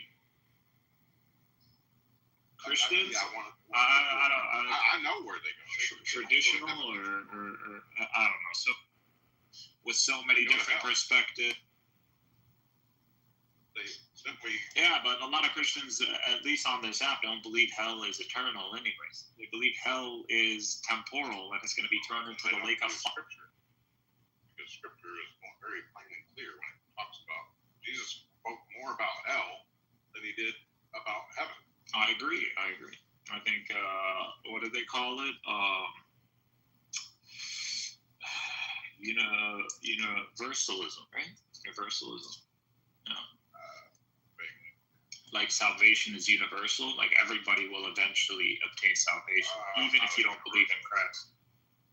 I'm a Calvinist. Calvinist. Which I believe is it's the honest way. It's metaphysically implied that it's determinism. Christianity is a determinism model because God is timeless.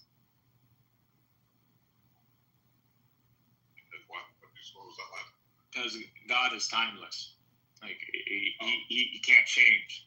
So whatever is in his logos, whatever the logos is, which is a known thing, according to the church fathers that he was referencing, like Origen, martyrs of the Father, the relationship between the Father and the logos is a relationship between a knower and knowledge.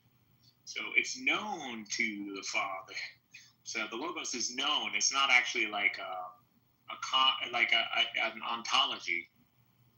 So it's not like a distinct ontology. It's known. So if something is known to God and God is timeless, can this thing that which is known change? No, it can't. So it can't be updated. It can't be changed. Nor did God at any moment have a choice in deciding the logos. So what does that make God? God ends up just becoming an actualizer of some like software, some operation that he has. I really like that he used, the only thing he used that was a good word is operation. And he has an operation and he's eternally causing this operation into reality. And you see this, the pinnacle of this is Jesus, the manifestation of Jesus in human flesh. So he's the pinnacle, that's the top of the pyramid. All things were made for this critical moment. So everything was set up for that critical moment. And then and the overall logos is Jesus assuming the throne. That's it. That's where it all ends. God can say after that stage, he can say, I'm done. I've finished. Now, why would anybody believe that? Why would you believe that God is finished or done after Jesus? You know? Why doesn't God just go on and create a new nature or more, different species or expand the universe, or, bring about a new struggle or, a new creation? Why doesn't he do that? Well, that would defeat the metaphysics. So if God could do that, that means his logos isn't something that it's a potential infinity. It's not something that can be defined in a finite way. To say that it's a person, to say that the person of Christ, Jesus, is pretty much what can represent the logos. It wouldn't work. He gets frustrated when we talk metaphysics now.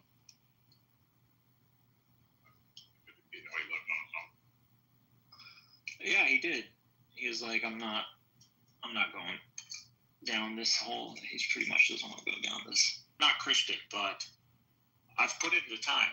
I've really put in the time for, the Trinity and trying to really come up with an articulation of the Trinity that makes sense. I can metaphysically, but the implications of it is one, like necessitarianism, which I think you just you accept. So, Calvinist position actually is to me, the most authentic position that reflects, the metaphysics of Christianity or the Trinity. Anybody else is just not understanding the metaphysics. If you think there is choice in the Christian model, you don't know what you're talking. There's a lot of Christians who believe in triune God. If you're I wouldn't say you're a Christian if you don't believe in the triune God. You're not a Christian at all. Universalists, same with Unitarians, all of them, they're not Christians. They don't believe in the deity of Christ. So they're not Christians.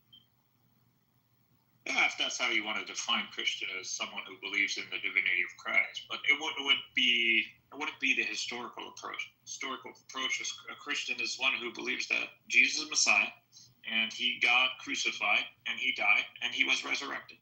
If you believe that, you're a Christian, or you're considered a Christian. Well, yes, but you still have to believe in his deity. You have to believe that he was God, he was pre-incarnate, and that he is God.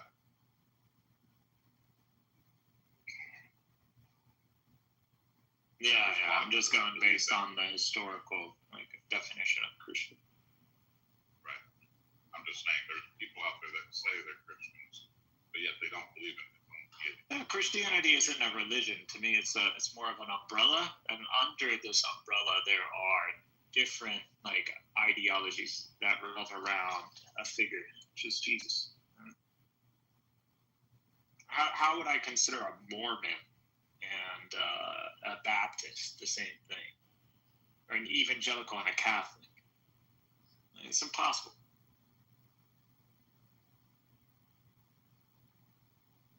They're not the same religion. They fall under the same paradigm, not the same religion. Yeah, the Mormons are not Christians either. Neither is Jehovah's Witnesses.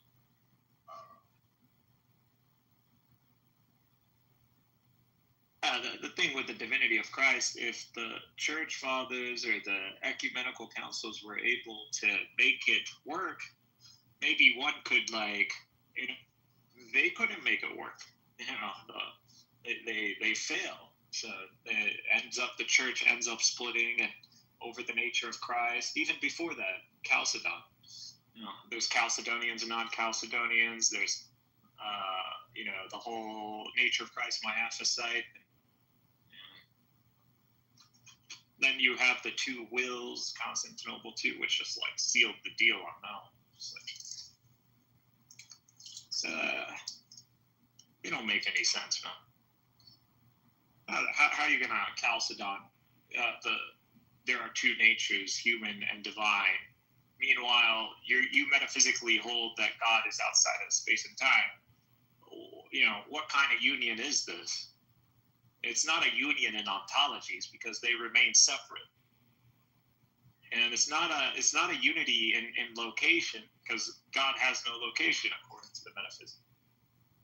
And God couldn't be his companion because he couldn't be this consciousness that is always supporting Jesus because he couldn't speak in that way. He couldn't speak in a temporal way anyway. So it's like, how do you square that? And then you got two natures. Each nature has its own intellect, has its own awareness. So hypostatic union, divine, human. The human is fully aware that he's human being and he's created. So Jesus, the one you're talking about, the one that walked the earth, is completely aware he's a human being. He's fully man. He understands that he is not eternal. He doesn't remember any pre-existence because he would be completely human. The divine nature, which is distinct from the human nature, is outside of space. That's incorrect. He looked at someone and could tell what's in their heart because he was fully God. And yes, he even said to the Pharisees, before Abraham was I am. He said, he spoke of Moses, he spoke of other people in the past. So have other prophets they've spoken of people in the past. Before Abraham I am? That before Abraham I am is just John, the book of John, indicating that Jesus is the Logos. So when he says, before Abraham I am, it just means that Jesus, the Messiah, didn't come to fulfill some promise to Abraham. Abraham came to fulfill the theme, which is the Messiah. He is higher. He is the Logos. He is the top of the pyramid, not Abraham. And that's why they got angry. That's literally why they got angry. They got angry because he claimed to be God. No, dude. He was God. Before Abraham, it's not a claim to divinity. Yes, it is. Very much so. He said, you're not even 50 years old and you claim to know Abraham, our father? And he said, before Abraham, verily, I tell you the truth. Before Abraham was I am. And he was speaking, I understand. He was because he was that burning bush that was speaking to Moses. He was walking in the garden. No one has ever seen God. Okay? So he was also the pre-incarnate Christ that was walking in the garden with Adam. God was walking in the garden with Adam. So how could that be the Father? Because it was not the Father, it was the Son. So let me get this straight. So you think the one speaking in the burning bush, that isn't the Father, that is Jesus. That's the pre-incarnate Christ, yes. Okay, so you're telling me... Same with Adam. You're telling me the Trinity... Angel of the Lord. Anytime it speaks of the angel of the Lord coming down and speaking with Abraham. So you're telling me... That too was pre-incarnate Christ.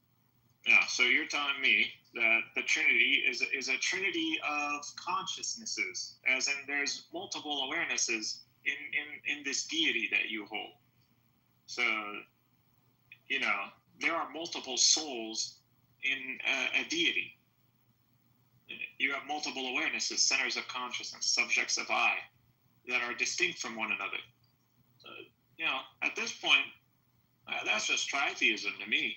Even if you claim that they share a substance, to me, that's tritheism. If I have three minds in a rock, that's still three persons. That's still three, souls in a rock. Three distinct persons in one nature. Now, with Cerberus, do we say there's only one dog or there's three dogs?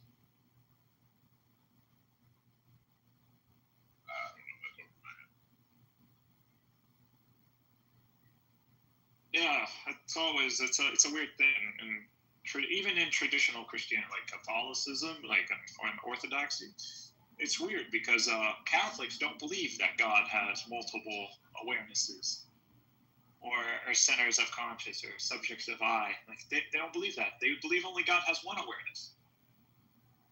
It's weird. One will. Yeah, one nature, one awareness.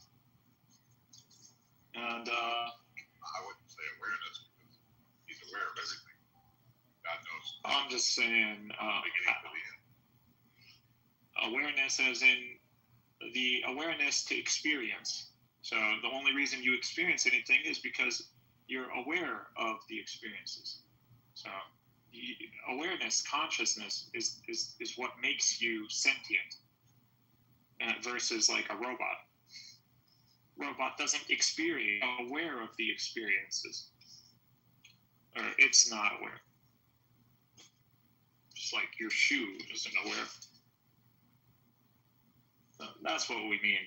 So I believe God fundamentally would have only one consciousness awareness, or he would actually, if he had to be predicated, God is awareness. God is in his very nature awareness.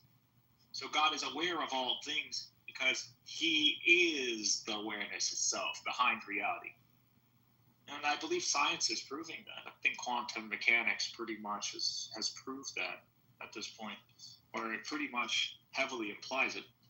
There has to be an observer for things to actually collapse in a permanent way. Out of probability, there needs to be, that's how I see God. I don't see God as in like above or below. God is in like everywhere, as in he's aware of all things. And of all things, that's just, awareness. And he set up the world where he, focused his awareness. He altered the degree of his awareness. So before anything that God brought about, it automatically became aware of him and immediately fell in orbit. So it's just God is inescapable, just like you can't escape gravity, for example. So God is inescapable. So what did God do? Because God wants, a range. He wants there to be choice. He focused his awareness. So God is above. So you would say God is above the heavens. As in the center of his awareness, the closer you get to the highest of the heavens, the closer you fall under the effect of God's awareness. So there's like a huge spiritual pressure that comes with God revealing himself in an absolute way. You would just immediately bow. You would kind of thing. So that's why we're on Earth. Earth is the furthest away from the highest heaven. So the effect is a lot less, or the way God managed it.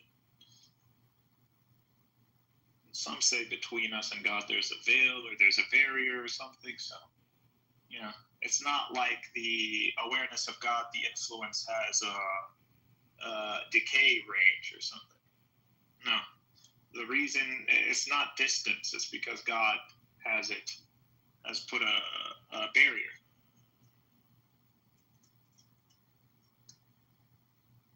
So when I know it was someone referenced the story in the Bible when it comes down to Moses and Moses seeing the back of God, he didn't see the actual ontology of God. No, he saw the awareness in effect. And he described this effect as the back and the hand of God. Not that these were the literal back and hand of God. But in the Quran, it talks about how, Moses asks for, to see God, and God tells him, you won't be able to see me because reality won't manage it. It won't handle me unveiling myself. And as he commenced in unveiling himself or manifesting, the immediately the mountain collapsed and Moses collapsed. So God revealing the barrier or removing it, he has such an effect on reality. It would just crumble. It would have to be remade. And that's why God is going to remake the earth. I think Christians even believe that as well.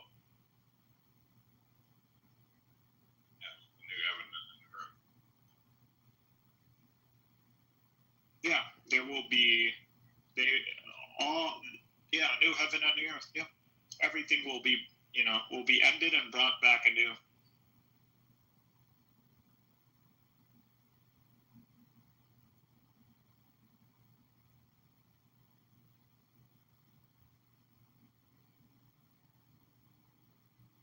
You say you're a theist, but you're not a Christian. You're not. You're agnostic. No, I am a theist. I'm a Muslim.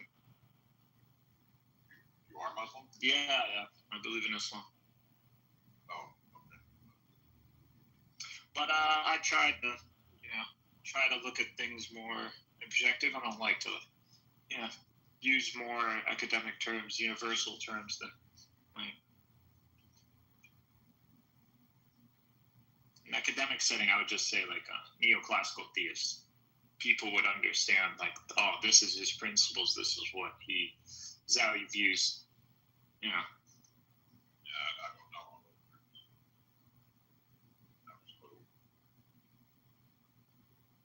Yeah, but I'm a Muslim. I believe in Jesus. I believe he's the Messiah. Yeah. I don't believe in his God. But that's not because I not to. It's because it's incoherent.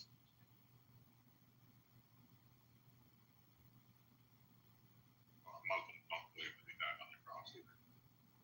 Yeah. Now that's where people would have a stronger argument because, the historical evidence points that there was a crucifixion. So we're going against the historical narrative. But, we're claiming revelation. So it's not like it's implausible. It is plausible that Jesus wasn't killed on the cross. It's plausible. But yeah, it's not the main. But without the divinity of Jesus, it doesn't even make sense for Jesus to die on the cross. So the only reason he even is that Christian or these Trinitarians entertain him dying is because he was divine. So that's what I criticize Unitarians over. If Jesus isn't divine, what's the point of him dying on the cross? They'll say martyrdom. Right. I didn't know God needed to send the Messiah just so he could give us another example of martyrdom. As if John the Baptist or Zechariah or Isaiah weren't in the Old Testament. Why do you think they had to have blood sacrifices?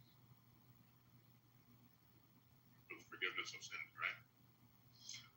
I mean, I've looked at unintentional sin, though, not to have a debate on this one. For the wages of sin is death. The only way for forgiveness is death. The wages of sin is death. Well, we're all going to die. Yeah, obviously. But still, in order for sins to be forgiven, you had to have a sacrificial lamb. It was only forgiven by blood. But that was a foreshadowing of what Christ was going to do on the cross. Same with Isaac.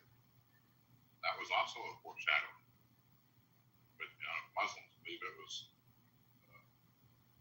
Ishmael, but it was Isaac.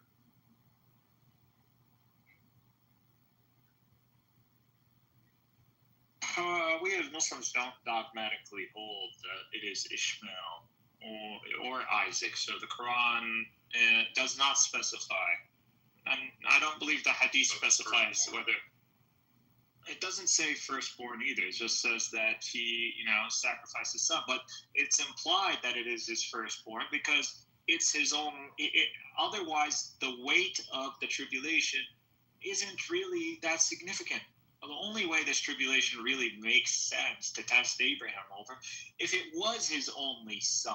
So if he only has one son and he finally had him in old age, for God to tell him to sacrifice him, like he's just gonna be looking at him, at God, and going like, "What?"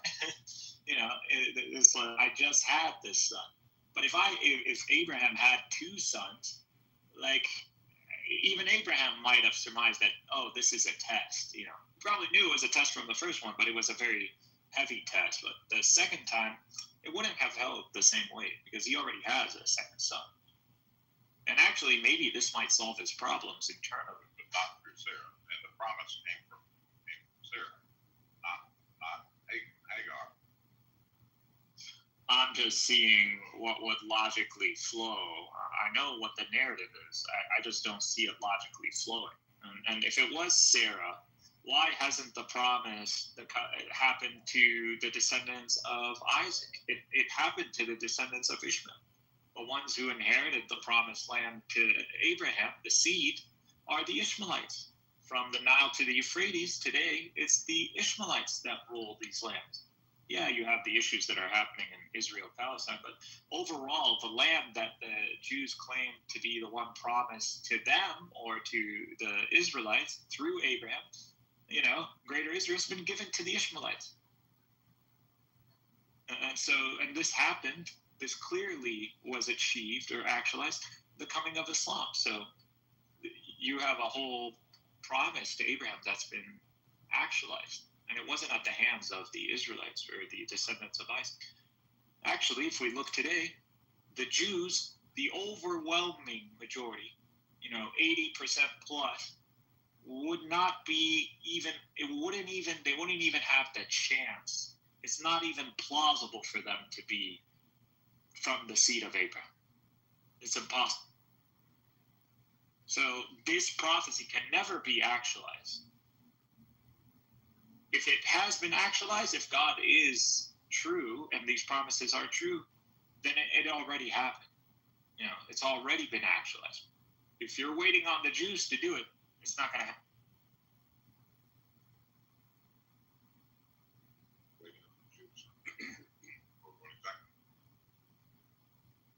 To inherit the promised land that was promised to Abraham, the covenant. I mean that Greater Israel, if you hear them talking about it, I don't know if you know about it. It's pretty much the land from the Nile to the Euphrates, this land, which is pretty much the Arab world.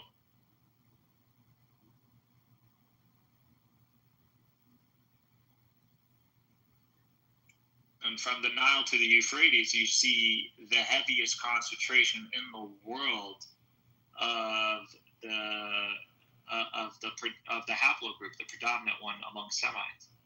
So it's going to be J1. So J1 is in the world is Nile to the Euphrates. That's the concentration. And this paternal haplogroup, this lineage matches the Jews, the Aaronites, or the Levites, the Kohens. It's a match. Not only that, but it's a match to the ones, to the Davidic lines that they claim to preserve. So this is all a match. Because it doesn't match with who? The majority of Jews, the ones who are even in Israel today. It doesn't match with them. So it's like stuff like this that prove it. There's no argument. I can't. The Hebrew narrative in the Hebrew Bible doesn't make any sense. Of all these promises, why haven't they been? Why now are they being actualized only under the Muslims? Whether it's the promise to Abraham, whether it's the book of Daniel when it comes down to the kingdoms in Rome and the kingdom of God coming in, that. Or whether it's the Essenes who claim that the Messiah is going to come from the line of Aaron, not from the line of David. All of this ended up becoming true. The Hebrew Bible narrative didn't apply to the Israelites. Didn't apply to those who call themselves Jews. It never happened. And actually, every time they're getting it wrong, and other groups are actually getting it right.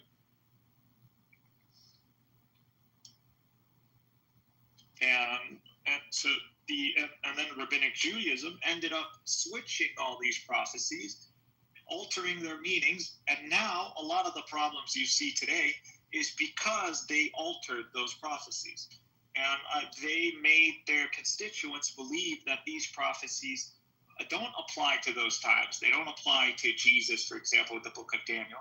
It applies at a future date that has yet to happen. Okay, if there's a future date, so you're saying the kingdom never fell, like the book of Daniel says, like, which is supposed to be Rome.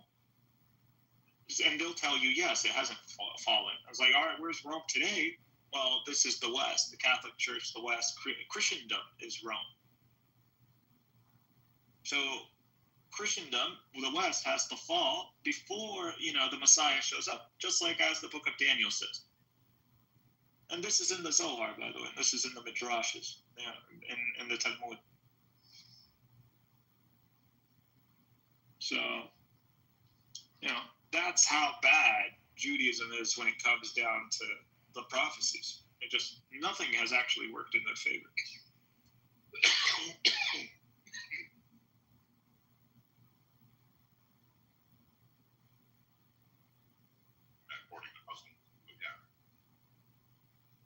According to just history. Did the book of Daniel, did the prophecies happen the way it did? No. Didn't happen. Did the promise to Abraham happen, or they were given the land, which they're so crying about right now? Promise. No. Well, he was promised to be the father of many nations. Yeah, he is. Who made that happen? So yeah.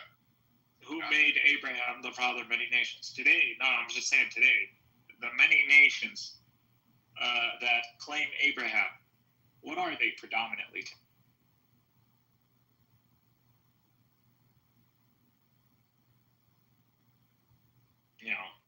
Ignoring religious nations, or like Christianity or Judaism or Islam is not what I'm considering nation.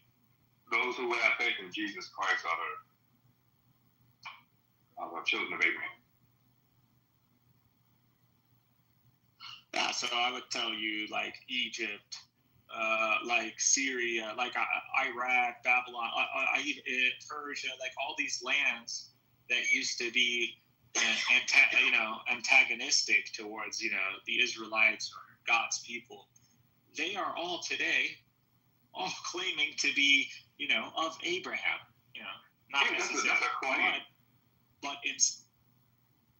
That's just a claim, but from the New Testament, as Christians, we believe that it's those who have faith in Jesus that are Abraham's children. So that's the only way to be a true child of Abraham. Even the Jews during the first century, or during the ministry of Christ, Jesus told them to their face that they are not the children of Abraham. So, but I know you don't believe that.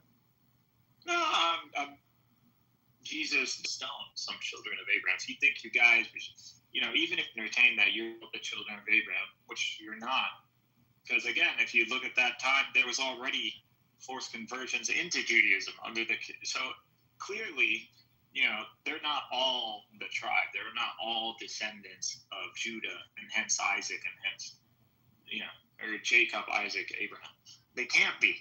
So that one, and then two, you're not even following in the ways of Abraham to begin with. So, Abraham himself would probably disown you. And you're replaceable. Like, I can literally bring them out of the stone, which I believe was a prophecy when it comes down to the Muslims. I'm going to go bring them out of the stone.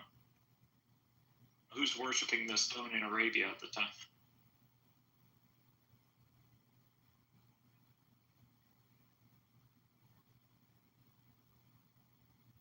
And that's exactly what happens. So Jews reject the Messiah, or let's say the Sanhedrin, or the Pharisees. They reject the Messiah.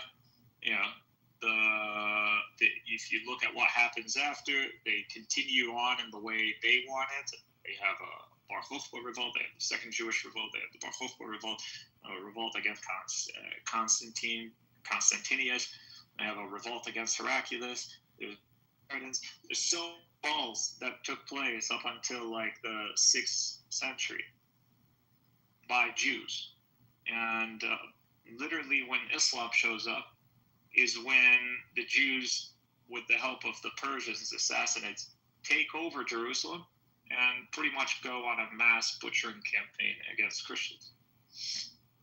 This is all happening in the 7th century, or 6th, 7th century, 614, so 7th century.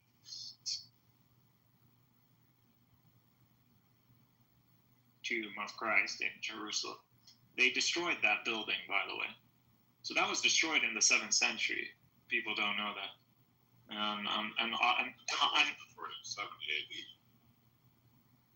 Is there? I don't know. Is that a coincidence, or is? I don't believe in coincidences. They're trying to get in. They're trying to get the attention of a mob, Chris. They're trying to get the attention of a mob. In the comments. I can't read the.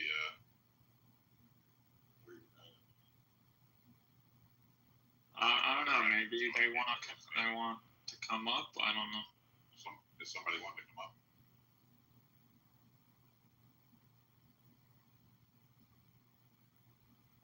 Ego just said all the mods are asleep. Yeah, I'll make you a mod. Living. All right.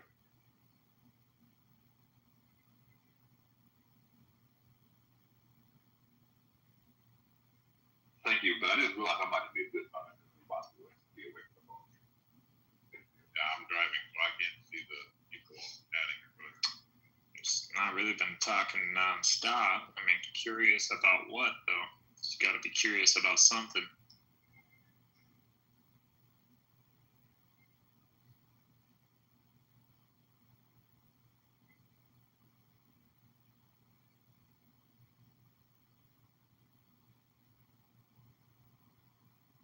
I don't know what that means.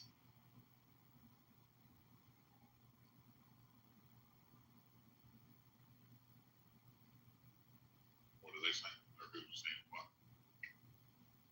I don't know. Maybe I wanted to post some schemes. I don't know.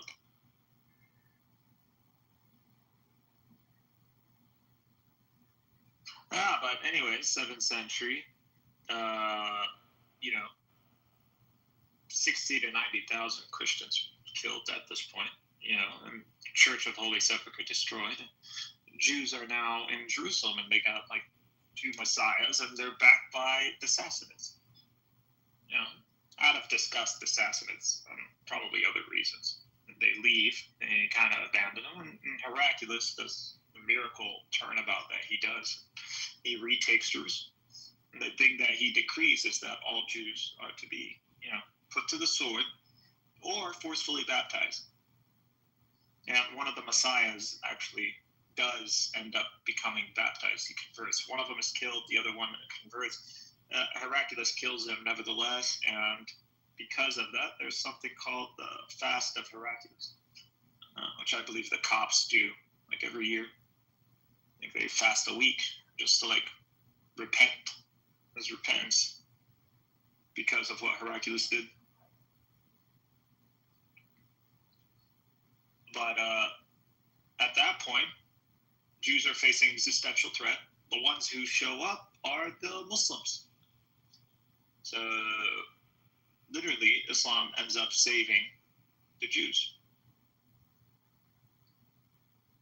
I don't know. I don't believe that's a coincidence. The messianic kind of all that. It happened. It didn't happen at their hands, even though they tried, and not for a lack of trying. It happened at the hands of the Muslims. So you think all the messianic prophecies were about the Muhammad and Islam and the rise of Islam? No, I don't believe Muhammad is the Messiah. No, I believe this is the kingdom of God. Do they even talk about the kingdom of God in the Quran? The kingdom of God is everything. Everything belongs to God. So in that sense, but if you mean like the kingdom of Solomon, yeah, God has established some. I mean, we believe in 4 monarchs. I just didn't know I didn't even know there was any teaching about the kingdom of God in the Quran. I was completely unaware. I just don't literally say kingdom of God. I mean, it's not that reference isn't there, but everything is the kingdom of God. So that's more of a universal term. Is there a reference to the kingdom of the Messiah in the Quran? No. This is so where are you getting it from? Oh, it's in the Hadith? Yeah, as in for the descriptions of the Messianic era, that's from the Hadith. But if you're talking about the Messiah or Jesus being the Messiah, no, that's in the Quran. The Quran does declare him to be the Messiah. It just doesn't talk about him having a kingdom. It doesn't talk about kingdom God. Yeah, it doesn't talk about him having a kingdom. It talks about the events that happened. He wasn't crucified, wasn't killed. They claim he was killed. In that sense, denies his divinity. Some say that in the Quran there's a passage or two that highlight his second coming. One could make an argument, but it's not an absolute. It's not clearly showcased, or there's this verse that even Muslims believe that he's coming back. Yeah. I mean, if he's talking about a source from the Quran that says he's coming back for the second time, there isn't something directly saying that. Some say, in reference that it's referencing Jesus, but it doesn't necessarily need to mean Jesus. I just think it's interesting because I know that Islam believes that it's the final revelation of God and it's continued, or I guess the message of the prophets before. But the message of the prophets in the Old Testament was that the kingdom is coming and the Messiah is coming. And then when Jesus arrived, he's like, hey, I'm the king and I'm going to establish my kingdom. And then when Islam comes, there's no mention of a kingdom. So it doesn't seem like it's really consistent. It's like they kind of missed the entire point of the message of the prophets in the Old Testament. It just depends on what you mean by a kingdom. They don't have to say, we're the kingdom of God in reference in your scripture, or they have to quote Daniel or any of that. No, they don't have to. First of all, these traditions don't necessarily pertain to them. They don't have a history. Yeah, there are Arab Christians, Arab Jews, but predominantly these are not their traditions. So the claim is they have revelation, and that's why they've become aware of these traditions, and that's why they're willing to fight and die for it. So that's how they approach. And then they claim that they have a leader who's claiming to be the viceroy of God. So he's like a caliph. So a caliph is someone who is a representative of God on earth. In that sense, kind of like how you have a pope. It's just our caliph isn't infallible.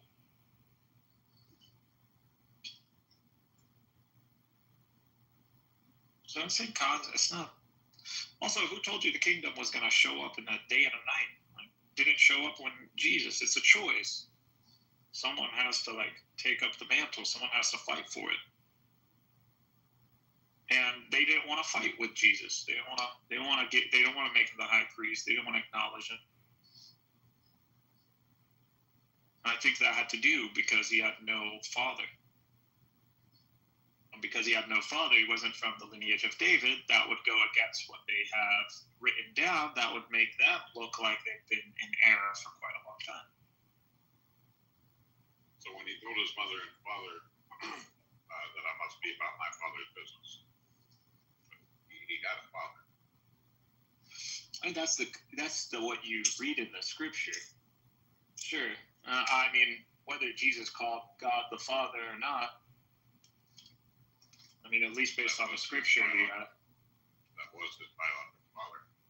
No, it wasn't his biological father, as in Jesus is is not of the divine essence to begin with. Is a human nature, which is absolutely distinct and separate from God, fully man. Okay, but explain the hypostatic union.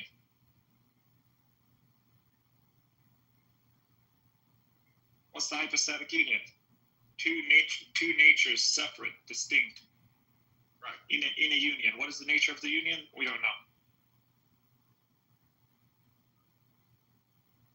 And you have church fathers who call it like a conjunction or something. Subordinationism. To me, that relationship is subordination, which is also what the early church fathers believed in.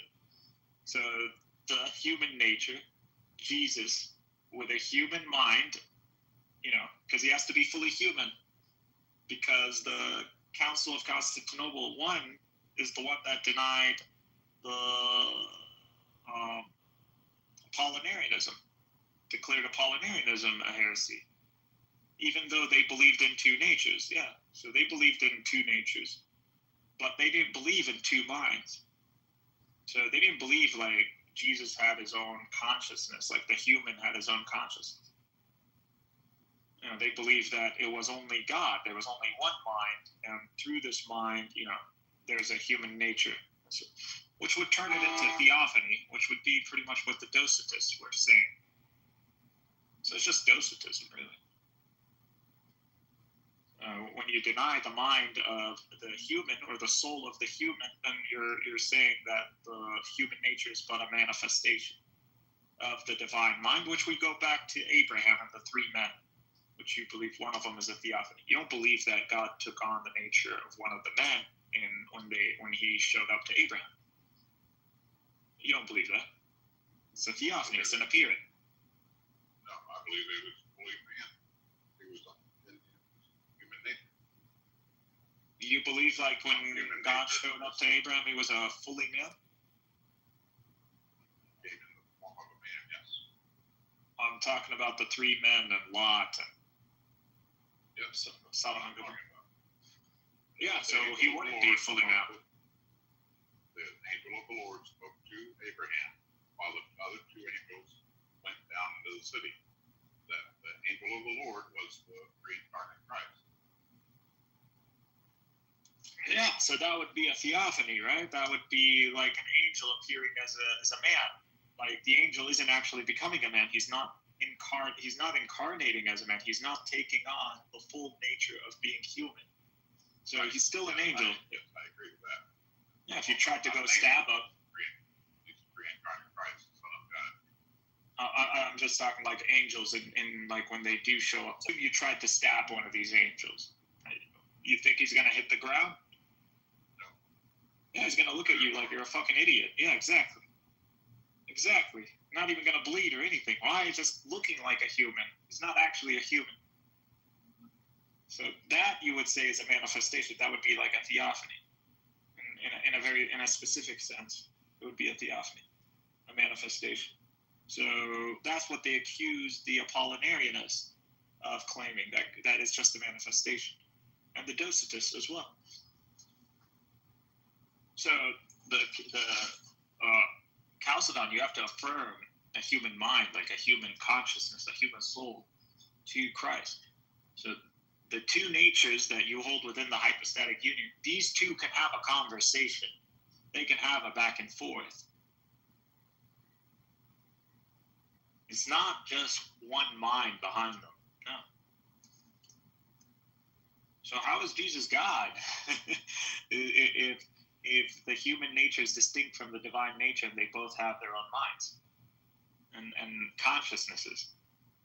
And how can two minds be one person, which is what you call the Son of God? How does that work? It's two distinct persons with one nature. No, there's one person, two distinct minds. Because you claim the hypostatic union is the Son of God. So this is the person which is the second person of the Trinity, the Son of God.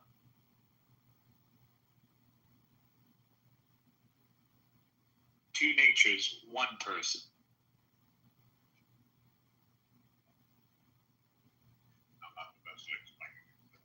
Yeah, after the non-Chalcedonians, they denied this. So you got like Miaphysite. No, they only have one nature. So that was the split after Cal.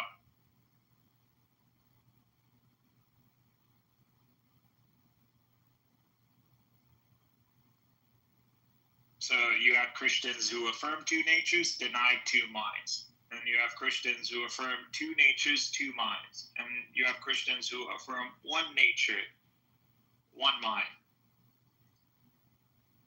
I am a Trinitarian. When I explain it, it's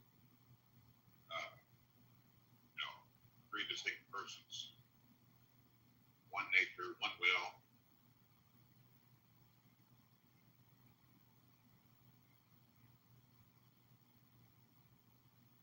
Christ came to do the Father's will.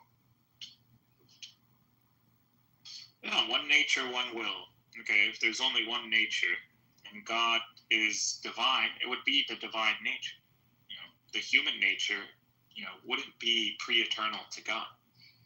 So the human nature says in Philippians chapter 2 that he can find equality with God to be something to be grasped.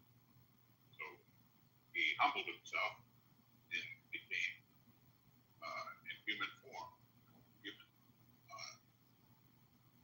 had a human mind and that's why I said it's Philippians 2 explains that. Now, if God humbles himself, there would only be the mind of God acting humble.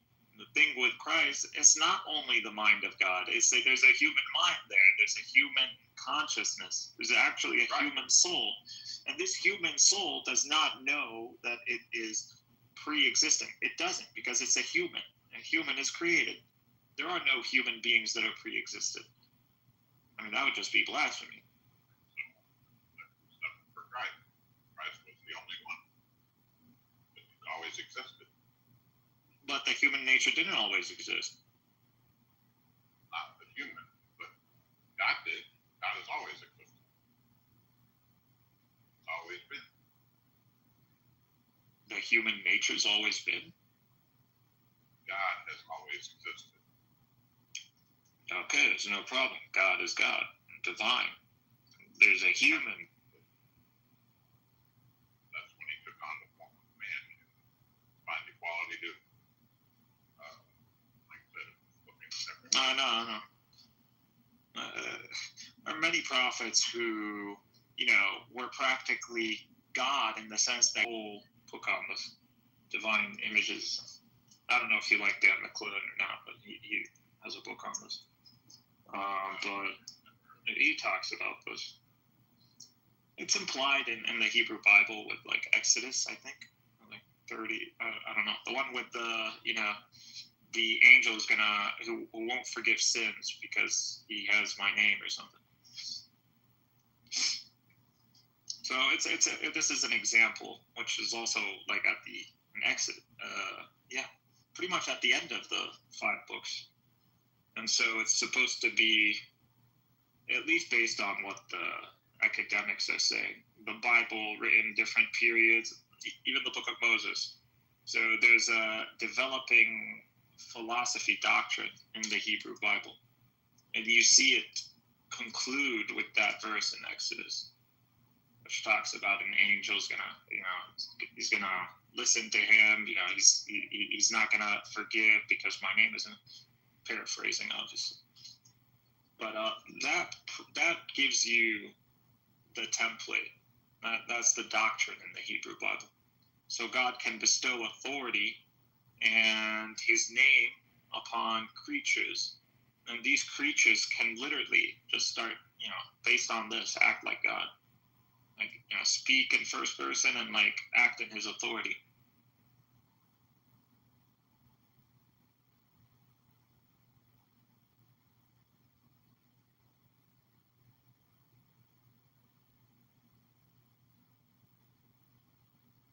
We believe this about a bunch of prophets. So we believe prophets in general, based on their character, because they're soldiers, But that, just because you're following orders doesn't mean they don't have their own characters and dynamics. And based on these characters and dynamics, you know, they can be heavy-handed or they can be very merciful. So, you know, it's up to them as long as they're following the guidelines that God has set up. So God is like, you know, this is the mission, you know, this is what you're going to do, this is it. Now, within the scope of you doing all this, you know, it's optional how you want to deal with the people.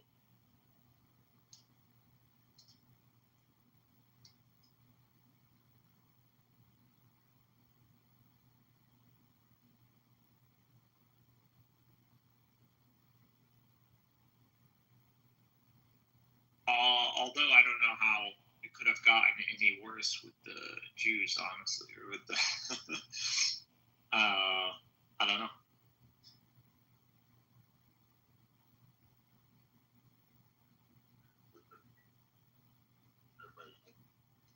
Jesus went all out on them, cursed them, and prophesied their destruction and the destruction of the temple. Pretty much, he was like done with.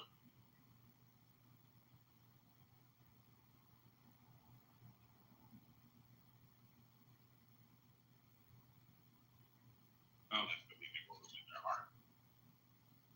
Yeah, yeah. They were not his sheep. He told them that. His sheep hears his voice. His sheep come to him. Oh, yeah, especially he's doing the profound miracles that he's doing. You know, even they don't deny his miracles. You know, they're claiming, because they had the devil in them, and they did them pardon by saying that. He's claiming to be the Son of God. That's what they're accusing him of. You know, he's like, well, if I'm the Son of God, y'all are called gods and judges. So, like, you know, why are you going to hold it against me that, you know, the title is Son of God? And that's lesser to greater logic if you see it. I mean, that's a rhetorical right there. You know.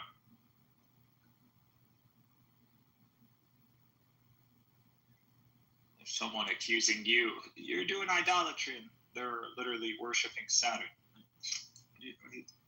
Yeah. Does that make sense? But, you know, the claim, what the Jews or the Sanhedrin didn't like was literally that Jesus had a miraculous birth, which God literally did to test them. I believe God, the reason Jesus has no father is because he wanted to expose this, you know, that you believe that is supposed to come from the line of David and Judah. So you tried to constrain everything within the tribe of Judah. You know, that's what you did. And so God is to expose them, and God, you know, Jesus without a father. But yet he's doing these extreme miracles. Now, are you going to believe in him? Because clearly the miracles he's doing are from God. You can't deny that. Are you going to deny him because he has no father? And you don't believe that he should be the Messiah, monarch, the high priest, someone without a father, not from the lineage of Judah and David. What's it going to be? I mean, the Muslims believe that he's the Messiah. If you don't believe in his deity, I just explained to you some of the key reasons on why it's incoherent to believe in his deity. Because no problem, Jesus is divine. That was the claim in the probably 2nd century, even maybe 1st century, that there were claims of Jesus being divine. And people wanted to believe it, but some people wanted to push for it, but there's just no model. Like, how does that make sense? So you see these centuries that follow as an attempt to build that model. And does it succeed? No. I don't believe it succeeds. It actually ends up fracturing the church. Yeah. I don't think it was, I think that is evidence enough that it can't be the case. Even in Nicaea, Athanasius was alone practically before Nicaea too. So he's just like, I'm literally against all these people. Like, the Aryans were the ones who were dominating. At least the churches and the Alright, well, anyways, I gotta keep going, so. No problem. I'm trying to bog you down with everything I'm saying. No, you're fine. I'd love to have this conversation more, but not right now. No worries. I know you're a busy guy. Seems like. Yeah, I added you. Always like engaging in metaphysics and religion ideas. It's more on an objective scale. I hate when it gets emotional. Right. Yeah, as long as no one's insulting, like we could deal with this as we would talk about physics. Like if we can talk about physics and we can talk different theories, scientists disagree. Doesn't mean we can't. No. You wouldn't get emotional about it though. Why? Because it's a hard science. You don't care like physics. Religion, for some reason, I don't know. People just not academically trained or patient. I don't know. Alrighty, well, it was good talking to you. See you. Yeah, take care, man. Yep. Keep it trucking. Always.